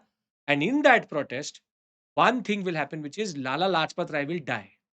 And that is where a separate timeline which was happening, 1925, 1928, which is HRA, HSRA. The Hindustan Republican Army used to be there. It did the Kakori train incident. They got arrested because they were not able to dispose of the gold itself. Second phase of revolution. But the HRA became the HSRA with Chandrasekhar Azad and now Bhagat Singh and his comrades being there. And now HSRA wants to avenge the death of Sher-e Punjab in the Simon Commission protests. This is where they will in 1929 assassinate Saunders, thinking that it was Scott, where Bhagat Singh is going to shoot along with that, along with rather Sukhdev. They will shoot an officer called Saunders, thinking that it is Scott who had killed Lala Lajpat Rai. And in 1929 end December, they will do central legislative bombing. Central legislative bombing, a sounding bomb was thrown. They did not want to they did not want to run away. They will get arrested, and this will lead to the context of what is called as the second Lahore conspiracy. Till when Bhagat Singh had got arrested, nobody knew that he's the same person who had killed Saunders. Thereafter, the approvers will tell that he's the same person. Irwin is going to introduce an ordinance, shift this case from a sessions court to a special court of the Rowlatt Act, and the emergency provision of the 1919 Act is going to be used. And thereafter, what is going to happen is that you will see that Irwin is going to make him his project, and therefore, thereafter, Bhagat Singh was now going to be created as an example. Simon Commission also had an Indian response, INC response. This is the revolutionary response. The INC response was first a lot of protest. Great Depression will hit. When Great Depression will hit, there was a need for Indian support. Therefore, will come in October, Irwin Declaration. In Irwin Declaration, Irwin is going to say that the purpose of Indians is something which was, or rather, the purpose of being in India is something which was spelled out in 1928 in Nehru Report. Nehru Report was a response, a challenge which had come, which is called Binkerhead Challenge, which is, can you write a constitution? Show us. In that Nehru Report, it was quoted that we want dominion status. Dominion status means partial independence. And this is where the partial independence concept is going to be absorbed by Irwin. And now they will say, we want to give you dominion status. 1920 is the same year when these Jinnah 14 points will come to, not important. But the idea is, Irwin will say the ultimate purpose of the British in India is dominion. This is where, for example, Jawaharlal Nehru and Subhash Chandra Bose will say, when did we decide something like that? When did we decide something like that? And this is where, in November of 1929, we will have the Delhi Manifesto. Delhi Manifesto will say that if you want to give us dominion, let's give it to us right now. If you'll give it to us right now, we will take it. And what you have proposed as roundtable conferences after Simon Commission is going to give the report should be about discussing how we will get constitutional progress, rather than asking us how we are. Delhi Manifesto will go to Irwin. Irwin will say, no, this is not the purpose. Therefore, in December 1929, Jawaharlal Nehru is going to now change the target of the INC itself, which is Purna Swaraj resolution in what is called as Lahore session. They will say, we don't want dominion, we want complete independence. And this is where this whole sequence is important. Irwin Declaration, Delhi Manifesto, Purna Swaraj resolution, because there's a context to Purna Swaraj resolution. Thereafter, 1930, there will be a year which is very important. 30, 31, 32, the most messiest of the periods. 30, you will get the 11-point ultimatum from Gandhi. If you accept these demands, we will then not go for a national movement or a civil disobedience movement. Roundtable conferences as it is, we will boycott, as we said in the Purna Swaraj resolution. Irwin will say we don't accept anything, so he will launch the civil disobedience movement. CDM will be launched, and roundtable conference one is going to happen. Everybody is going to say INC is needed, can't work. CDM is known for multiple very important. Phase 1 is known for very important features. Dandi March, salt marches on the Malabar and the Thanjore coast, anti-Chaukidari tax, boycott, strikes, women being a very important part of it, no rent, no revenue campaign, and at the same point of time, Darsana raid, we will have the national flag becoming very, very important, and we will have multiple personalities who will be killed in the form of protecting the flag itself.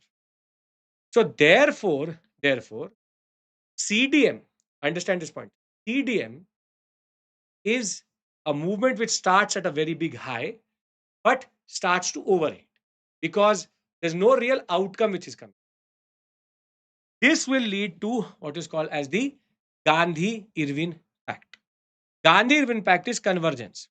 Second roundtable conference, Gandhi had to go, or the what we call as the need for the INC in the second roundtable conference is very, very important. At the same point of time, Gandhi needed a truce in his true struggle model. At the same point of time, the CDM was overheating. And this will lead to releasing all satyagrahis, the concept of the rent being remitted, land being given back, governmental repression to go down. Only one thing was not acceptable, which is the concept of what is today called as the excesses. Police excesses was not going to be inquired, and Gandhi had requested the suspension of the uh, sentence of Bhagat Singh, which was not done. Thereafter, he will go to London. And therein, in London, INC had become too important. Had become too important. And when it had become very, very important, they need to undercut that. Vijay Shastri, if you have nothing to do in life, leave this session. Literally, I've been looking at you for the past 15-20 minutes. You're a great Indian buster, na? Go out of this class right now. You're distracting others also. So, really don't want you here. Leave right now. In the second roundtable conference, the INC had become too important. Now, the British have to make sure that the importance of the INC goes down. And this is where comes the minorities pact. We have the lobby of Dr. Ambedkar, which says that we need. Yes, Karachi session, I'll talk about. I'm going to bring you back. The idea is, it says that we want separate electorate. Gandhi was not in favor of separate electorates for depressed classes. And this is where there's a deadlock which will emerge, which is called the Minorities Pact versus Gandhi. And at the second roundtable conference, the British will be able to successfully show to the people, to British officers, INC does not represent all of India, only Hindus. And that is where what had been taken as a understanding at Karachi session, where Gandhi had been shown a lot of black flags, the idea that we will work for fundamental rights, for national economic program, we are working for India, that had now been cut in the second roundtable conference. Now, when Gandhi will come back, he will start the second phase of the CDM. Wellington had now become the viceroy. Governmental repression beyond exception, and the second phase of CDM is going to very quickly overheat, and by 1934 it is going to be withdrawn. But Gandhi, after coming back in 1932, will get involved in what is called as the McDonnell Award and the Pune Pact. Though Gandhi had said that depressed classes should not be given separate electorates, the McDonnell Awards will come through, which in turn will lead to the McDonnell Awards. The McDonnell Awards will lead to depressed class in getting separate electorates. Now Gandhi will get to know in Yadarwa jail that depressed classes are getting separate electorates. He will sit on force and to debt for him to change Dr. Ambedkar's stance.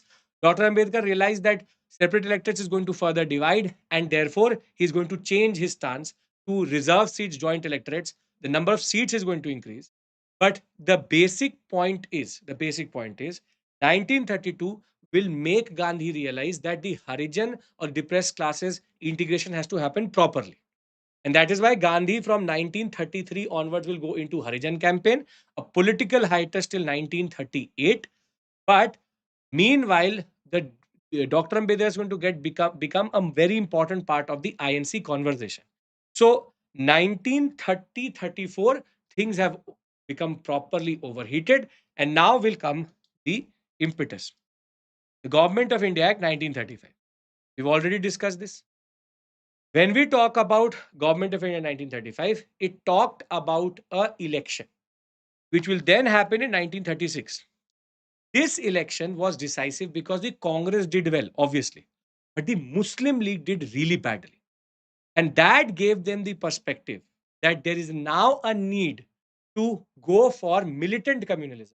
And the concept of the two nation theory, which was in the back burner, will come through in more impetus and in accelerated form. Congress is going to form a lot of ministries. Everything is jolly good, jolly good. But now the problem is, once the Congress entered these ministries, they also started to misuse their power. And therefore, between 1936 to 1938, things were happening at a slow pace. Everybody was happy. It was where Gandhi was in political hiatus, and Bose and Jawaharlal Nehru were becoming very, very important. And this is where in 1938 and 1939, we will see at Haripura and Tripuri, the falling out of Gandhi and Bose. Gandhi wanted no social revolution, did not want a socialist agenda within the INC.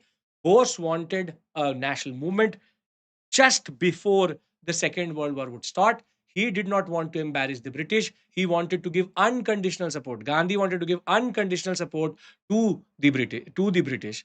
Whilst Bose said it is an opportunity, let us use this opportunity to start a movement.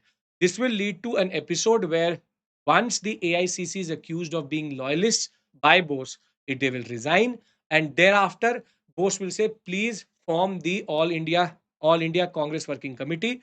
Gandhi will say, "I will not, in a way, push anything onto you." There will be the Bose versus Sitaramaya battle, in which Bose, basically Gandhi is going to say, "Patabi's defeat is my defeat," which will in turn lead to this fallout. And in the end, at Tripuri session, Bose will have no other option but to resign. And thereafter, he is going to form the forward bloc. He will start a movement without the permission of the INC. In Bengal, he will then be expelled of the INC for any position for 3 years. And then Bose will go into a different trajectory altogether. 1939-40 is important generally because now the Second World War will start. Lithgow is going to establish the war cabinet. When he will establish the war cabinet, he will ask the INC to join.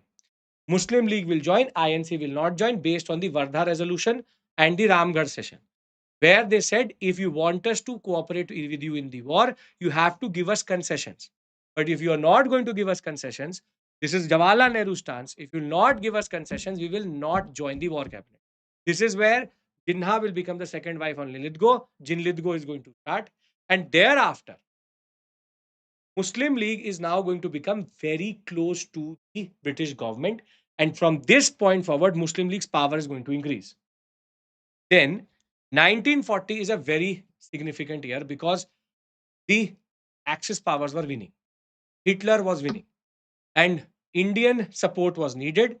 And therefore, British needed to give us some concession. This was the whole idea. And that concession is going to come in the form of the August offer. August offer is problematic for one reason. It had one good provision, one bad provision, but designed to fail. This is going to be true of August offer also and Cripps mission also. August offer said, we will give you dominion status within the Commonwealth. We said we asked for Purna Swaraj, you're giving us dominion status with the option to only remain within the Commonwealth. They said that the Constituent Assembly which is going to be formed is going to be mainly comprised of Indian, meaning European, British plus Indian. No point itself. And then he said that minorities issues should be sorted. Then only we will go for any constitutional. This is Jinnah speaking through Lithgow. And the consent of the minorities concept is now going to become a very dangerous key which the British will hold. August offer outrightly rejected, made no sense. Then 1940 end and early 1941, everybody is going to go to Gandhi and say, do something, at least start something. So he will start what is called as individual satyagraha. A movement which made no sense whatsoever, started by Vinoba Bhave, then Jawaharlal Nehru. It was, we will go against the wartime speech issues, which is that we cannot say anything against the British. You will keep on moving towards Delhi. This is called Delhi Chalo movement. Basically, the satyagraha is waiting to get arrested. You keep on saying something, and you keep on criticizing the British. If they don't arrest you, keep on moving forward. Thereafter, the next concession will come in 1942, and that is called Cripps Mission. The difference between Cripps Mission and August offer is Stanford Cripps had now more to offer. Stanford Cripps said, we will give you an option of dominion status with the exit clause. That is what was given to us in the Indian Independence Act also. That you can become a dominion and then leave the Commonwealth.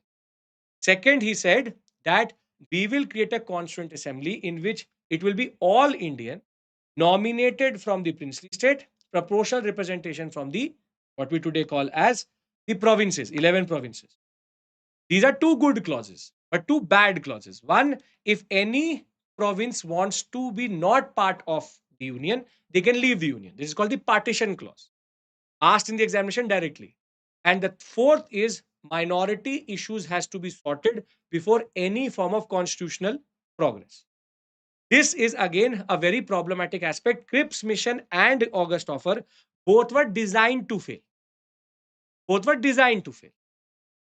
because this was a drama being done by Churchill and Lidgo for the US, for the Chinese, for the allied powers to see we are serious about giving India independence. ये INC ही नहीं मानती. We are ready to give them dominion status. We are ready to give them all of these things after the war is ending. Till then, all power will remain with the viceroy. Gandhi and Jawaharlal said it's a post-dated check which has no real purpose itself. They are just buying time. They're just playing it out, doing a drama. Now, in 1942, Gandhi will now be struck by lightning. And that lightning is called the Japanese. The Japanese will start to rampage through the Southeast Asian sector. They will go through the Chinese sector, into the Korean sector, into the Malayan sector. The British will leave their posts, run away. And Gandhi is going to realize that the way the Japanese are moving, they will come into India via Burma. And this is where Gandhi is going to say, we cannot go from one form of imperialism into another form. And that is where the urgency which Gandhi is going to show is on 8th August 1942 at Govalia Tank. He will start what is called as the Quit India movement. Quit India, leave us to our own fate. We will figure it out with the Japanese.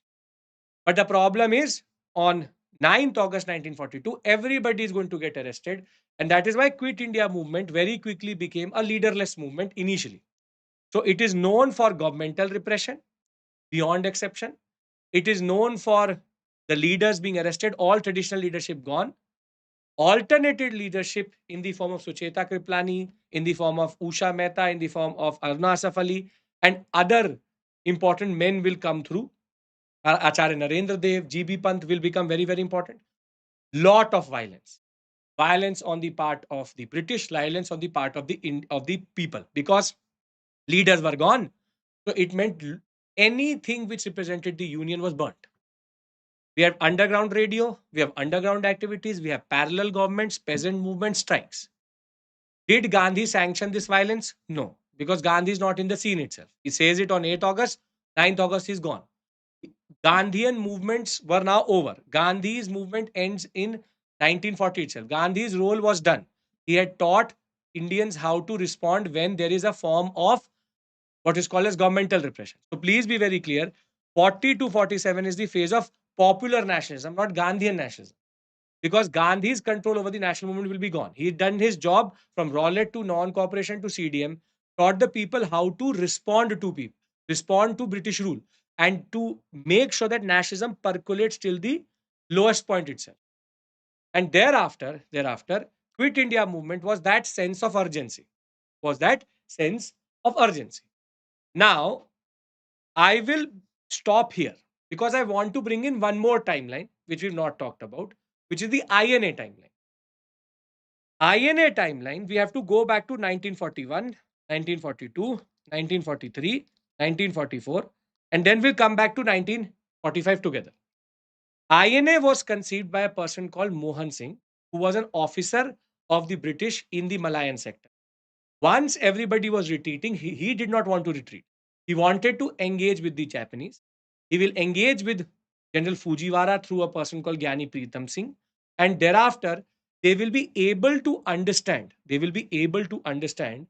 That the Japanese either way, Tripuri, not Tripura, the Japanese will either way reach the Indian sector for sure. He's going to convince Fujiwara that either way you need some form of an Indian regiment which will help you go through into this sector. So there was merit in creating the Indian National Army, a regiment within the Japanese army which will allow them to go to the Indian sector. It is believed that Mohan Singh single-handedly delayed the invasion of the Japanese and also made sure the Japs, who are known to be the worst imperialistic power, would not kill Indians in scores. 40,000 Indian POWs were given to Mohan Singh, out of which 16,400 were ready to fight for India. Thereafter, in 1942, Raj Bihari Bose, who had been sitting in Japan, will now come to Bangkok. And from Bangkok, he's going to send a message to Mohan Singh that we are having a Bangkok conference in which India Independence League has been formed. You are the army of the Indian Independence League. And they invited Subhash Chandra Bose to come to India, to come to Singapore or to come to Malayan sector to take control of this army. Meanwhile, Subhash Chandra Bose, who was in house arrest, will now come out of house arrest, go towards the USSR, thinking that the USSR is going to help the Indians in getting independence. USSR joins on the part of the British. So he turns his attention towards Germany, meets Hitler, tells him that I need support to get Indian independence. He says, I know that there is a INA which has been formed in Singapore. I will be happy to transfer you from Germany to Japan to reach to Singapore. And in 1943, Bose is going to reach Singapore and take control of what is called as the INA, which he will make it into Azad Hind Sarkar, Azad Hind Fauj. Mohan Singh had already said that this army is of the Indian people, and he will say Azad Hind Sarkar and Fauj is the army of the INC. Only when Gandhi and other men are on the INC will say we will come to India. They will now get involved in first taking back Andaman and Nicobar Islands. Then they will have their headquarters in Rangoon by 1944. And 1945 is going to be a disastrous year for them because when the Japanese will think of going for India, called Imphal campaign, they will be very badly routed. INA was discriminated against, and the INA members are now going to be arrested, and the Japanese will lose the war. Hiroshima Nagasaki is going to happen, and the Second World War was over. This is where our stories converge. And the convergence is that in 1945, we have two things happening together. One, Churchill's last drama, which is called Wavell Conference. Because he needed to win the election in Britain, he wanted to now bring in everybody together. The idea was he now releases all men who had been arrested in 1942. He will bring them to Shimla. And in Shimla, he will say that let's try to figure out something which we can give you once the war is properly over. He will create a concept that the executive council of the viceroy is going to be you can say reoriented. 5 Hindu members, 5 Muslim members, 5 minority members will be. Shimla conference, Wavell conference, same thing. INC said we can nominate to these 5, these 5, these 5 also, but Jinha realized that he can only nominate to these 5. So he will have 1/3 majority, whilst the INC can hold 2/3 majority. He was the only one who was desperate for power. Others wanted Indian independence. This is where Wavell will do the biggest mistake of his life, and rather it was deliberate only. As soon as the as soon as Jinha will say that I'm leaving this conference, Wavell is going to also dissolve this conference, proving to Jinha that now he held the key of Indian independence, giving him too much importance. In November of 1945, the British will now try to do a drama. That drama is called INA trials. They wanted to create a spectacle in the Red Fort, not remembering and forgetting that 1857 and 1945 is different.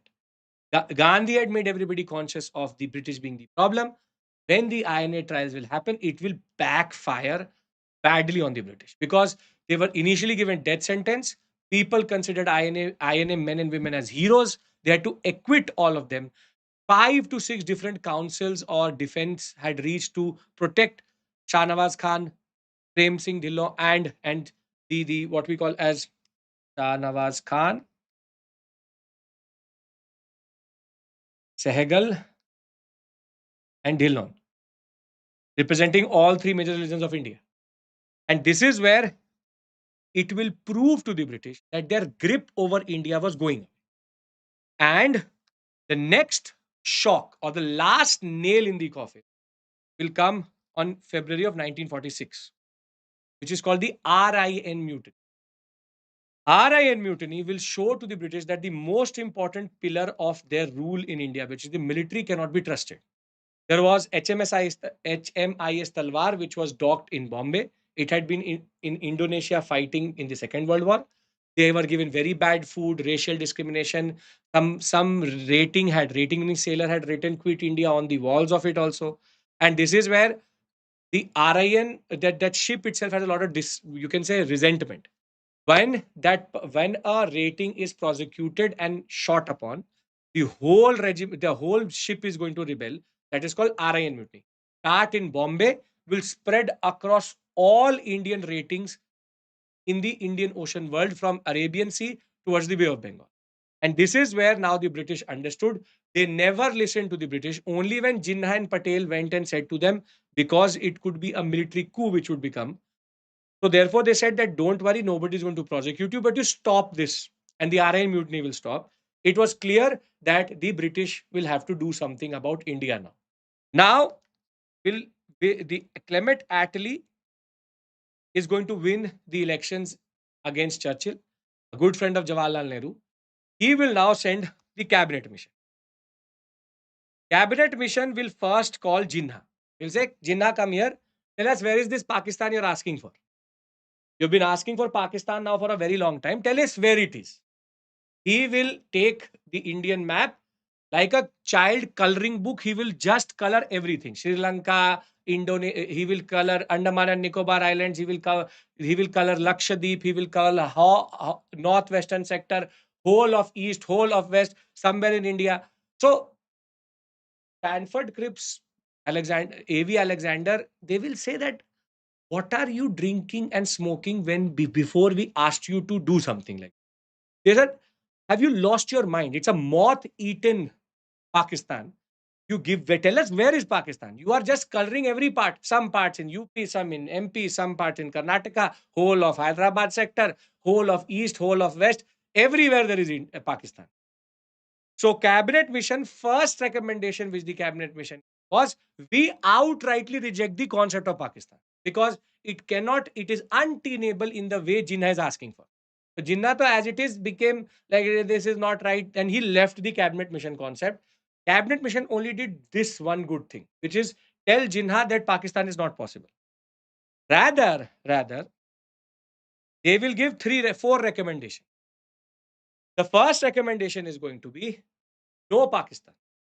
Second, we will create three types of provinces: Hindu majority, Muslim majority East, Muslim majority West.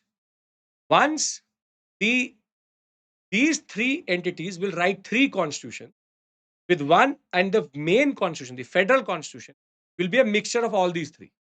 They're now complicating it. Further, the timeline which they gave was of 10 years, that India will be given independence in 1956. This they are saying in 1946.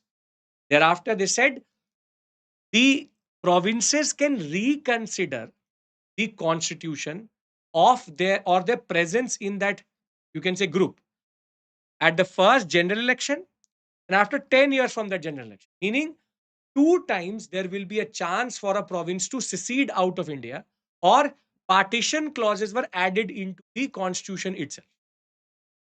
So therefore, the problem with cabinet mission was Pakistan rejection was good, but everything else was too problematic.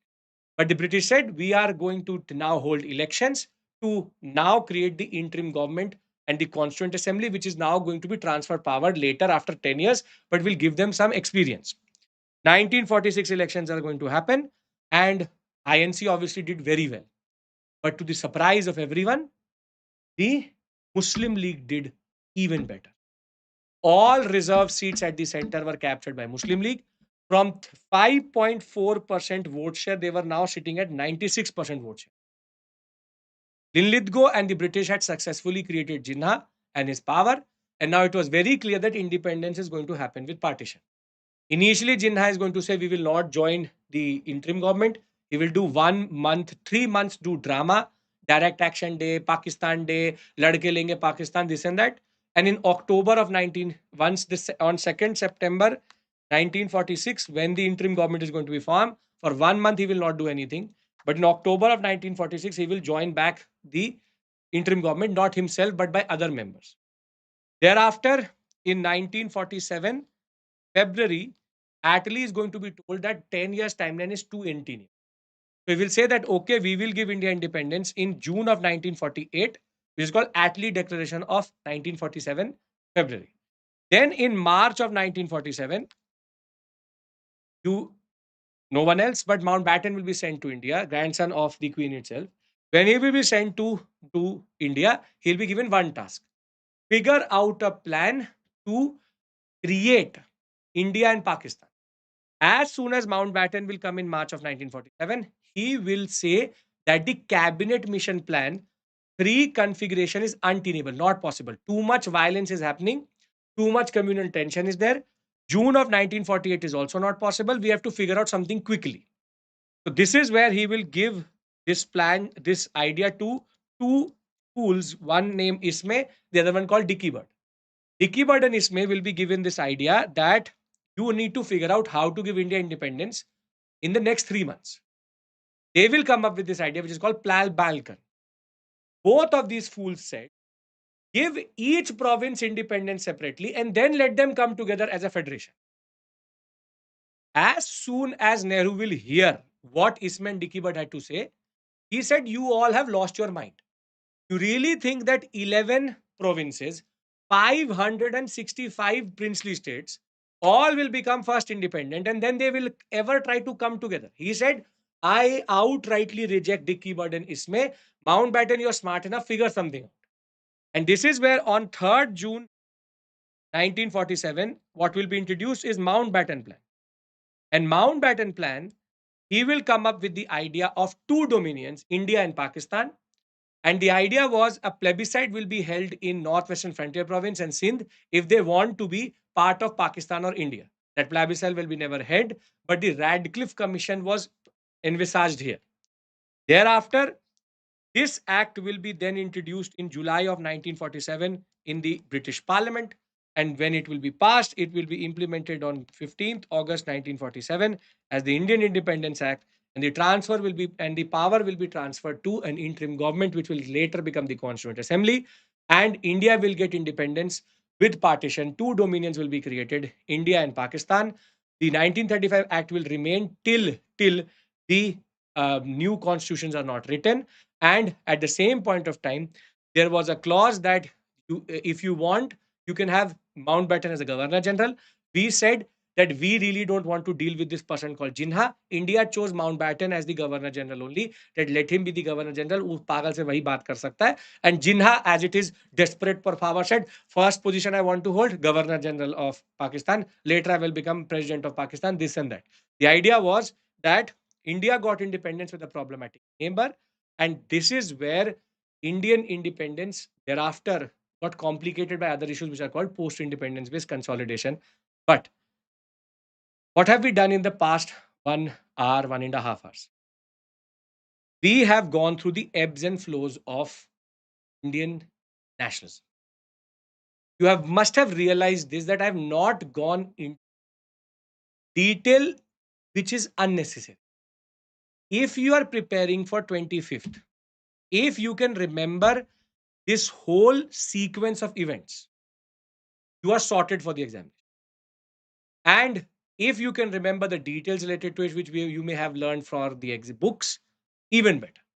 Simple point was, whatever I did in the past 3.5 hours was to consolidate all modern India for you so that you can give the examination with the understanding that, okay, at least this much I'm sorted. All of you are at different levels. Only point is, a marathon like this, if I start to go into proper modern India, it will take 50 hours. This was a packet which can be learned and then used in the examination. So on this note, I will give you the break. When we come back, we will start art and culture, which will again take close to 2.5 hours, 3 hours. But the idea is art and culture is more interesting, and we will now start to draw things also. So it is 3:20. We'll come back at 3:50. Come back at 3:50. Break time. For any student who was not there in the beginning, remember that the one-stop solution for ancient, early medieval, modern, and art and culture is waiting for you. If you scan this QR code, 55 videos to explain everything related to mains and conceptual part, along with all previous questions explained through videos, with timeline-based understanding and chapter overviews. This is your Lakshmikant. This is your one-stop solution for history. Has been in the making for now 6 to 7 months. Finally, it is available. Will be in your hands. It is on for pre-order right now. Will be in your hands in the next You can say it's 5 to 6 days. I know that stock will come through on Monday, Tuesday. So you all will get it by Thursday, Friday. If you should, if possible, pre-order it. Right? So you want it till 4. What is the time? 4 will be too much. 4 will be too. See you at 3:50. 3:55 देख लेंगे. Right? Okay. Bye.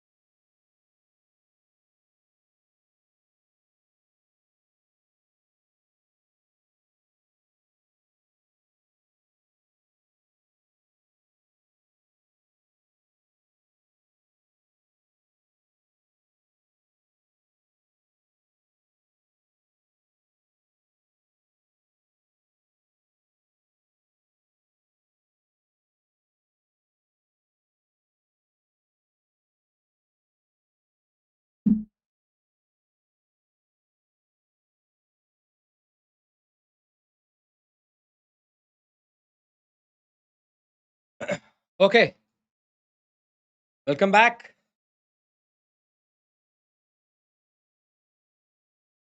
Welcome back. Welcome back. Welcome back. We'll wait for everybody to come through.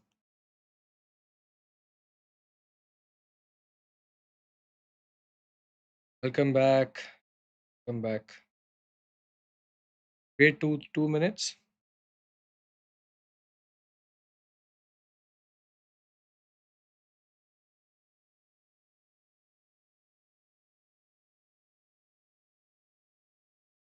Okay, ready. Now, see, there are two things with regards to art and culture. One is current affairs, and the other one is static. Now, you already know that for current affairs, I've taken two marathons. For 1 year and the other one for 1.5 years. Right? So we've already done that. It is on the same platform. And close to 70 to 80 plus topics were covered in that. So this I got you covered previously. This discussion I want to have is specifically static, which is we should be able to also solve questions out of architecture, painting, sculpture, UNESCO, tangible, intangible. Same way, we should be able to solve questions related to theater, martial arts, classical dances, puppetry, and I think this area, along with numismatics and a basic related to 6 schools of philosophy, I want to now discuss with you. Again, in a manner where you can revise with me, not in a very detailed fashion, but in a fashion where you can quickly revise things with me and you're sorted. Because there is a chance that you can get 1 to 2 question out of this and 1 to 2 question out of this. Uh, Adhinesh, you do the second one. For anybody who wants to do the art and culture current affairs marathon, do the second one. It will have 1.5 years. Abhishek, see, modern India, there was a certain pace needed to follow because if I get caught up in any specific areas, GI tags I've covered Rahul Pandey here. So here wherever I need, I will give you an understanding. Hinayanic, Mahayanic, Mahasangika, all of that has already been covered in the first part of this marathon, which I took on 8th May. The 8th May marathon covered ancient, medieval, and early medieval in a lot of detail. Now we will go into an area where static art and culture I want to sort with you. The idea is it will take us 2.5 hours to revise all of this. So we should be done by 6:30. Acceptable to everyone? Fine. Okay.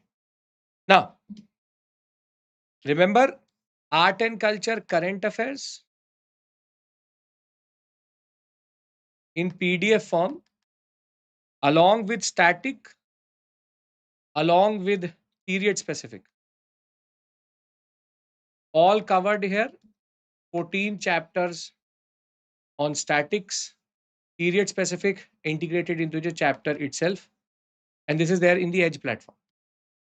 Okay. Now, I will start from IVC, architecture, painting, sculpture, dance. This is the basic sequence in which we are going to go about it. Now, when we talk about architecture of IVC, its salient features are its architectural features also, which is when we talk about IVC, the first feature is citadel and lower town. Thereafter, 90-degree roads, which also have sewage and drainage lines. We know that there is water harvesting systems. We also know that there are tanks and step wells. Along with that, the bricks have a specific ratio 1 is to 2 is to 4. We know that the houses are based on a central courtyard design, 1 to 2 story. Central courtyard with main road privacy gates from the high roads. We know that there is grid pattern everywhere except for Banavali, which is radial. And we also know that public buildings are here, private buildings and residential buildings are under lower. So this is not out of the box. It's very simple. Whatever you need know as the salient features of the IVC is also the features of its architecture. Nothing out of the box. We have not found any temples, and we have found a lot of fire altars, meaning Havan Kund type structures, and we found great bath, which is ritualistic bathing. We found naturalistic worship, which is worship of elements related to nature, right? So IVC architecture should not be out of the box. Now, from IVC to Vedic, Vedic has no architecture. Vedic has no architecture. So the next major area is Mauryan architecture, because the right expression of architecture starts from Mauryan. So the first thing which you need to know about Mauryan architecture is pillars. So we have Mauryan pillars, shaft,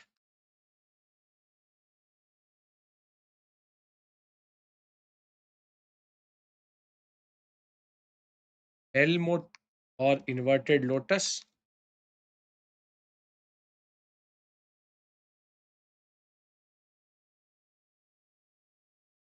this is also called lower abacus, upper abacus, and capital figure. This whole thing is called capital.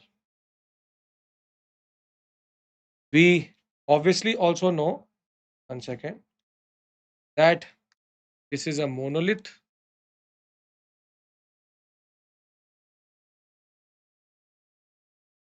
Tunar sandstone, and this has a purpose as there are inscriptions here.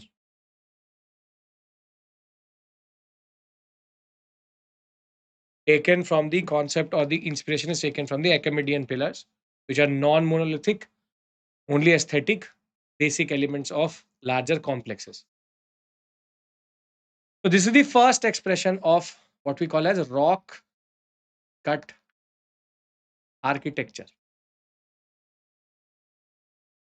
Now this evolves into Buddhist architecture, which will be common during Mauryan and post-Mauryan period. Mauryan and post-Mauryan period.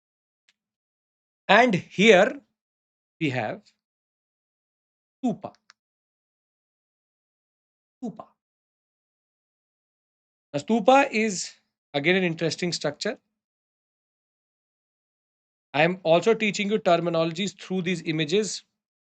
So please do pay attention to the terminologies which I am telling you.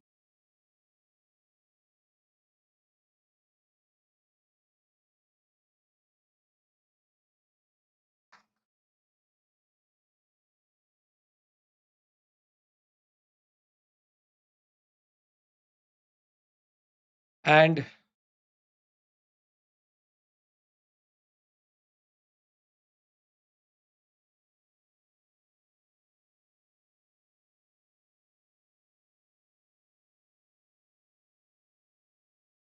right thereafter,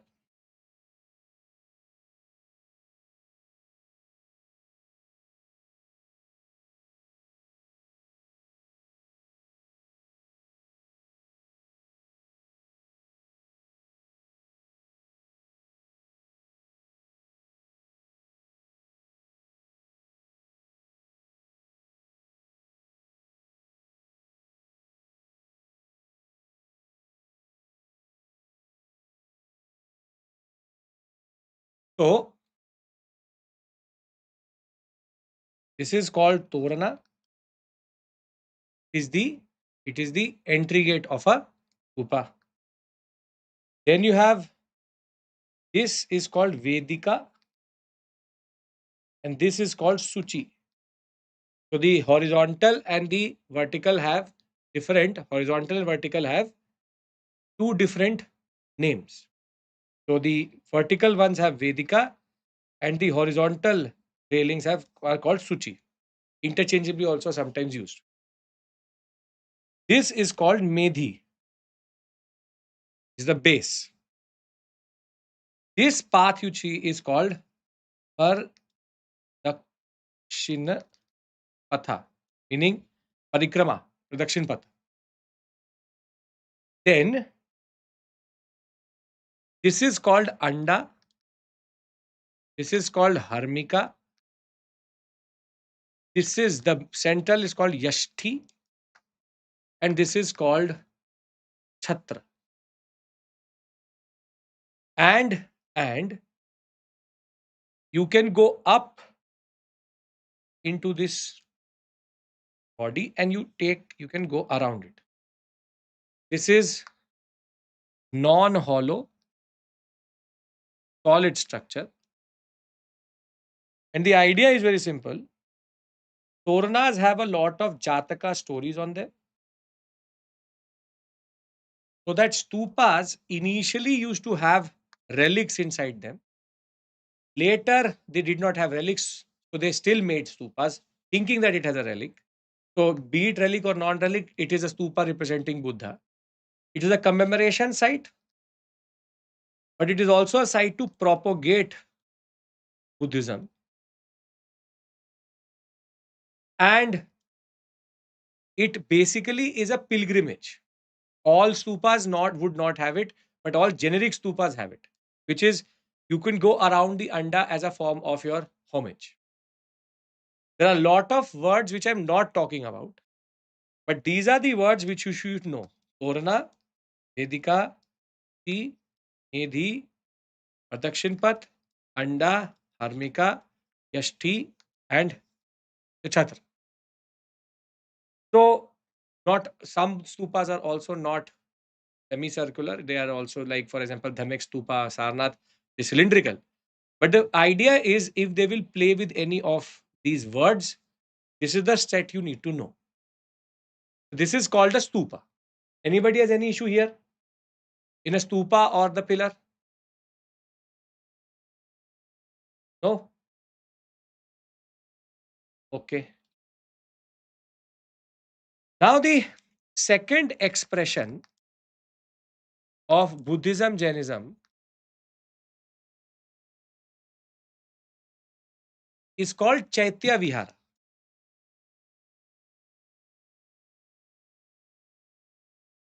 So Chaitya is nothing but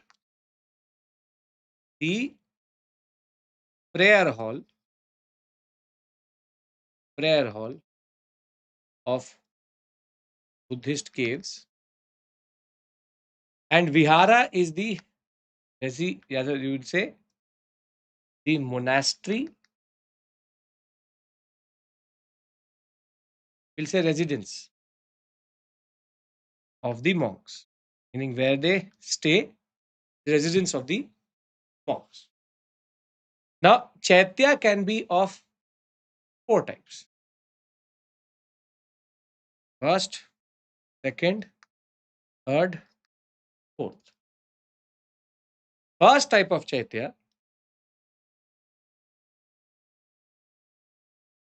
is just a hall. This is called pre pre fourth Buddhist Council Chaitya. Buddha is not represented in any form. Buddha is not represented in any structure. Because fourth Buddhist council is this is the council of split. Hinayanic, Mahayanic. Then you can have one with a stupa inside it. One, the stupa inside it, stone stupas. This is called a Hinayanic Buddhist Chaitya. The other one would have again a hall, but will have stupa and an image of Buddha. Image of Buddha. This would make it a Mahayanic Buddhist cave. And the last one is no structure, but post fourth Buddhist council. Basically, a Hinayanic or Theravada cave. Meaning, one before the split, one after the split can be empty, cannot be empty. And one is when you have only symbol of Buddha, one has symbol and the idol of Buddha. Vihara, on the other hand, can be of two types. Either Vihara can be attached to Chaitya or it can be a separate entity or space to Chaitya. Meaning they could be connected, could not be connected. Nothing out of the box here. Just that you should know the nature of these two bodies and they can play with this concept of which period does a Chaitya belong to in that regard. Ajanta, Ellora, Bagh, Karle, Pandavleni. I I think if you can remember these caves, somewhere or the other it will be sprinkled around. Badami, Udagiri, Khandiri,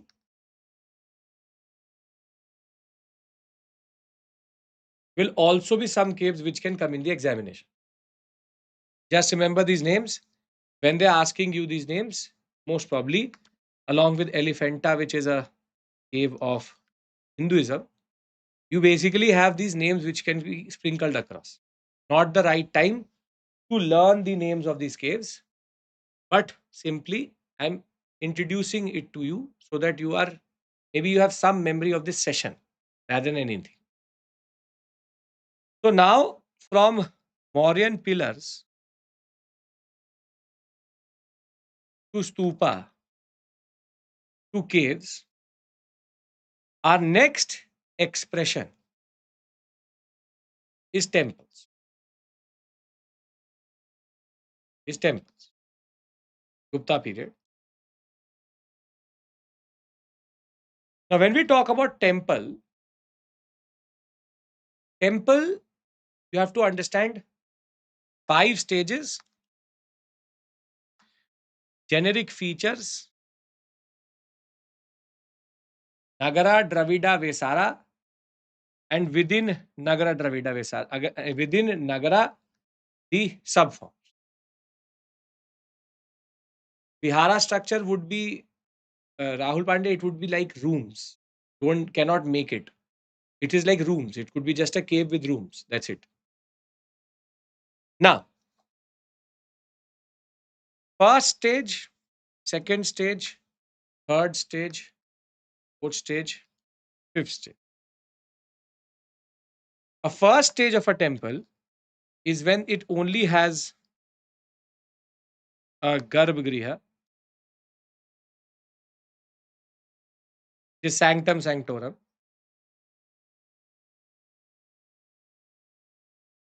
and has shallow but present mandapa, which is a congregation hall. Second stage is when the same you get a raised platform.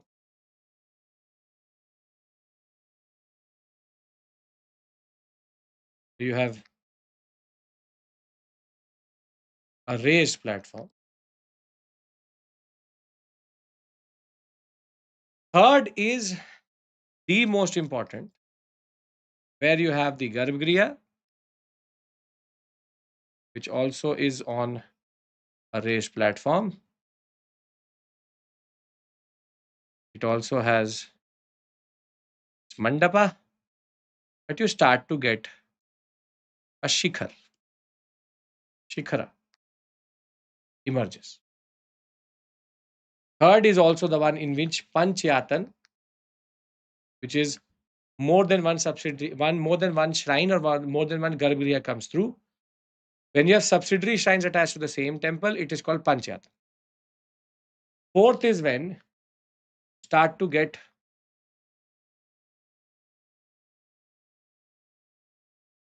what is called as rectangular Garbhagrihas. And fifth is when you start to get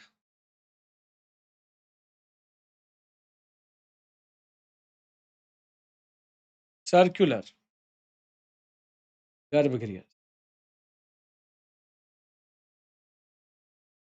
Adding all of these together gives us the generic North Indian temple. Generic means it is not specific to a style, it is just the features you'll find. What you will first find?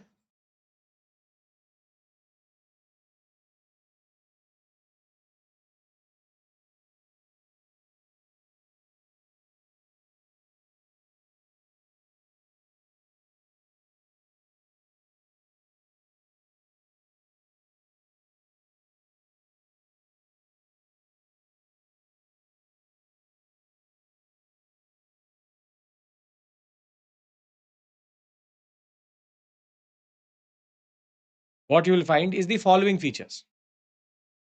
These are generic features, not specific to a class or to a certain style. Shikhar, not pitha, but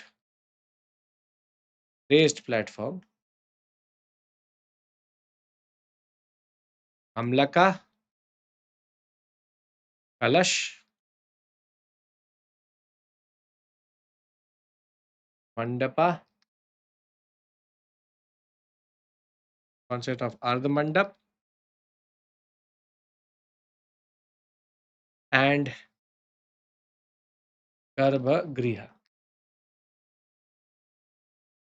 So you have these basic features which together are called the generic. That Dhwaj is a later addition. So this is called a generic concept of a temple. Now, if I add first to fifth stage with this, I get three types of temple building in India: Nagara, Dravida, Vesara. Nagara, Dravida, Vesara. Right? Dhwaj means flag. Now, when we talk about Nagara style of temple, the following features together are called the Nagara style temple features. Because North Indian temples are not that complicated, it will generally resemble the generic features. If you learn those terms, it remains the same.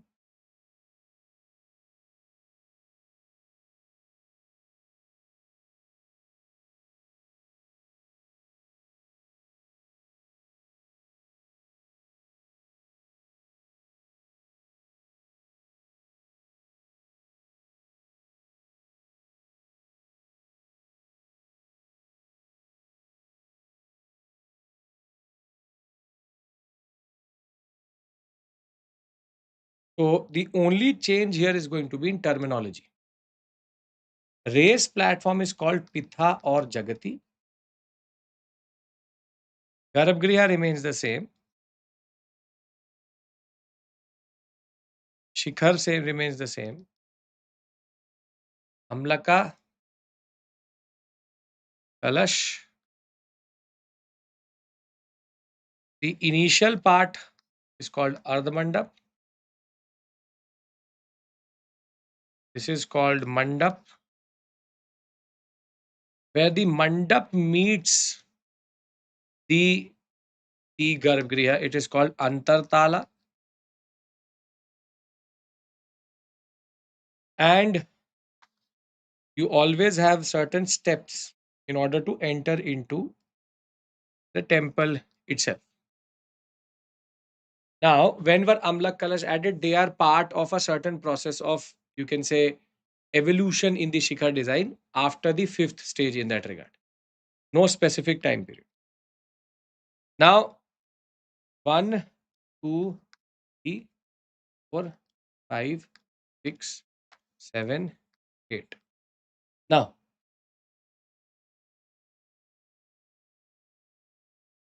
sure, sir. Thereafter, we have the ninth feature, and that feature is Panchyatan with clusterization. Called Panchyatan with clusterization. Now, what does Panchyatan with clusterization mean? It means that firstly, you will have multiple subsidiary signs, but what is more important here is you will have a design where the shikhars would be together. They tend to clusterize them together. And when they clusterize them, the reason for that is because the garbhagriha's of the subsidiary shrines have been pushed into the main shrine in that regard. And this is where it is believed that the tallest shikhar is of the main deity. Of the main deity. So Panchyatan with clusterization is very, very important because this is a feature you will not find in, in the Dravida style temple. Now, over and above that, you will have welcoming imagery with Ganga, Yamuna representations. Ganga Yamuna representations. And there is no water tank and no boundary wall and no entry gate. No entry gate. So, very simply, together we have now created 13 concepts or 13 points which will help you identify a Nagara style temple in a statement based question. But Nagara is complicated because it has 3 subdivision based on Shikhar and 3 subdivision based on the concept of where it is. Risa, Khajuraho, Solanki, the Latina, Kamsana, Palabi.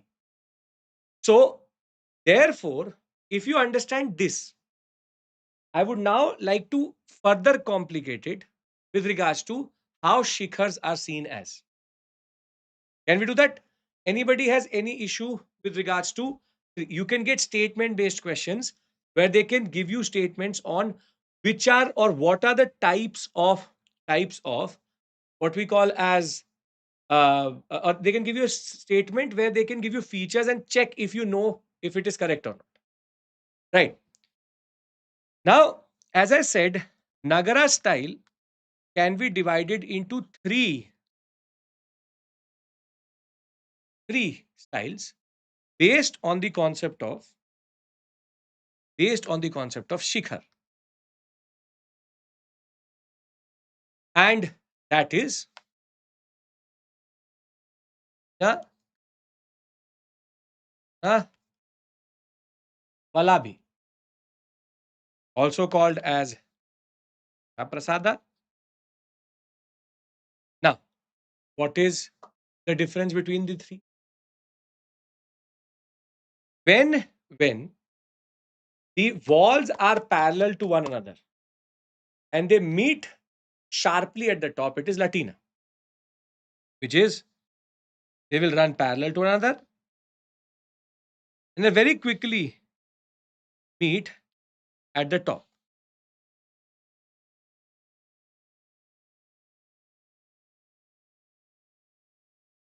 So it is an inward slope,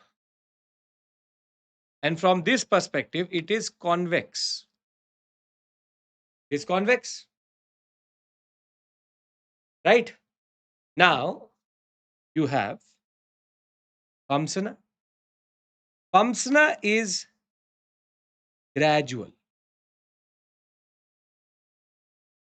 This has mostly a square base and it is gradually coming to the top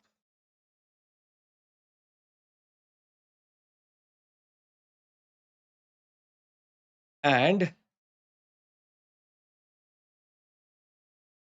the curve is outwards. It's outwards. It is either straight or concave. It has a broader base and shorter. And Dravida has nothing to do with Vamsana. In Dravida, we will not use the word Vamsana itself. Valabi is when you have the base of the shikhar as a rectangle, and this is called vaulted. Called vaulted, which is it will meet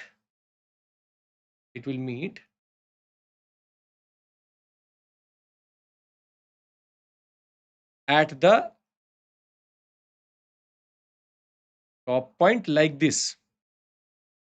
Like vaulted chambers, it is going to be like this. So this is one vault, second vault, third vault. Base is rectangular. Please look out for this word rectangular. Broad based, square base will give you an understanding. So this is in the same temple, you can have all three together. In the same temple, you can have one Latina, one Phamsana in any combination. There is no hard and fast rule. Remember this point very clearly. Anybody has any issue here? Anyone has any issue here? No? Now, let's go to the schools based on regions, which is Nagara has 3 schools based on is Latina and Vallabi can be found together. In principle, yes, but not necessarily. Mostly we find Latina, Phamsana together, not Vallabi. Vallabi less with Latina. Now, we have Odisha school. We have Khajuraho school. And we have the Solanki school. Now, understand one thing very clearly. Very clearly. These are generic features of Nagara are there, but they all have certain exceptions which make them a variation. For example, let's talk about Odisha school. In Odisha school, what happens is, first the decorative pattern changes. The walls are exteriorly very well carved, inner walls are plain. But here the terminology changes, which is Shikhar is called Rekhadul and Mandaps are called Jagmohan. So, if they say Jagmohan, it automatically means that they are referring to Odisha sector. Further, you will find a boundary wall in and around the temple. Boundary wall is not a feature of Nagara, but it has everything plus this interesting feature. So, if you look at the Sun Temple at Konark, you will find all features together. See, this is a Latina Shikhar with a Phamsana Shikhar with a boundary wall with a mandap which is also having a Shikhar, but a detached mandap also, which is basically the Jagmohans. You have one first Jagmohan here, second Jagmohan here. So, very simply, all other features, which is Panchayatan, everything remains the same. It is just that because at Sun Temple, Konark and Lingaraja, we have different understandings, which exceptions.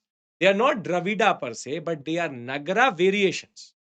This you have to understand that at the end of the day, there is clusterization.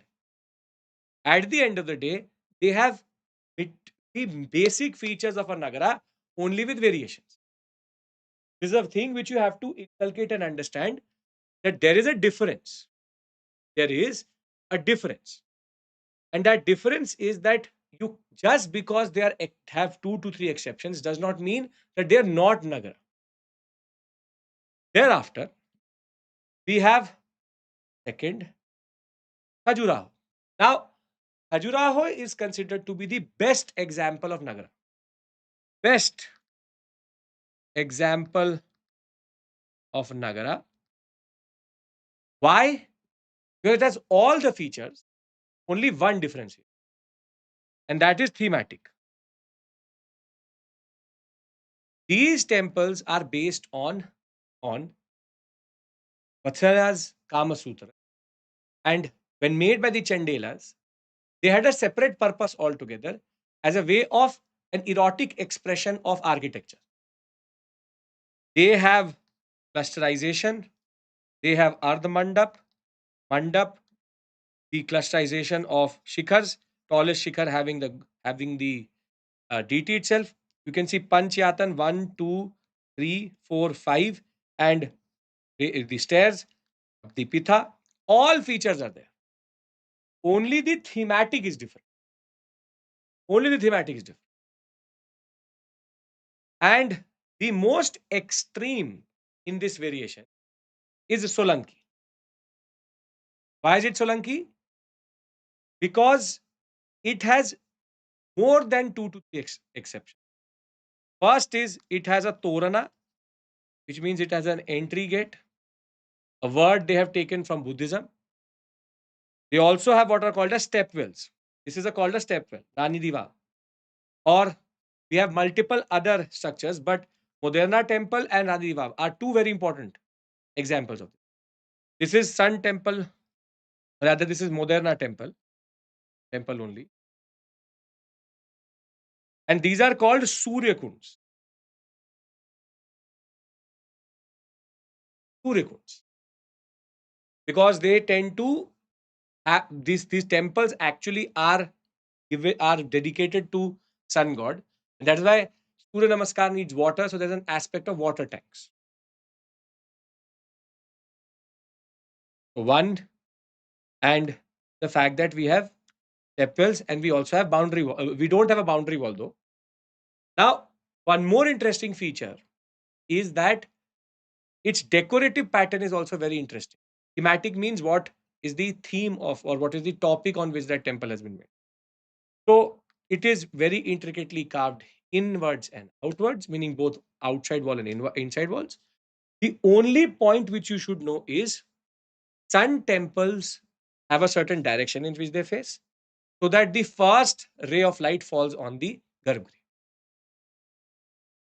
So if you look at the Solanki school, it will seem like having too many exceptions, but the basic features remain with these beautiful Surya. Carvings are beyond exception, but very beautiful. The western sector, very well. Our devoid means has no carvings. Intricate carvings means has a lot of carvings. Now, we are done with Nagara. Nagara, Nagara generic, Nagara, three different shikhars, three different areas. If that makes sense, I would now like to go to Dravida. Can I do Dravida?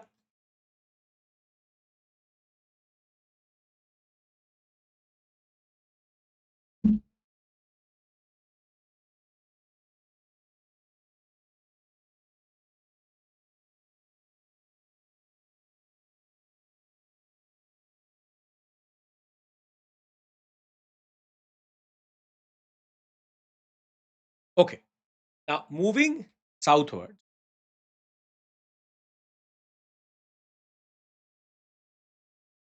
we get we get a new structure of temples. We have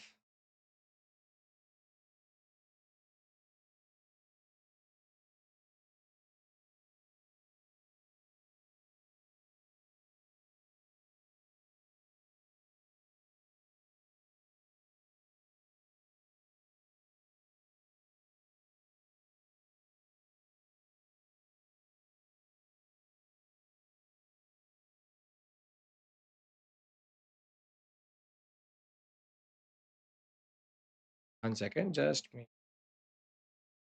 diagram.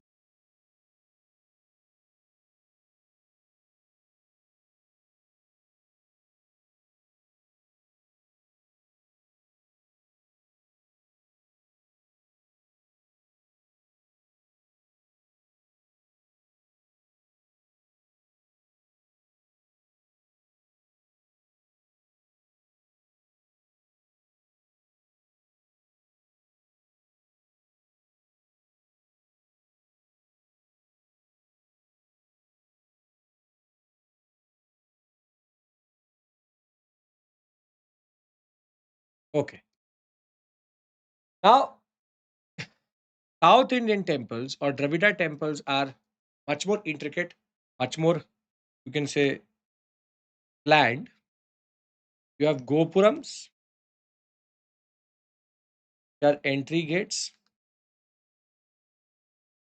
Thereafter, you have boundary walls. Then you have water tank. Thereafter, you have Garbhagriha. Now a major change comes, which is this is called Vimana, meaning Shikhar is called Vimana, and the top is called Shikhar, as it should be, which is the peak. Thereafter, we have Mandapa, we have the Ardh Mandap, but no raised platform. So we have 1, 2, 3, 4, 5, 6, 7, 8, and 9. 9 features. If I go further, 9, 10. It has Panchayatan, but with no clusterization. Meaning that you will find these Vimanas separated from one another, having certain distance. And therefore, and the smallest Vimana as the main deity. Reason is it is the oldest part of the temple. Therefore, it will be the smallest. Thereafter, multiple other things are added. Nayak is a subset of Dravida, yes. Thereafter, we have the imagery is non-welcoming, rather fierce, based on Dwar, Pals, Yali, and mythical creatures.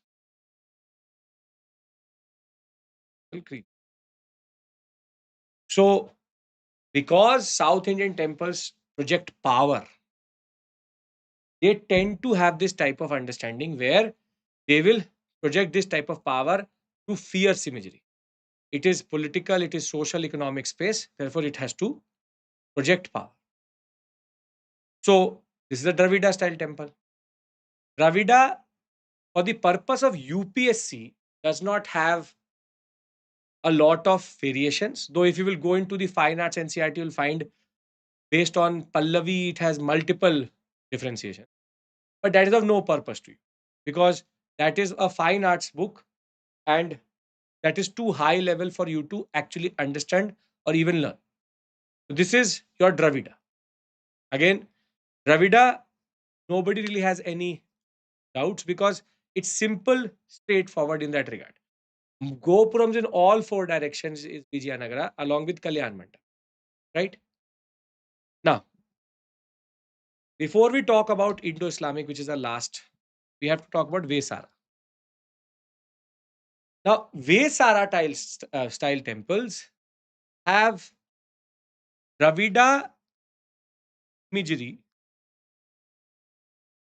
plus Nagara structures. And what you have to look out for here is called stellate plan, which is star plan. At the same point of time, you have to also understand what is called a zigzag entry or what is called a zigzag Jagati, which is a small base, and zigzag design.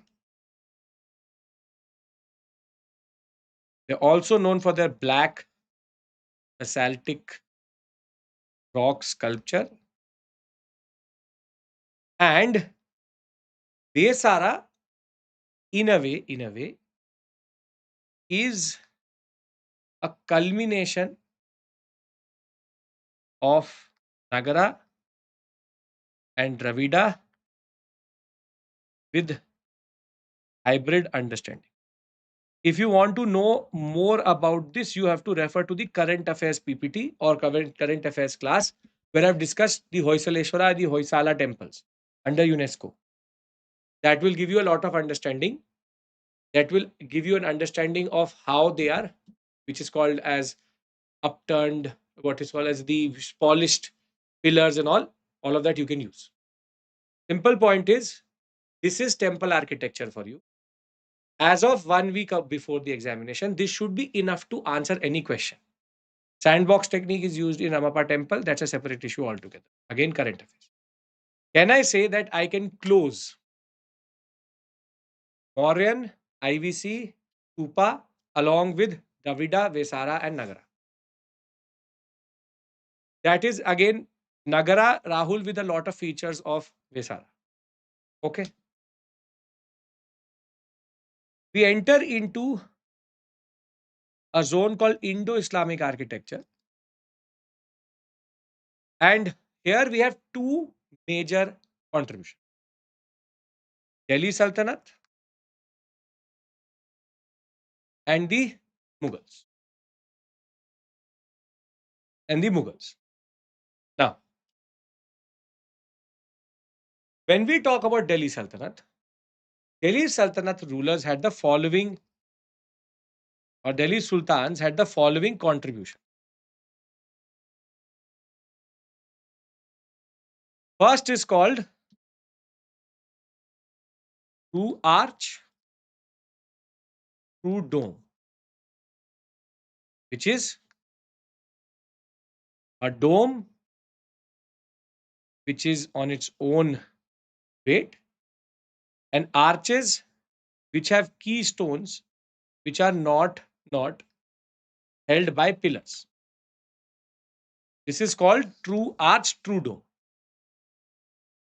Dome, arch. Arches will become more. I have images for you, so don't worry. Second is limestone mortar, which is a new type of glue or binding agent. Third is called arabesque, decorative technique.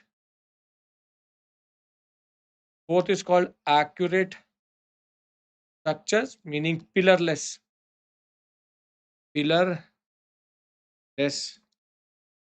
structures. Thereafter, we have parter, which is sloping walls. I'll show you all of these. Sixth, marble dome. Seventh, beam and lintel. Eighth is sandstone use in building. Now, let me show all of these features to you. Right? This is arabesque, which is using the Quranic verses as a way of decoration along with geometrical patterns is called arabesque, because in Islam you cannot represent what God has made or what Allah has made. So you cannot represent or recreate what God has made. Therefore, you now go for what is called as designs which are geometric, also designs from Hinduistic, because a lot of times inverted lotus and multiple Hinduistic designs were used. Thereafter, in the Qutub complex, we have an example of all these features. For example, this is called a true dome. This is called Alai Darwaza. This is called a true dome. And this is called a arch. Thereafter, this is called a squinch. Together, true arch, true dome, and squinch, if you use it together, you get a weight distribution in such a way that you can actually make pillarless halls, which is quite important for making mosques and quite important to make the structures of Delhi Sultanate per se. Pillarless open halls. Yes. Then this is Yasuddin Tughlaq's tomb, marble dome, lintel beam, sloping walls, and use of red, white sandstone in consonance to one another is again very well known. So, for everything which I have written down, I have some reference point for you so that you can learn here itself and you're sorted for the examination. But when it comes to Muhammad bin Tughlaq and his successors, because Delhi Sultanate did not have money, they started to make ugly buildings. This is where architecture is indicative of economics or the economy. Grey sandstone is very hard to carve into. And later they started to make rubble buildings, which is reusing buildings or the decline phase. For example, Firosha Kotla. Firosha Kotla is purely made out of reused stones. So therefore, it is believed that you can see in the Delhi Sultanate period, Kutubuddin Aibak and Iltutmish initial period, Alai Darwaza, Alauddin Khilji period, there is rise. Highest point, Muhammad bin Tughlaq, Tughlaqs, and then Firosha Tughlaq onwards, there is decline.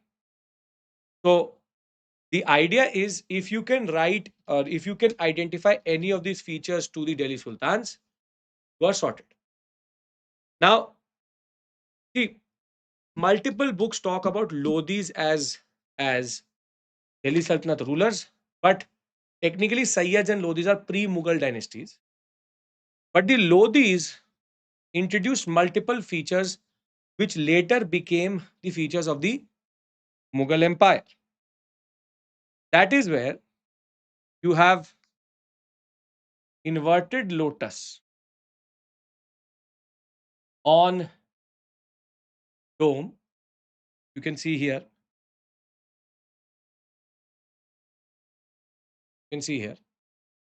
Further, double dome structures, which you can see here. There is an internal dome so as to reduce the ceiling height, so that this is a hollow part, so that it does not echo too much of the voices itself. Then this is called a caves. This is a Rajput feature, Rajput Gujarati feature, if you want to call it Gujarati Rajasthani feature. And thereafter, you have what is called as a Rajasthani balcony. Rajasthani balcony. And having a platform is also something which the Lodhis used to do. All Lodhi gardens, everything is like on a platform itself. But one feature which is not shown here, but was the feature which Akbar loved the most, is called Chhatri or domed kiosk. Domed kiosk. And that is what a Chhatri looks like this. Let me show you a Chhatri. This is called a Chhatri. Chhatri. This is a Chhatri. Domed kiosk, must have seen it somewhere for sure. This is a standard feature which Akbar loved, and he's a Chhatri guy of the Mughals. But we'll come to the Mughals once we consolidate this section. So before the Mughals came through, before the Mughals came through, following features are already established. True arch, true dome, limestone mortar, sloping wall, intricate decoration, Indo-Islamic culture, which is the mixing of Chhatri plus a caves plus balcony already there. Now, when we talk about the Mughals, Babur has no real contribution other than this mosque at Panipat Very ugly looking mosque, makes no sense, no real further expansion. But what he did was in Kabul, he was able to establish what are called as char bags. Because he comes from a dry area where there is a certain, you can say, rarity, he started to create bags. Taj Mahal is the culmination of all these features. I'll tell you how. Humayun in his lifetime made nothing because he was too distracted reading books and consuming opium. So the real temple, rather the real architectural features started to come through during Akbar. And Akbar's first contribution would be Humayun's tomb, as made by his mother. The Purana Kila is actually Sher Shah Suri. Kila Kuana is Sher. Akbar, and by the help of Hamida Bano Begum, built what is called as the Humayun's tomb. Now, this is a beautiful building having a lot of features which were known till this point. Chhatri, double dome, red, yellow, white sandstone. Further, raised platform. It is also in a char bagh. There are 4 quadrants here. Further, you see a blend of Persian plus Judaistic plus inverted lotus. Therefore, Humayun's tomb is generally considered a culmination of double dome. How can you see from outside? The neck is so big means it is a double dome. The idea is very simple. It is octagonal, raised platform, 1, 2, 3, 4, double dome, Khatri, a caves, and inverted lotus with Star of David. So this is the first time we see the Mughals flexing the Lodi features along with the Delhi Sultan feature. So we see a very beautiful expression. Akbar himself built multiple buildings, and Akbar is known for 3 things, rather 4 things. Akbar built 2 sets of building, one at Agra, the other one at Fatehpur Sikri. And Akbar is known for 4 features. Please note this down, it will help you. First is very strong, heavy building, which is representing power. Second is 4 centered arch, which is an arch which has depth, Then he is the sandstone guy, red sandstone. Mostly red sandstone is used by him. And he will bring trebeted structures back plus chhatri, meaning he will bring in this concept of pillared structures back, which is called trebeted. And accurate is when you don't have pillared structure. So his tradition was to take it forward with multiple new designs. Jahangir represents a transition. As you can see in the tomb of Akbar, which is at Sikandra, this is where the transition lies. Marble was emerging along with red sandstone. But minars were coming back, which was not something used by Akbar too much. And the arabesque on this is beyond exception beautiful, which will then create the context for Jahangir's wife's most important contribution, which is called Pitradura. Pitraduri as it is called, which is stone inlaying tradition of the Mughal Empire. So Mughals started to now have this much level of control that in marble they were able to create source gaps in which they used to put stones. Yes, Itmaduddaullah's too, which is Noor Jahan's father. So Pitradura is a feature which Mughals introduced, and Jahangir's period is the introduction. Now, coming to the overspender of the Mughal Empire, give him money, he will find a way to waste it, is Shah Jahan. Shahjahan is the architecture guy of Mughals, whilst Jahangir is the paintings guy of Mughals. He will create three very important things: Jama Masjid, Red Fort, Taj Mahal. Red Fort shows his understanding of grandeur. Chhatri, the concept of arches only for decoration, the octagonal towers, the Meena Bazaar inside it, which is made only out of arches itself. And if you will look at it, the caves are now much bigger, use of marble and red sandstone much more powerful. And the Rajasthani balcony, which is here, use of jalis. He started to now show what Mughal power meant. But the real representation of his, you can say, architecture does not survive because of the British. Except for Rang Mahal, other Moti Masjid, Rang Mahal, Diwane Am, Diwane Khas, nothing is left inside the Red Fort. He is known for the nine cusped arch. Most important feature of his is this, the nine cusped arch. Let me make it for you.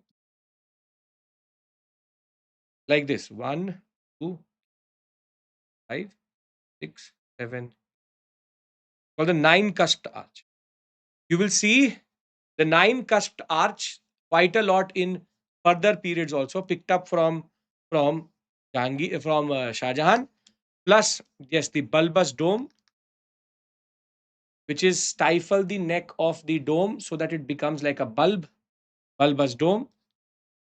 And he is the one who culminated everything into the Taj Mahal. Taj Mahal is Taj Mahal because it is the culmination of all Indo-Islamic architecture. How? It has Charbagh, it has a double dome, it has a bulbous dome, it has a use of marble, it has a use of minars and chhatari, caves, arabesque, caves, thereafter raised platform,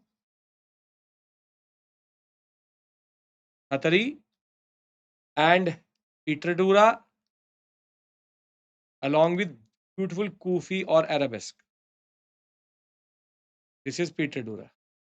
It is not a coincidence that it is a wonder of the world because it is in a way a culmination of lot of the traditions which were there between 1200 to 1700 in that regard. These 500 years, 400 years is culminating in Taj Mahal in the most beautiful fashion, therefore making it octagonal shape is representing all the directions in that regard. That is something which he's picked up from the Humayun's tombs. Humayun's tomb, that design is actually out of that, the same way Humayun's tomb is. Symmetry and all directions. On this note, architecture is done. It took us 1 hour, but architecture is done. Now, Nayak style of Meenakshi temple is Nayak is a separate school, but is a subset of Dravida. Now, painting tradition, culture tradition, and then into non-period specific art and culture. Can we do that, everyone? Vijayanagara known for Kalyan Mandap. Pallava is the Mandap and the concept of Pancharath. That is the way Dravida develops. That is all Megha context, which you don't put into revision. Simple. Right. So I am trying to give you a certain amount of information which you can digest right now. If you can't do that, then the whole process is futile. So there is a lot which I'm withholding also because it is not possible to do it within this time frame. Right. Okay. Broader memory revision in that regard. Now, painting tradition in India had mural, in which you have something called fresco. Mural painting is any painting which is done on a large surface. Fresco is when the large surface has been plastered. You put a water soluble paint into it, it becomes a fresco. Frescoes survive much longer. But where the real questions are coming from in the examination are not from this, but Mughal painting tradition, which is a miniature painting tradition. We will concentrate there. So when we talk about Mughal painting tradition or Indo-Islamic painting, the first reference we find is of the Delhi Sultanate Niyamatnama, which is a text in which there's more, which is a text which has more words than images, but these images are representative of what is called as the concept of how food was made. Niyamatnama is a cookery book. First time we find a lot of, you can say, references, but it actually represents that old Persianized, the Persian or the Iraq Iranian tradition of making whitish color tone and very, you can say, subdued colors. That is where West Asian traditions were being followed. And you can see that there are subdued color, the way they are representing the eyes, the way they are trying to show there's no 3Dness. The problem is this is not a properly a painting which represents Indian tradition. It is rather Humayun who started the Mughal painting tradition by creating the ateliers. And within the ateliers itself, the first representation of Mughal painting is nothing but in the form of what is called as the Princess of the House of Timur. This is a very big painting which was made on one side of his tent, unlike the concept of where miniature paintings were introduced by Akbar. He will bring in two important artists who will then Abdul Samad and the idea is that they will introduce multiple traditions. But you can see the way they have represented this is the Safavid style, true. The way they have represented the what we call as the landscape, bluish. That use of blue is very Safavidish, very West Asianish. Ahmad and Mir Sayyid Ali both have this idea of making the complexion extremely fair. And though this image has a lot of 3Dness, the color scheme of this image is extremely subdued. Now, Akbar is the one who is considered to have institutionalized the concept of uh, paintings. There are ateliers which are established, karkhanas which are established, and he will then start to appoint a lot of Hindus into his tasveer khanas, such as Daswant. And he loved narrative paintings. This is the standard question which comes. He loves narrative paintings because narrative paintings is like he wants to know the major stories of Islam in the form of comic books. So the first thing which he got converted was a Tutinama. Tutinama is the story of a parrot. Now, looking at this, you can automatically realize that it does not have 3Dness properly. Nitin Singhania would argue that it has 3Dness, but it isn't because of the corners not being correctly designed. But he tries to clutter too much, is trying to tell a story. So there's a problem of scale also. So, for example, this is how he makes paintings or has asked for paintings. Too much clutter, too many perspectives, multi perspective understanding. This is, yes, the Hamza Nama. And Akbar's images, which were made, automatically represent a certain, you can say, a 2Dness to it, because if you look at his legs, nobody stands like this. Be it Hamza Nama, be it Tuti Nama, the problem was that he's having a problem of scale, depth, 3Dness. But you can see that the color scheme is changing. Lighter color, bright colors. The Rajput Gujarati designs are entering. And the problem of scale you can see here. A man is equal to one floor. This woman is equal to one floor. The whole balcony is teda. It's crooked. All of this is when you're not able to show. For example, if I make a cube like this, I'm able to show you 3Dness. But if I make it without it, it could be that I make it like this. Now you see how it is crooked. This is what is happening here. They don't know how to show depth and scale in that regard. That is why they are now messing it up. Tasveer Khana means where you make paintings. Now, now comes the paintings guy of Mughals, which is Jahangir. Jahangir said, I don't want narrative paintings, I want portrait and naturalistic, which is I want representation of only animals and they're in their true form. No stylization, no, you can say, embellishment. Further, very beautifully decorated borders of these paintings. Some of these images are very rare because these are the only images of these animals because they become extinct. And this is the first thing: beautiful borders, very vibrant colors, and single point perspective based on portraits. But because if you remember modern India, I've just done it 5 hours back. If you remember, Jahangir met Hawkins. Jahangir had multiple English and European presence in his court. And that's why European influence will come through, and he will get influenced by three things: hourglass, the concept of globe, and imagery, which is 5 hours ago, not 5 years ago. The concept of hourglass, globe, and angels and Christian imagery, along with the halo, which you will see here. He now becomes obsessed by these concepts, which is he will have this halo everywhere, but now his images have a lot of 3Dness.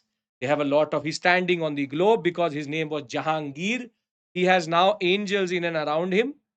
The concept of using animals as allegory or imagery, which is called that he's using the fact that I am a lion, you are a goat, but I still use you and I still protect you.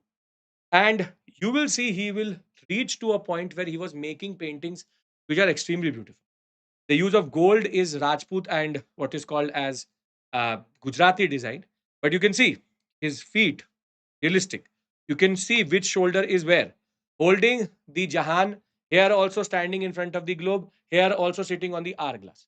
He was a person of some taste in that regard. He always wanted to show that I have all these concepts. So this is where Jahangir's representation shows a lot of Rajput influence along with the concept of European influence, plus the concept of these were only for his own consumption.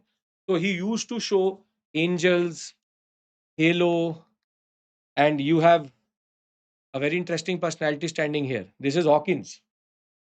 Some people say Rose, some people say Hawkins, representing a Britisher in the image itself.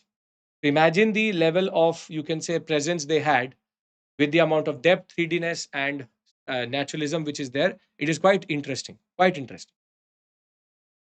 You can see that the images become more elaborate also. He's now able to show that he's in the last, it's called 3Dness. Just trying to show you this so that there's some visual memory for you. Then comes the ultimate point of Jahangir, a image where it seems like he's sitting and the whole palki is coming outside. This is the height of bringing everything together. It is showing Pitiduri, it is showing the concept of arabesque, it is showing 3Dness in that regard. His feet, the level of detail, the way he's sitting, the color scheme, it's like the culmination of everything which has happened till this point. Now will come the overspender of give him money, he will waste it. He said, Sab theek hai, chamak nahi raha hai. So he said, add gold to the borders. So all paintings now had gold to the border. That is Shah Jahan for you.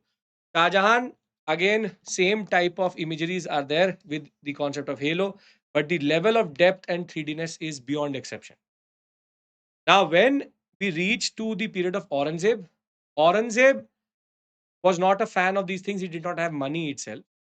But this is a portrait which was commissioned by Roshan Ara while Shah Jahan was dying in the last moments or in the dying deathbed of being in Agra. Taj Mahal shown in the background, arabesque, the 3Dness. This is the portrait of Aurangzeb's wife. Now, when your wife says something, you have to do it. This is Rabi al Duran, and this is where we believe that portrait culture had fully changed to European design.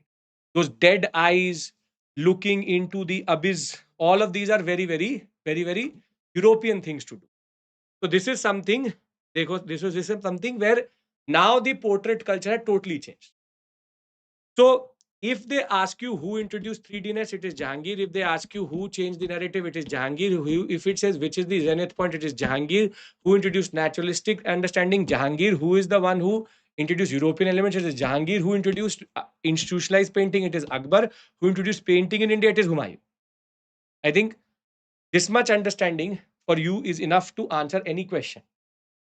I hope so. I hope so. Because I've tried to show you these paintings because it gives a little bit of understanding in the larger scheme of things. So can I say that painting tradition and architecture is done? Because then when we do sculpture, thereafter we can then cover smaller things easily. Yes? Okay. Now in sculpture, obviously, three are very important. Gandhara, Mathura, and Amravati. Any question, be it prelims or mains, is going to come through this sector itself. Now, let's talk about Gandhara. Gandhara school developed during the Mauryan, post-Mauryan period, specifically post-Mauryan, with Indo-Greek plus Kushana. Thereafter, it was the most popular and is going to also impact Mathura later. The following features are considered to be the Greco-Roman features or Hellenistic features of Gandhara, which made it very unique, along with the what is called as grayish black sandstone, sometimes also called bluish black. The following features are considered to be the features of the what we call as Greco-Roman features. Halo, curly hair, half closed eyes,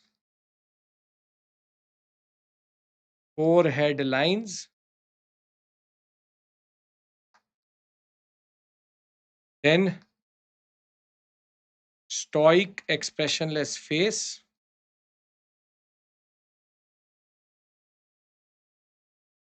thereafter draping or jewelry or no jewelry, and use of stucco, which is the plastering technique. And sometimes also you will find reference to elongated ears. Elongated ears. If you're able to enumerate any of them in the examination, you will have the answer. Just to show you this muscular, masculine, doesn't as it is muscular, masculine is not the right way of categorization. This is called meditating Buddha. Detailing is beyond exception. Halo, curly hair, half closed eyes, the level of detail, draping, no jewelry or jewelry, along with yuko stucco, elongated ears and forehead lines is something which you will find across this sector. Gandhara, that way, is that very, very, very intricate. Now, where does this influence come from? From the images of Apollo and Greek images. When he's standing, he has a specific type of what is called as necklace, which is used by Greco-Romans only. And the imagery here, the halo has fallen off, but there was a halo here. You can see that they are consistent. They are very consistent in the way they represent in Gandhara. Like Greek gods, they represent Buddha. Now we come to Mathura. Now Mathura developed under the Shungas, then under the Kushanas. That is why initial phase it is indigenous, and in the later phase it will become influenced by the Kushana Indo-Greek influence, as these two sectors will be brought in together. That is why there are some features which are considered to be Mathura original, and then thereafter there are some features which Greco-Roman brought in. So let's try to mark the first original features. Smiling Buddha, bare-chested, Abhaya Mudra,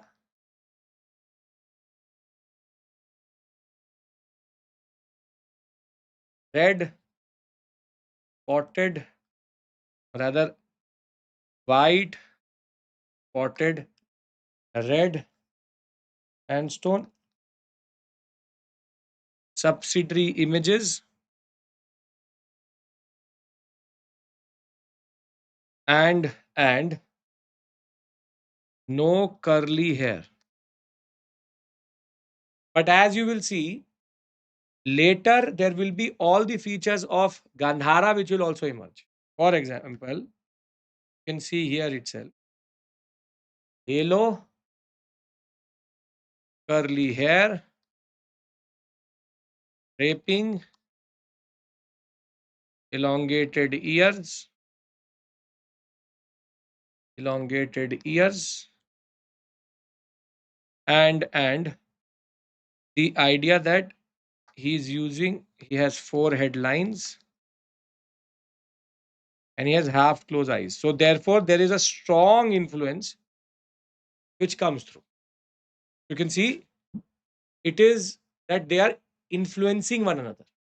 Specifically, Mathura is picking up from from Gandhara quite a lot. Convergences. Anybody has any issue here? Come on, tell me. Anybody has any issue here? No?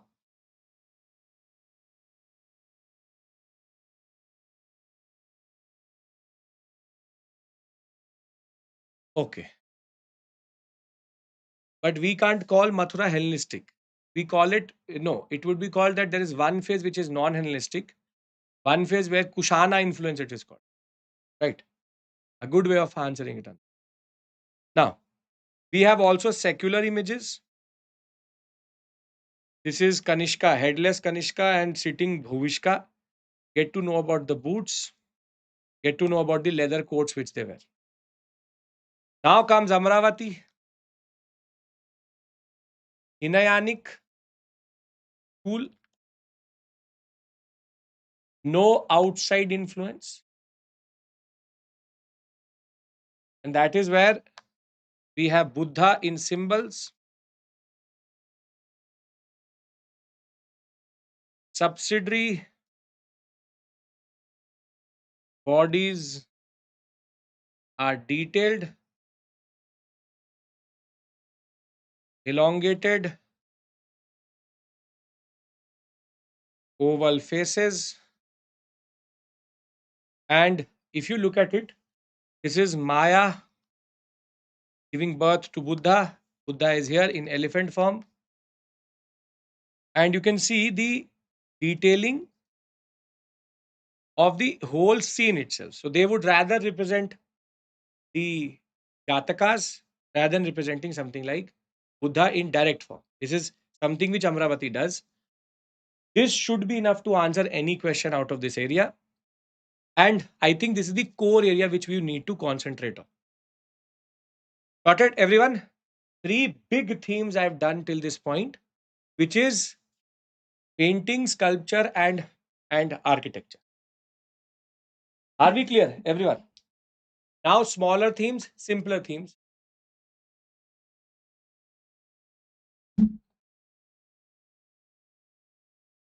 Okay. You want 5 minutes break? 5 minutes? Not half an hour to process all of this.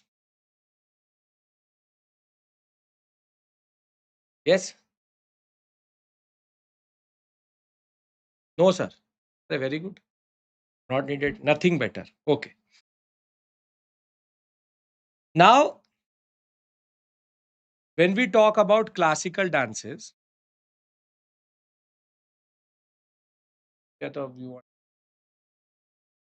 okay, 5:30. Let's start again. 10 minutes breather I'm giving you. 10 minutes is fine. No issues. Democracy. Sometimes minority also wins. 5:30, 10 minutes. Hmm? Let's come back in the next 10 minutes.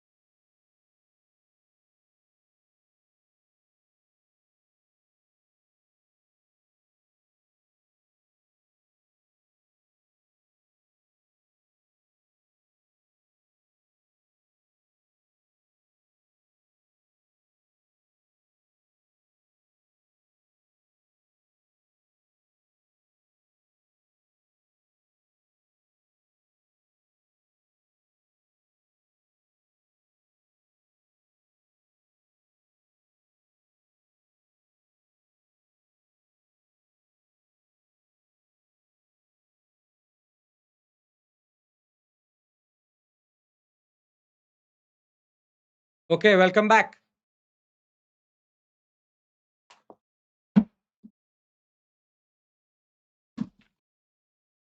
Now, so our last push is to cover dances, martial arts,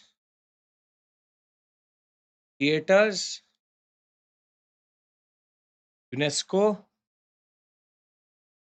puppetry, and dance is already here.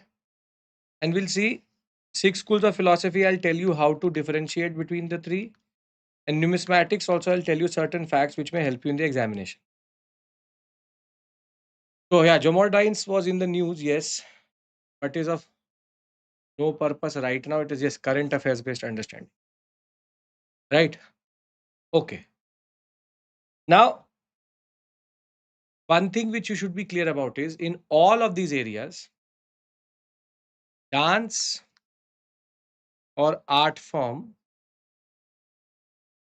state is something which is important. Meaning, if you are expecting a question out of this area, it will be along these lines only, which is the concept of state art form match the following question, something which you can expect as in the examination. Right.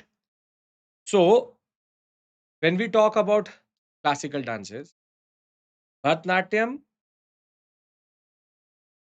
Tamil Nadu, origin in Dasiyattam or Sadir, which is Devdasi tradition, and revivalism by E. Krishna Iyer is important.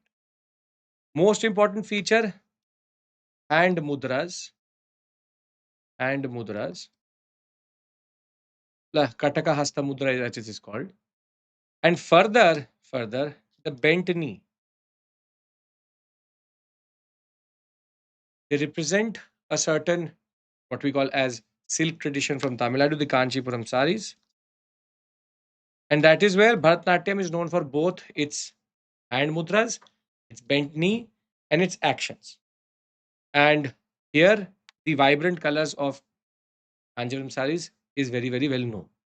But this is what you have to remember face value. Thereafter, when we go to Kuchipudi, Kuchipudi is coming from Andhra Pradesh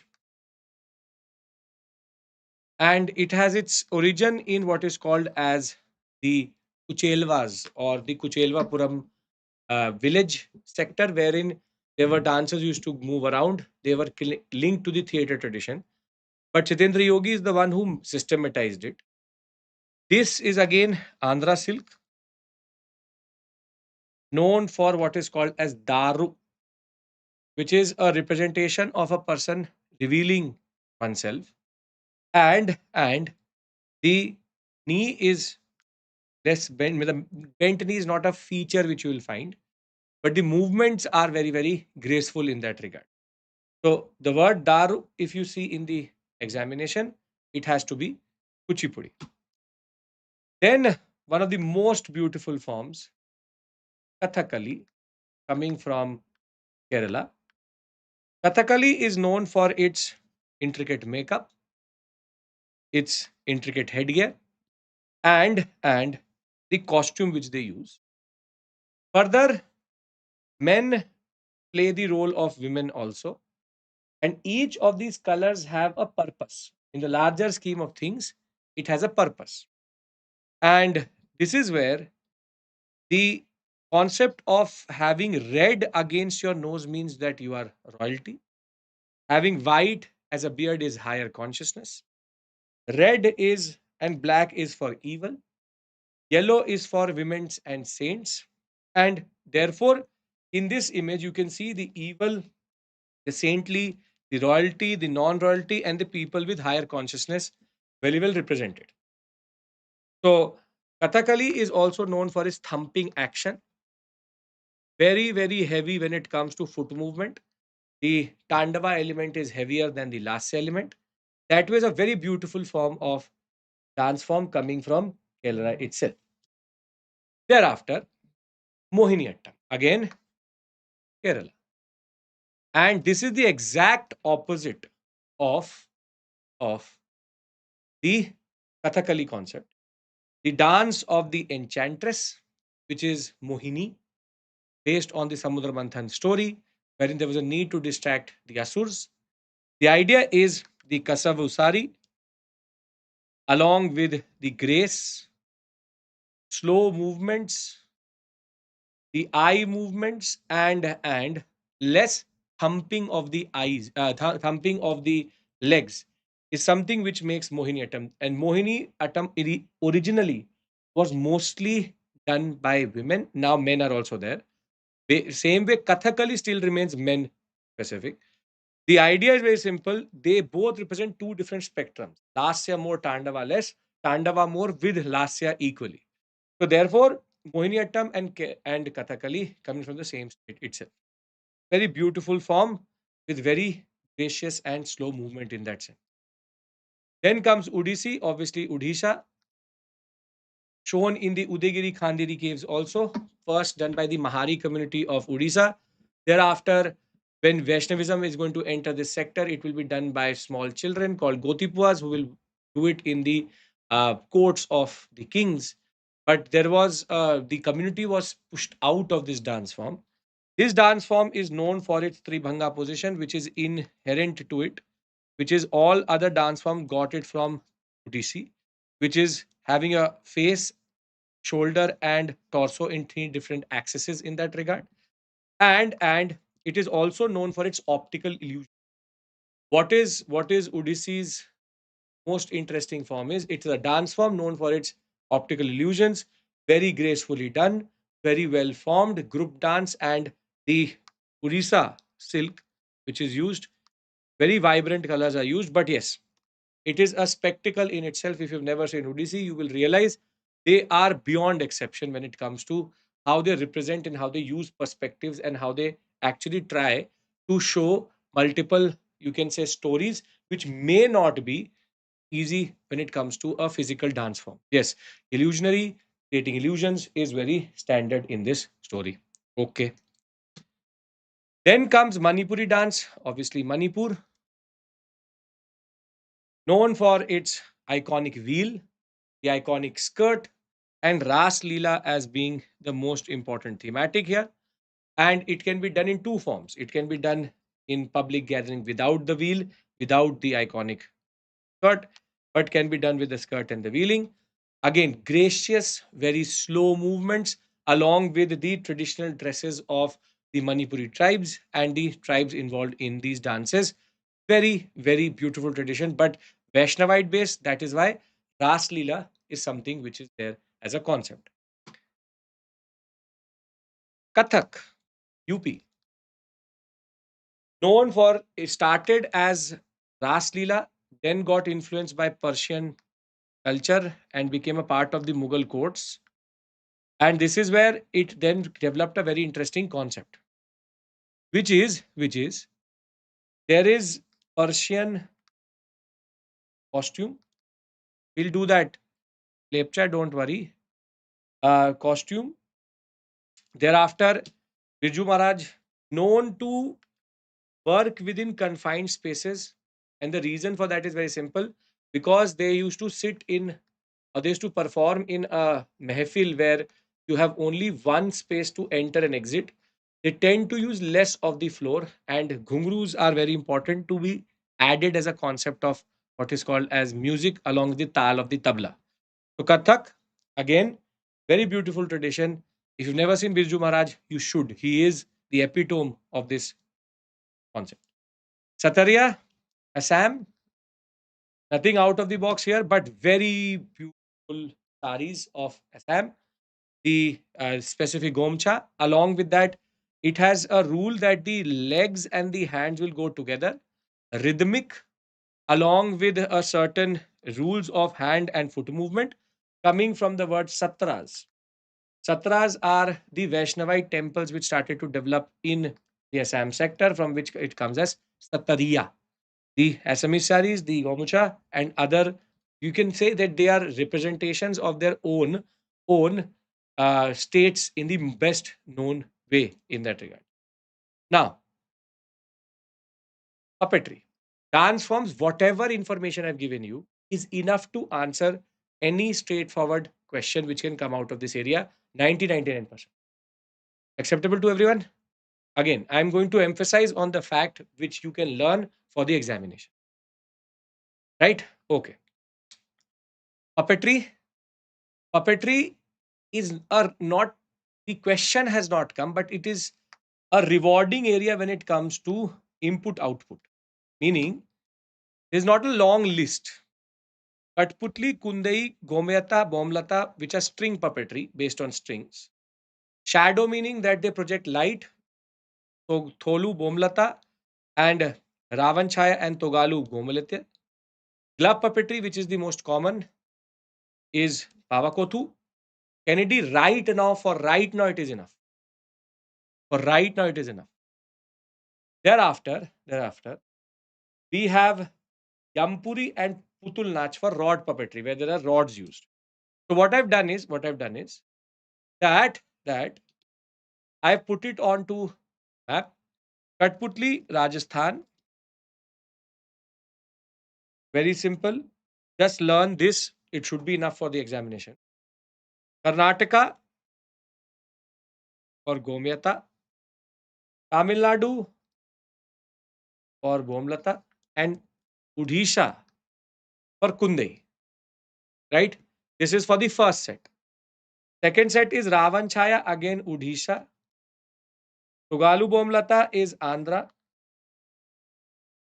And see, Gombayata is common. Be it Togalu or be it without, it is Karnataka. It is Karnataka. And that's it. You have Yampuri from Bihar, Putul Nach from West Bengal. Meaning, see, this is what is called as part revision before the examination. If all of this is extremely new to you, then it is a problem. Andhra. It is attacked to both states, but originally, yeah.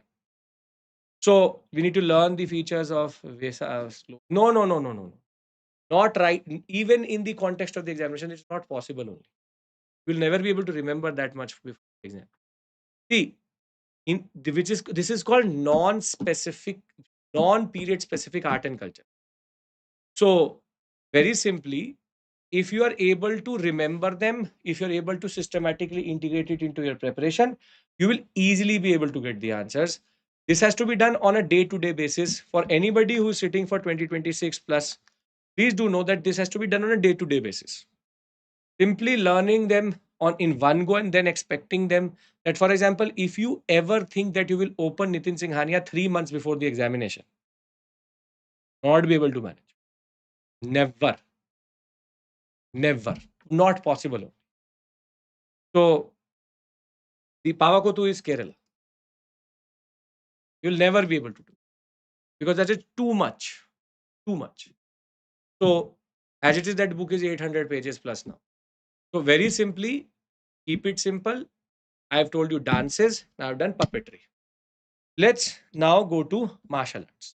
Again, martial art, state, maybe one feature is what we can revise and what we can learn. Right? Okay. That is even better. You only need to then open one book, no other. And that is how we had thought of it also in that regard. Okay. You have Kalripat, Kerala, known for one of the oldest traditions in that regard, both armed, unarmed, and that was Kalripat is one of the most intricate ones.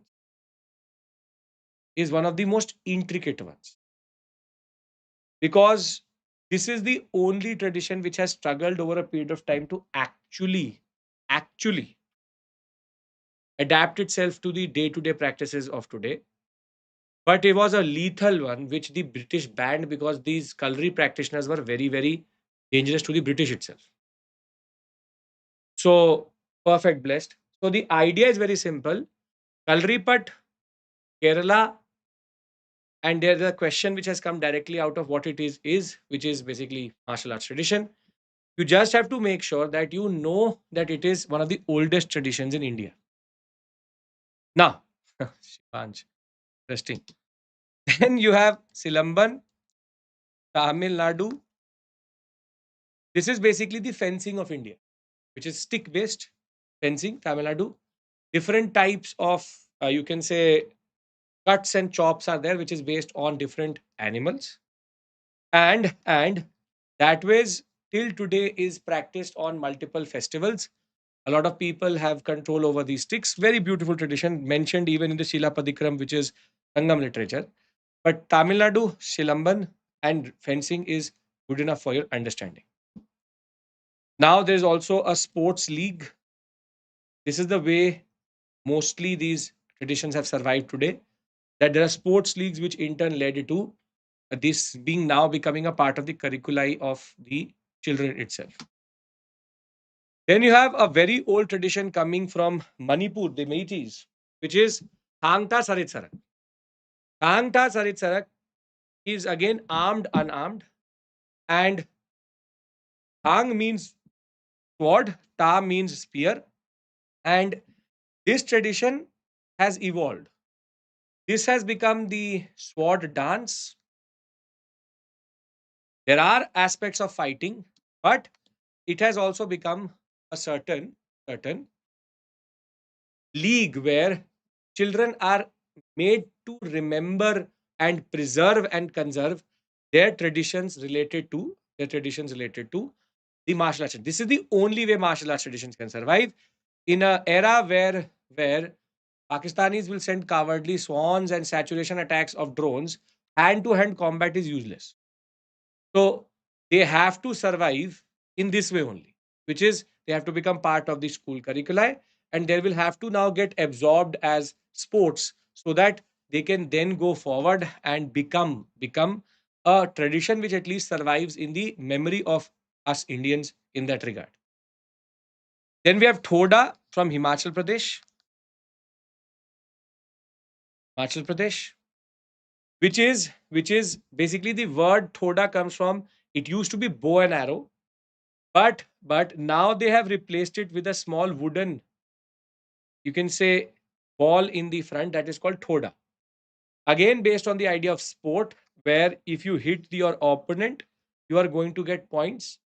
But from Himachal Pradesh, bow and arrow tradition, which used to be used for hunting, has now become a process of a certain martial arts form which is surviving as a sport. Gatka, everybody would have seen it somewhere or the other, which is again the martial arts traditions of the Sikhs and the Khalsa. And what is important here is now again it is done ritualistically, meaning in most of these different Punjab based festivals or in Sikh festivals, they're done as a way of displaying valor, displaying the discipline of the Khalsa order in that regard. So something again, Punjab martial arts Gatka known that way. Then from Mizoram, we have Imbuan wrestling. Imbuan wrestling is basically considered to be a modified form. We don't know which is first, but we believe it is Imbuan wrestling. It is the modified form of sumo wrestling. Just that these are no sumos, these are very fit men. Idea is that you have to throw that person outside this ring.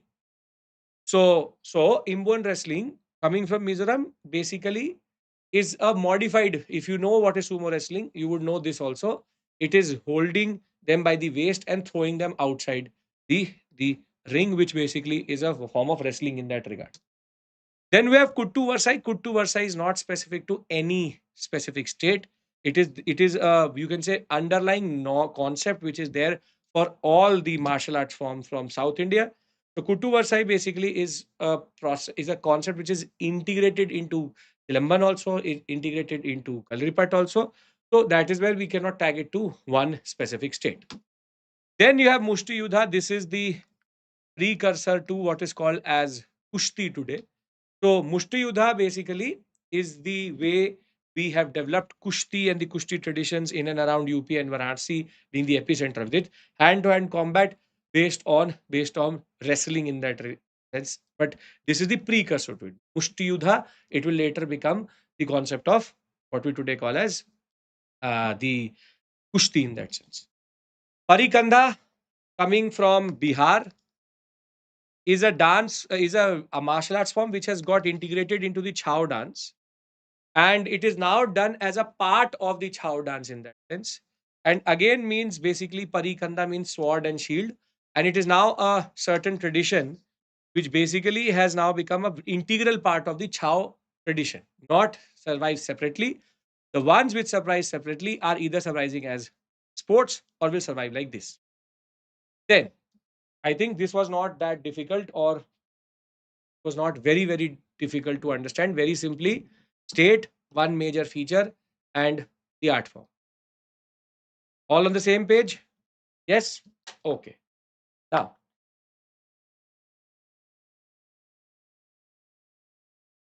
we have theater forms.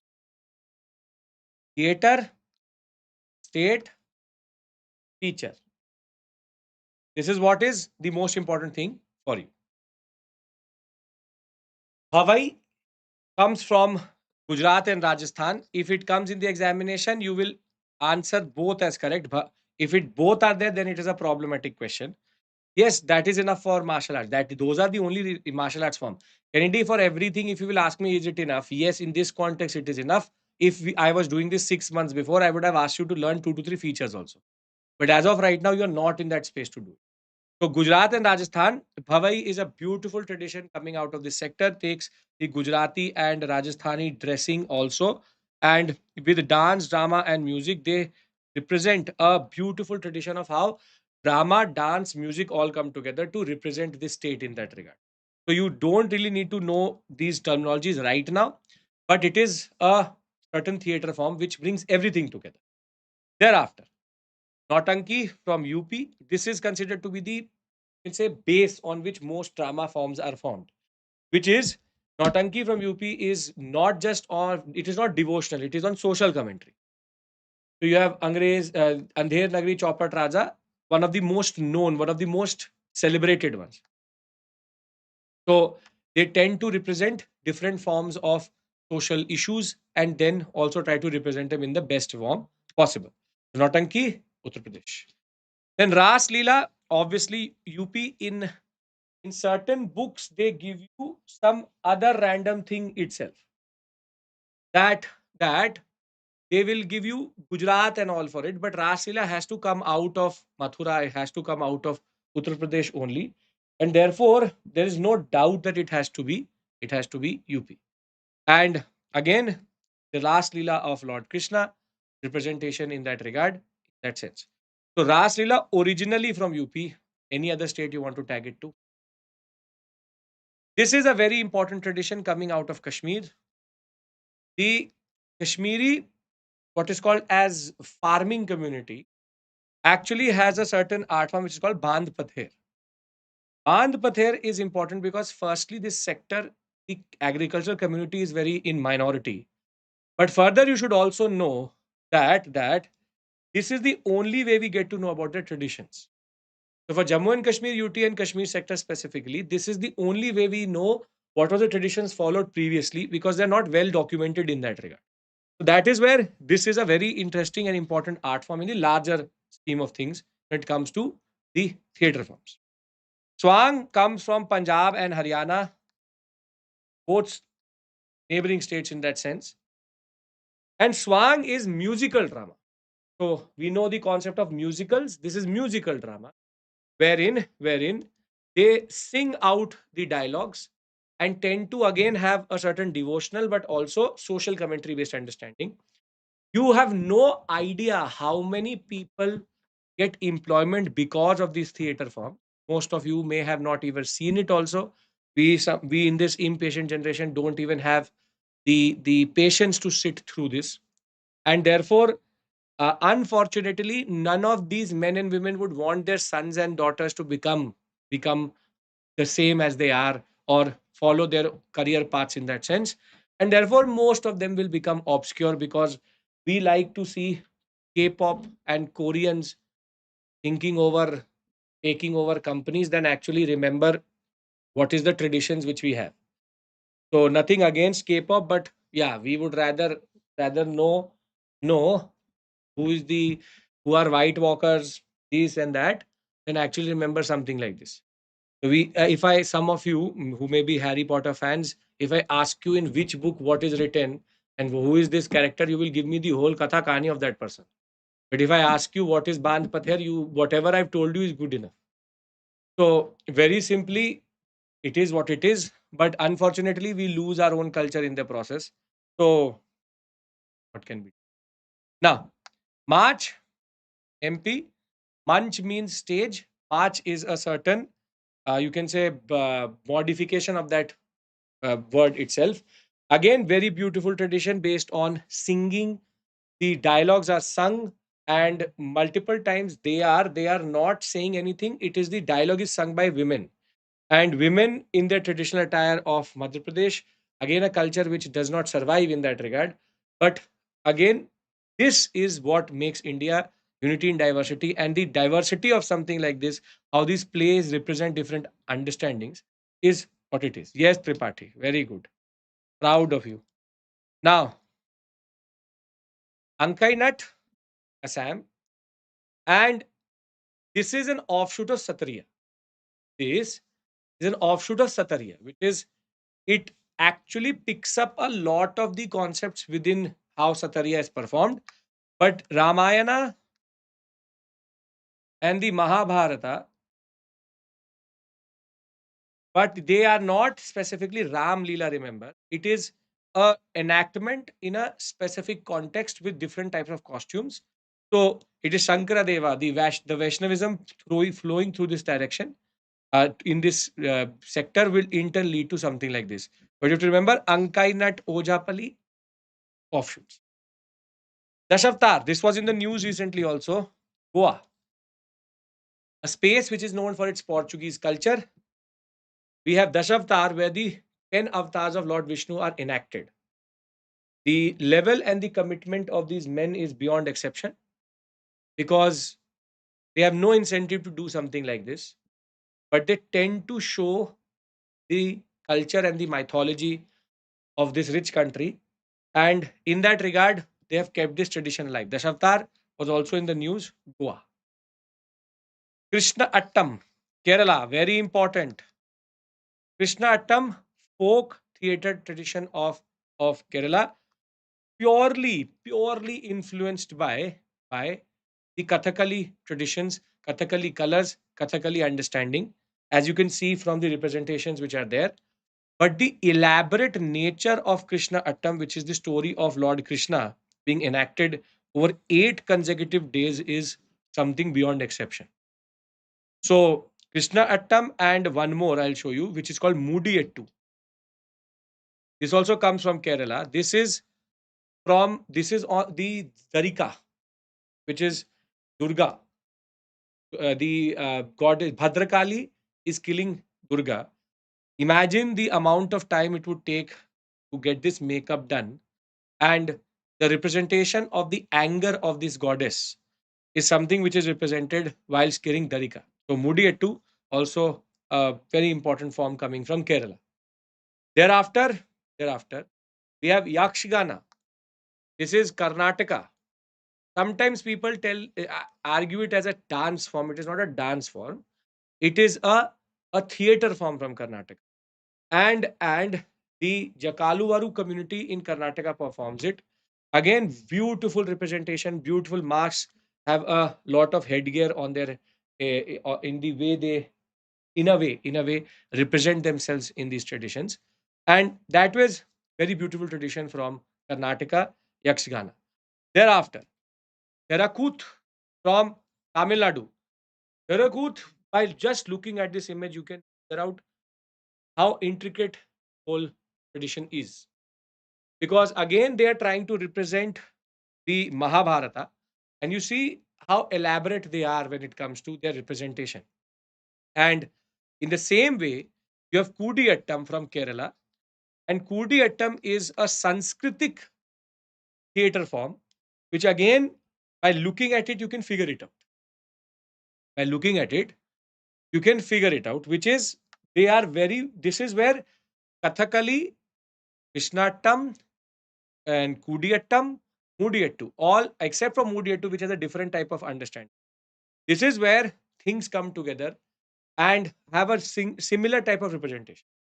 So here you should know one thing, which is that it is a Sanskritic tradition.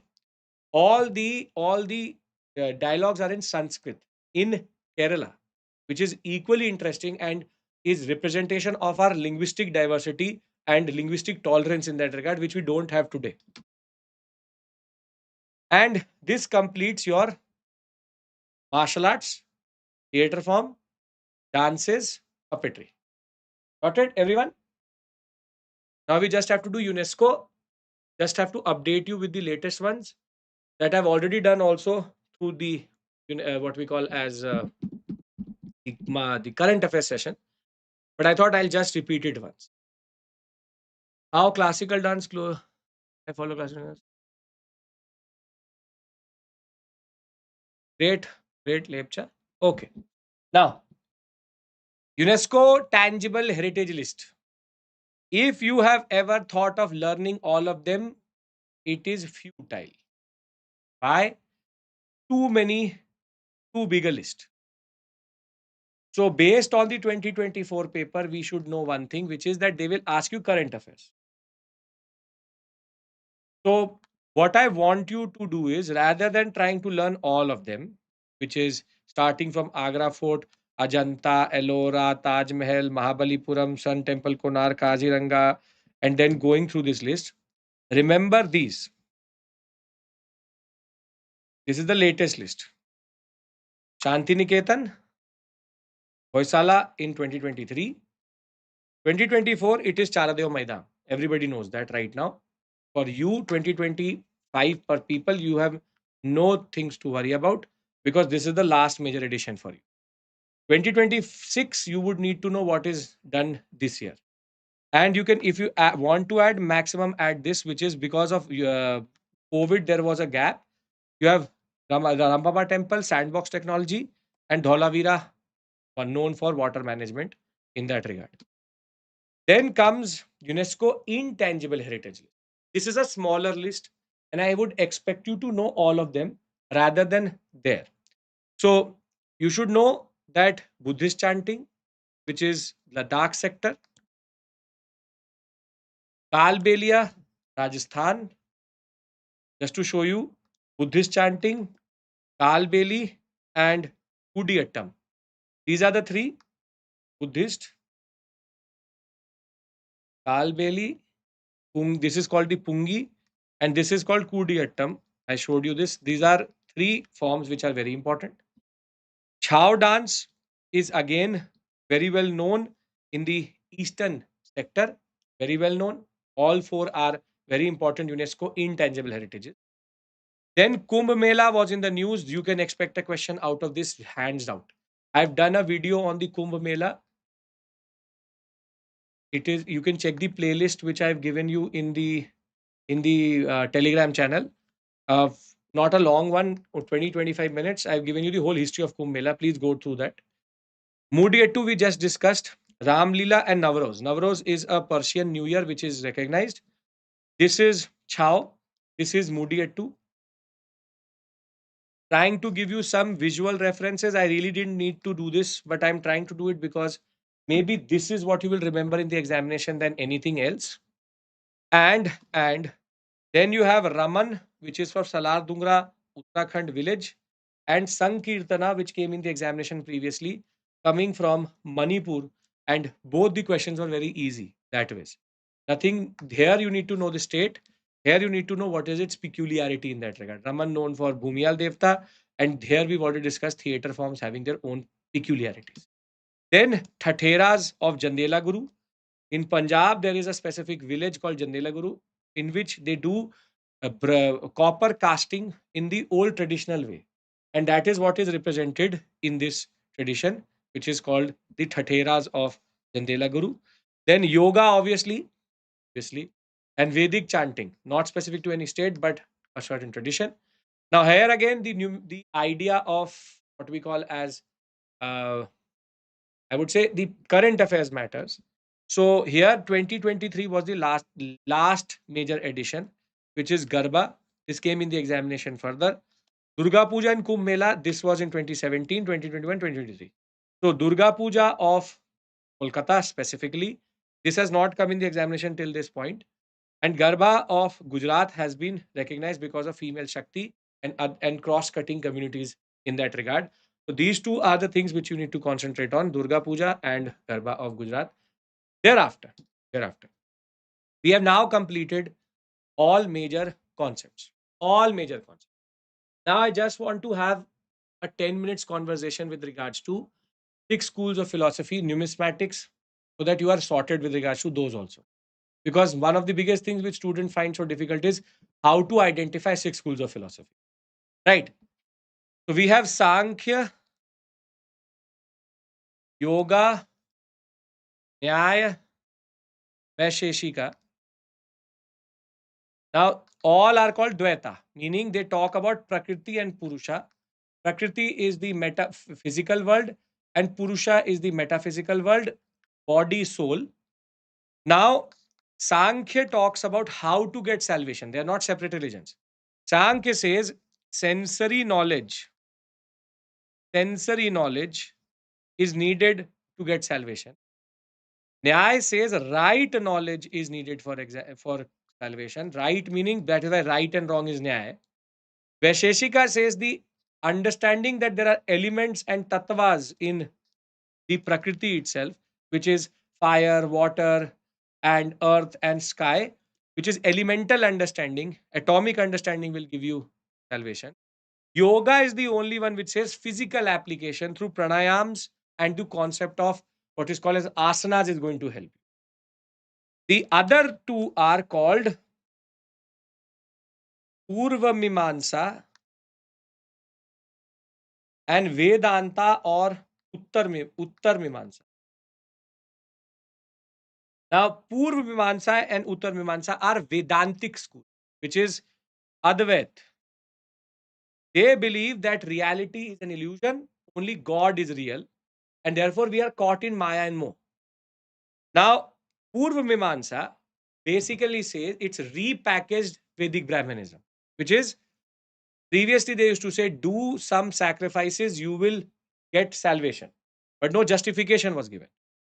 So, Purva Mimamsa, what did was, it started to give justifications, introduced the concept of punya and the concept of multiple births, that you gain punya over multiple births. Rituals are very, very important. So, they were starting to justify rituals and what is called as the rituals and sacrifices. This did led to a split in the Mimamsa school, and the Uttar Mimamsa came through, where Shankaracharya or Shankara, Ramanuja, Madhava, Vallabha are very important. And they talk about Advaita and Advaita through Vedanta. Vedanta means reading of the Upanishads. So for them, they are basically talking about spiritualism, meditation, understanding of all of these together through a certain transcendental understanding. So if you can use these words for the examination, you will easily be able to get the answer. Meaning Vedanta, Advaita, Dvaita, and most probably the question for the mains, for the prelims is going to be about the differentiation. They will give you keywords. Just look out for these in that regard. Just look out for them. Now, the last topic which I want to cover before I will end this session, close to 6 hours now, including the last 8 hours we discussed last time, part 1 and part 2. We are now reaching close to 14 to 15 hours of history. I hope that this has been helpful for you generally, and this marathon series has allowed you to, in a way, revise everything quickly. Now, when we talk about numismatics, which is the study of coins, you need to know only 2 to 3 things which will help you in the examination, not the evolution. We are not preparing for mains, but for prelims. First coinage in India, punch marked coin.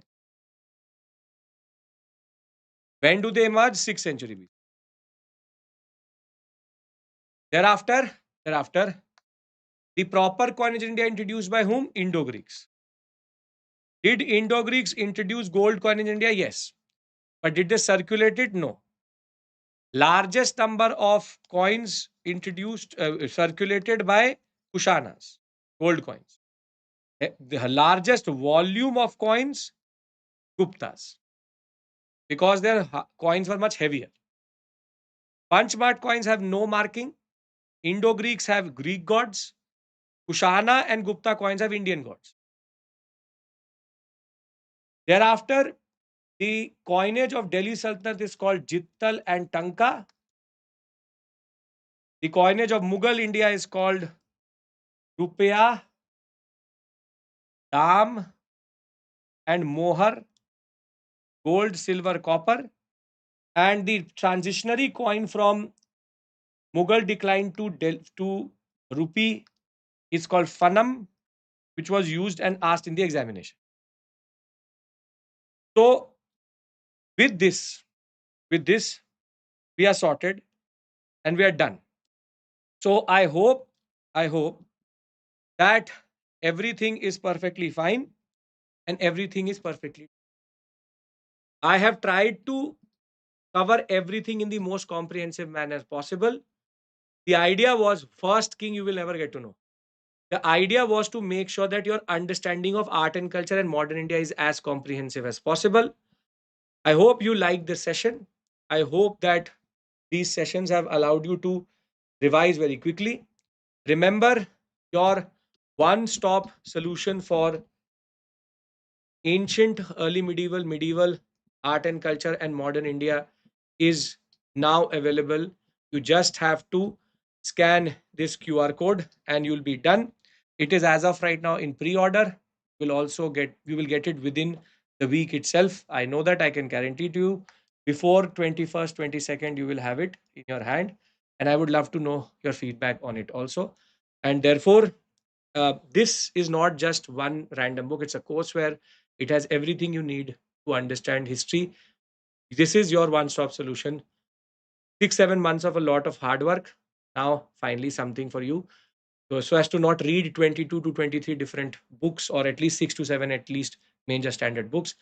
This is going to be your one-stop solution. Thank you. Take care and bye-bye.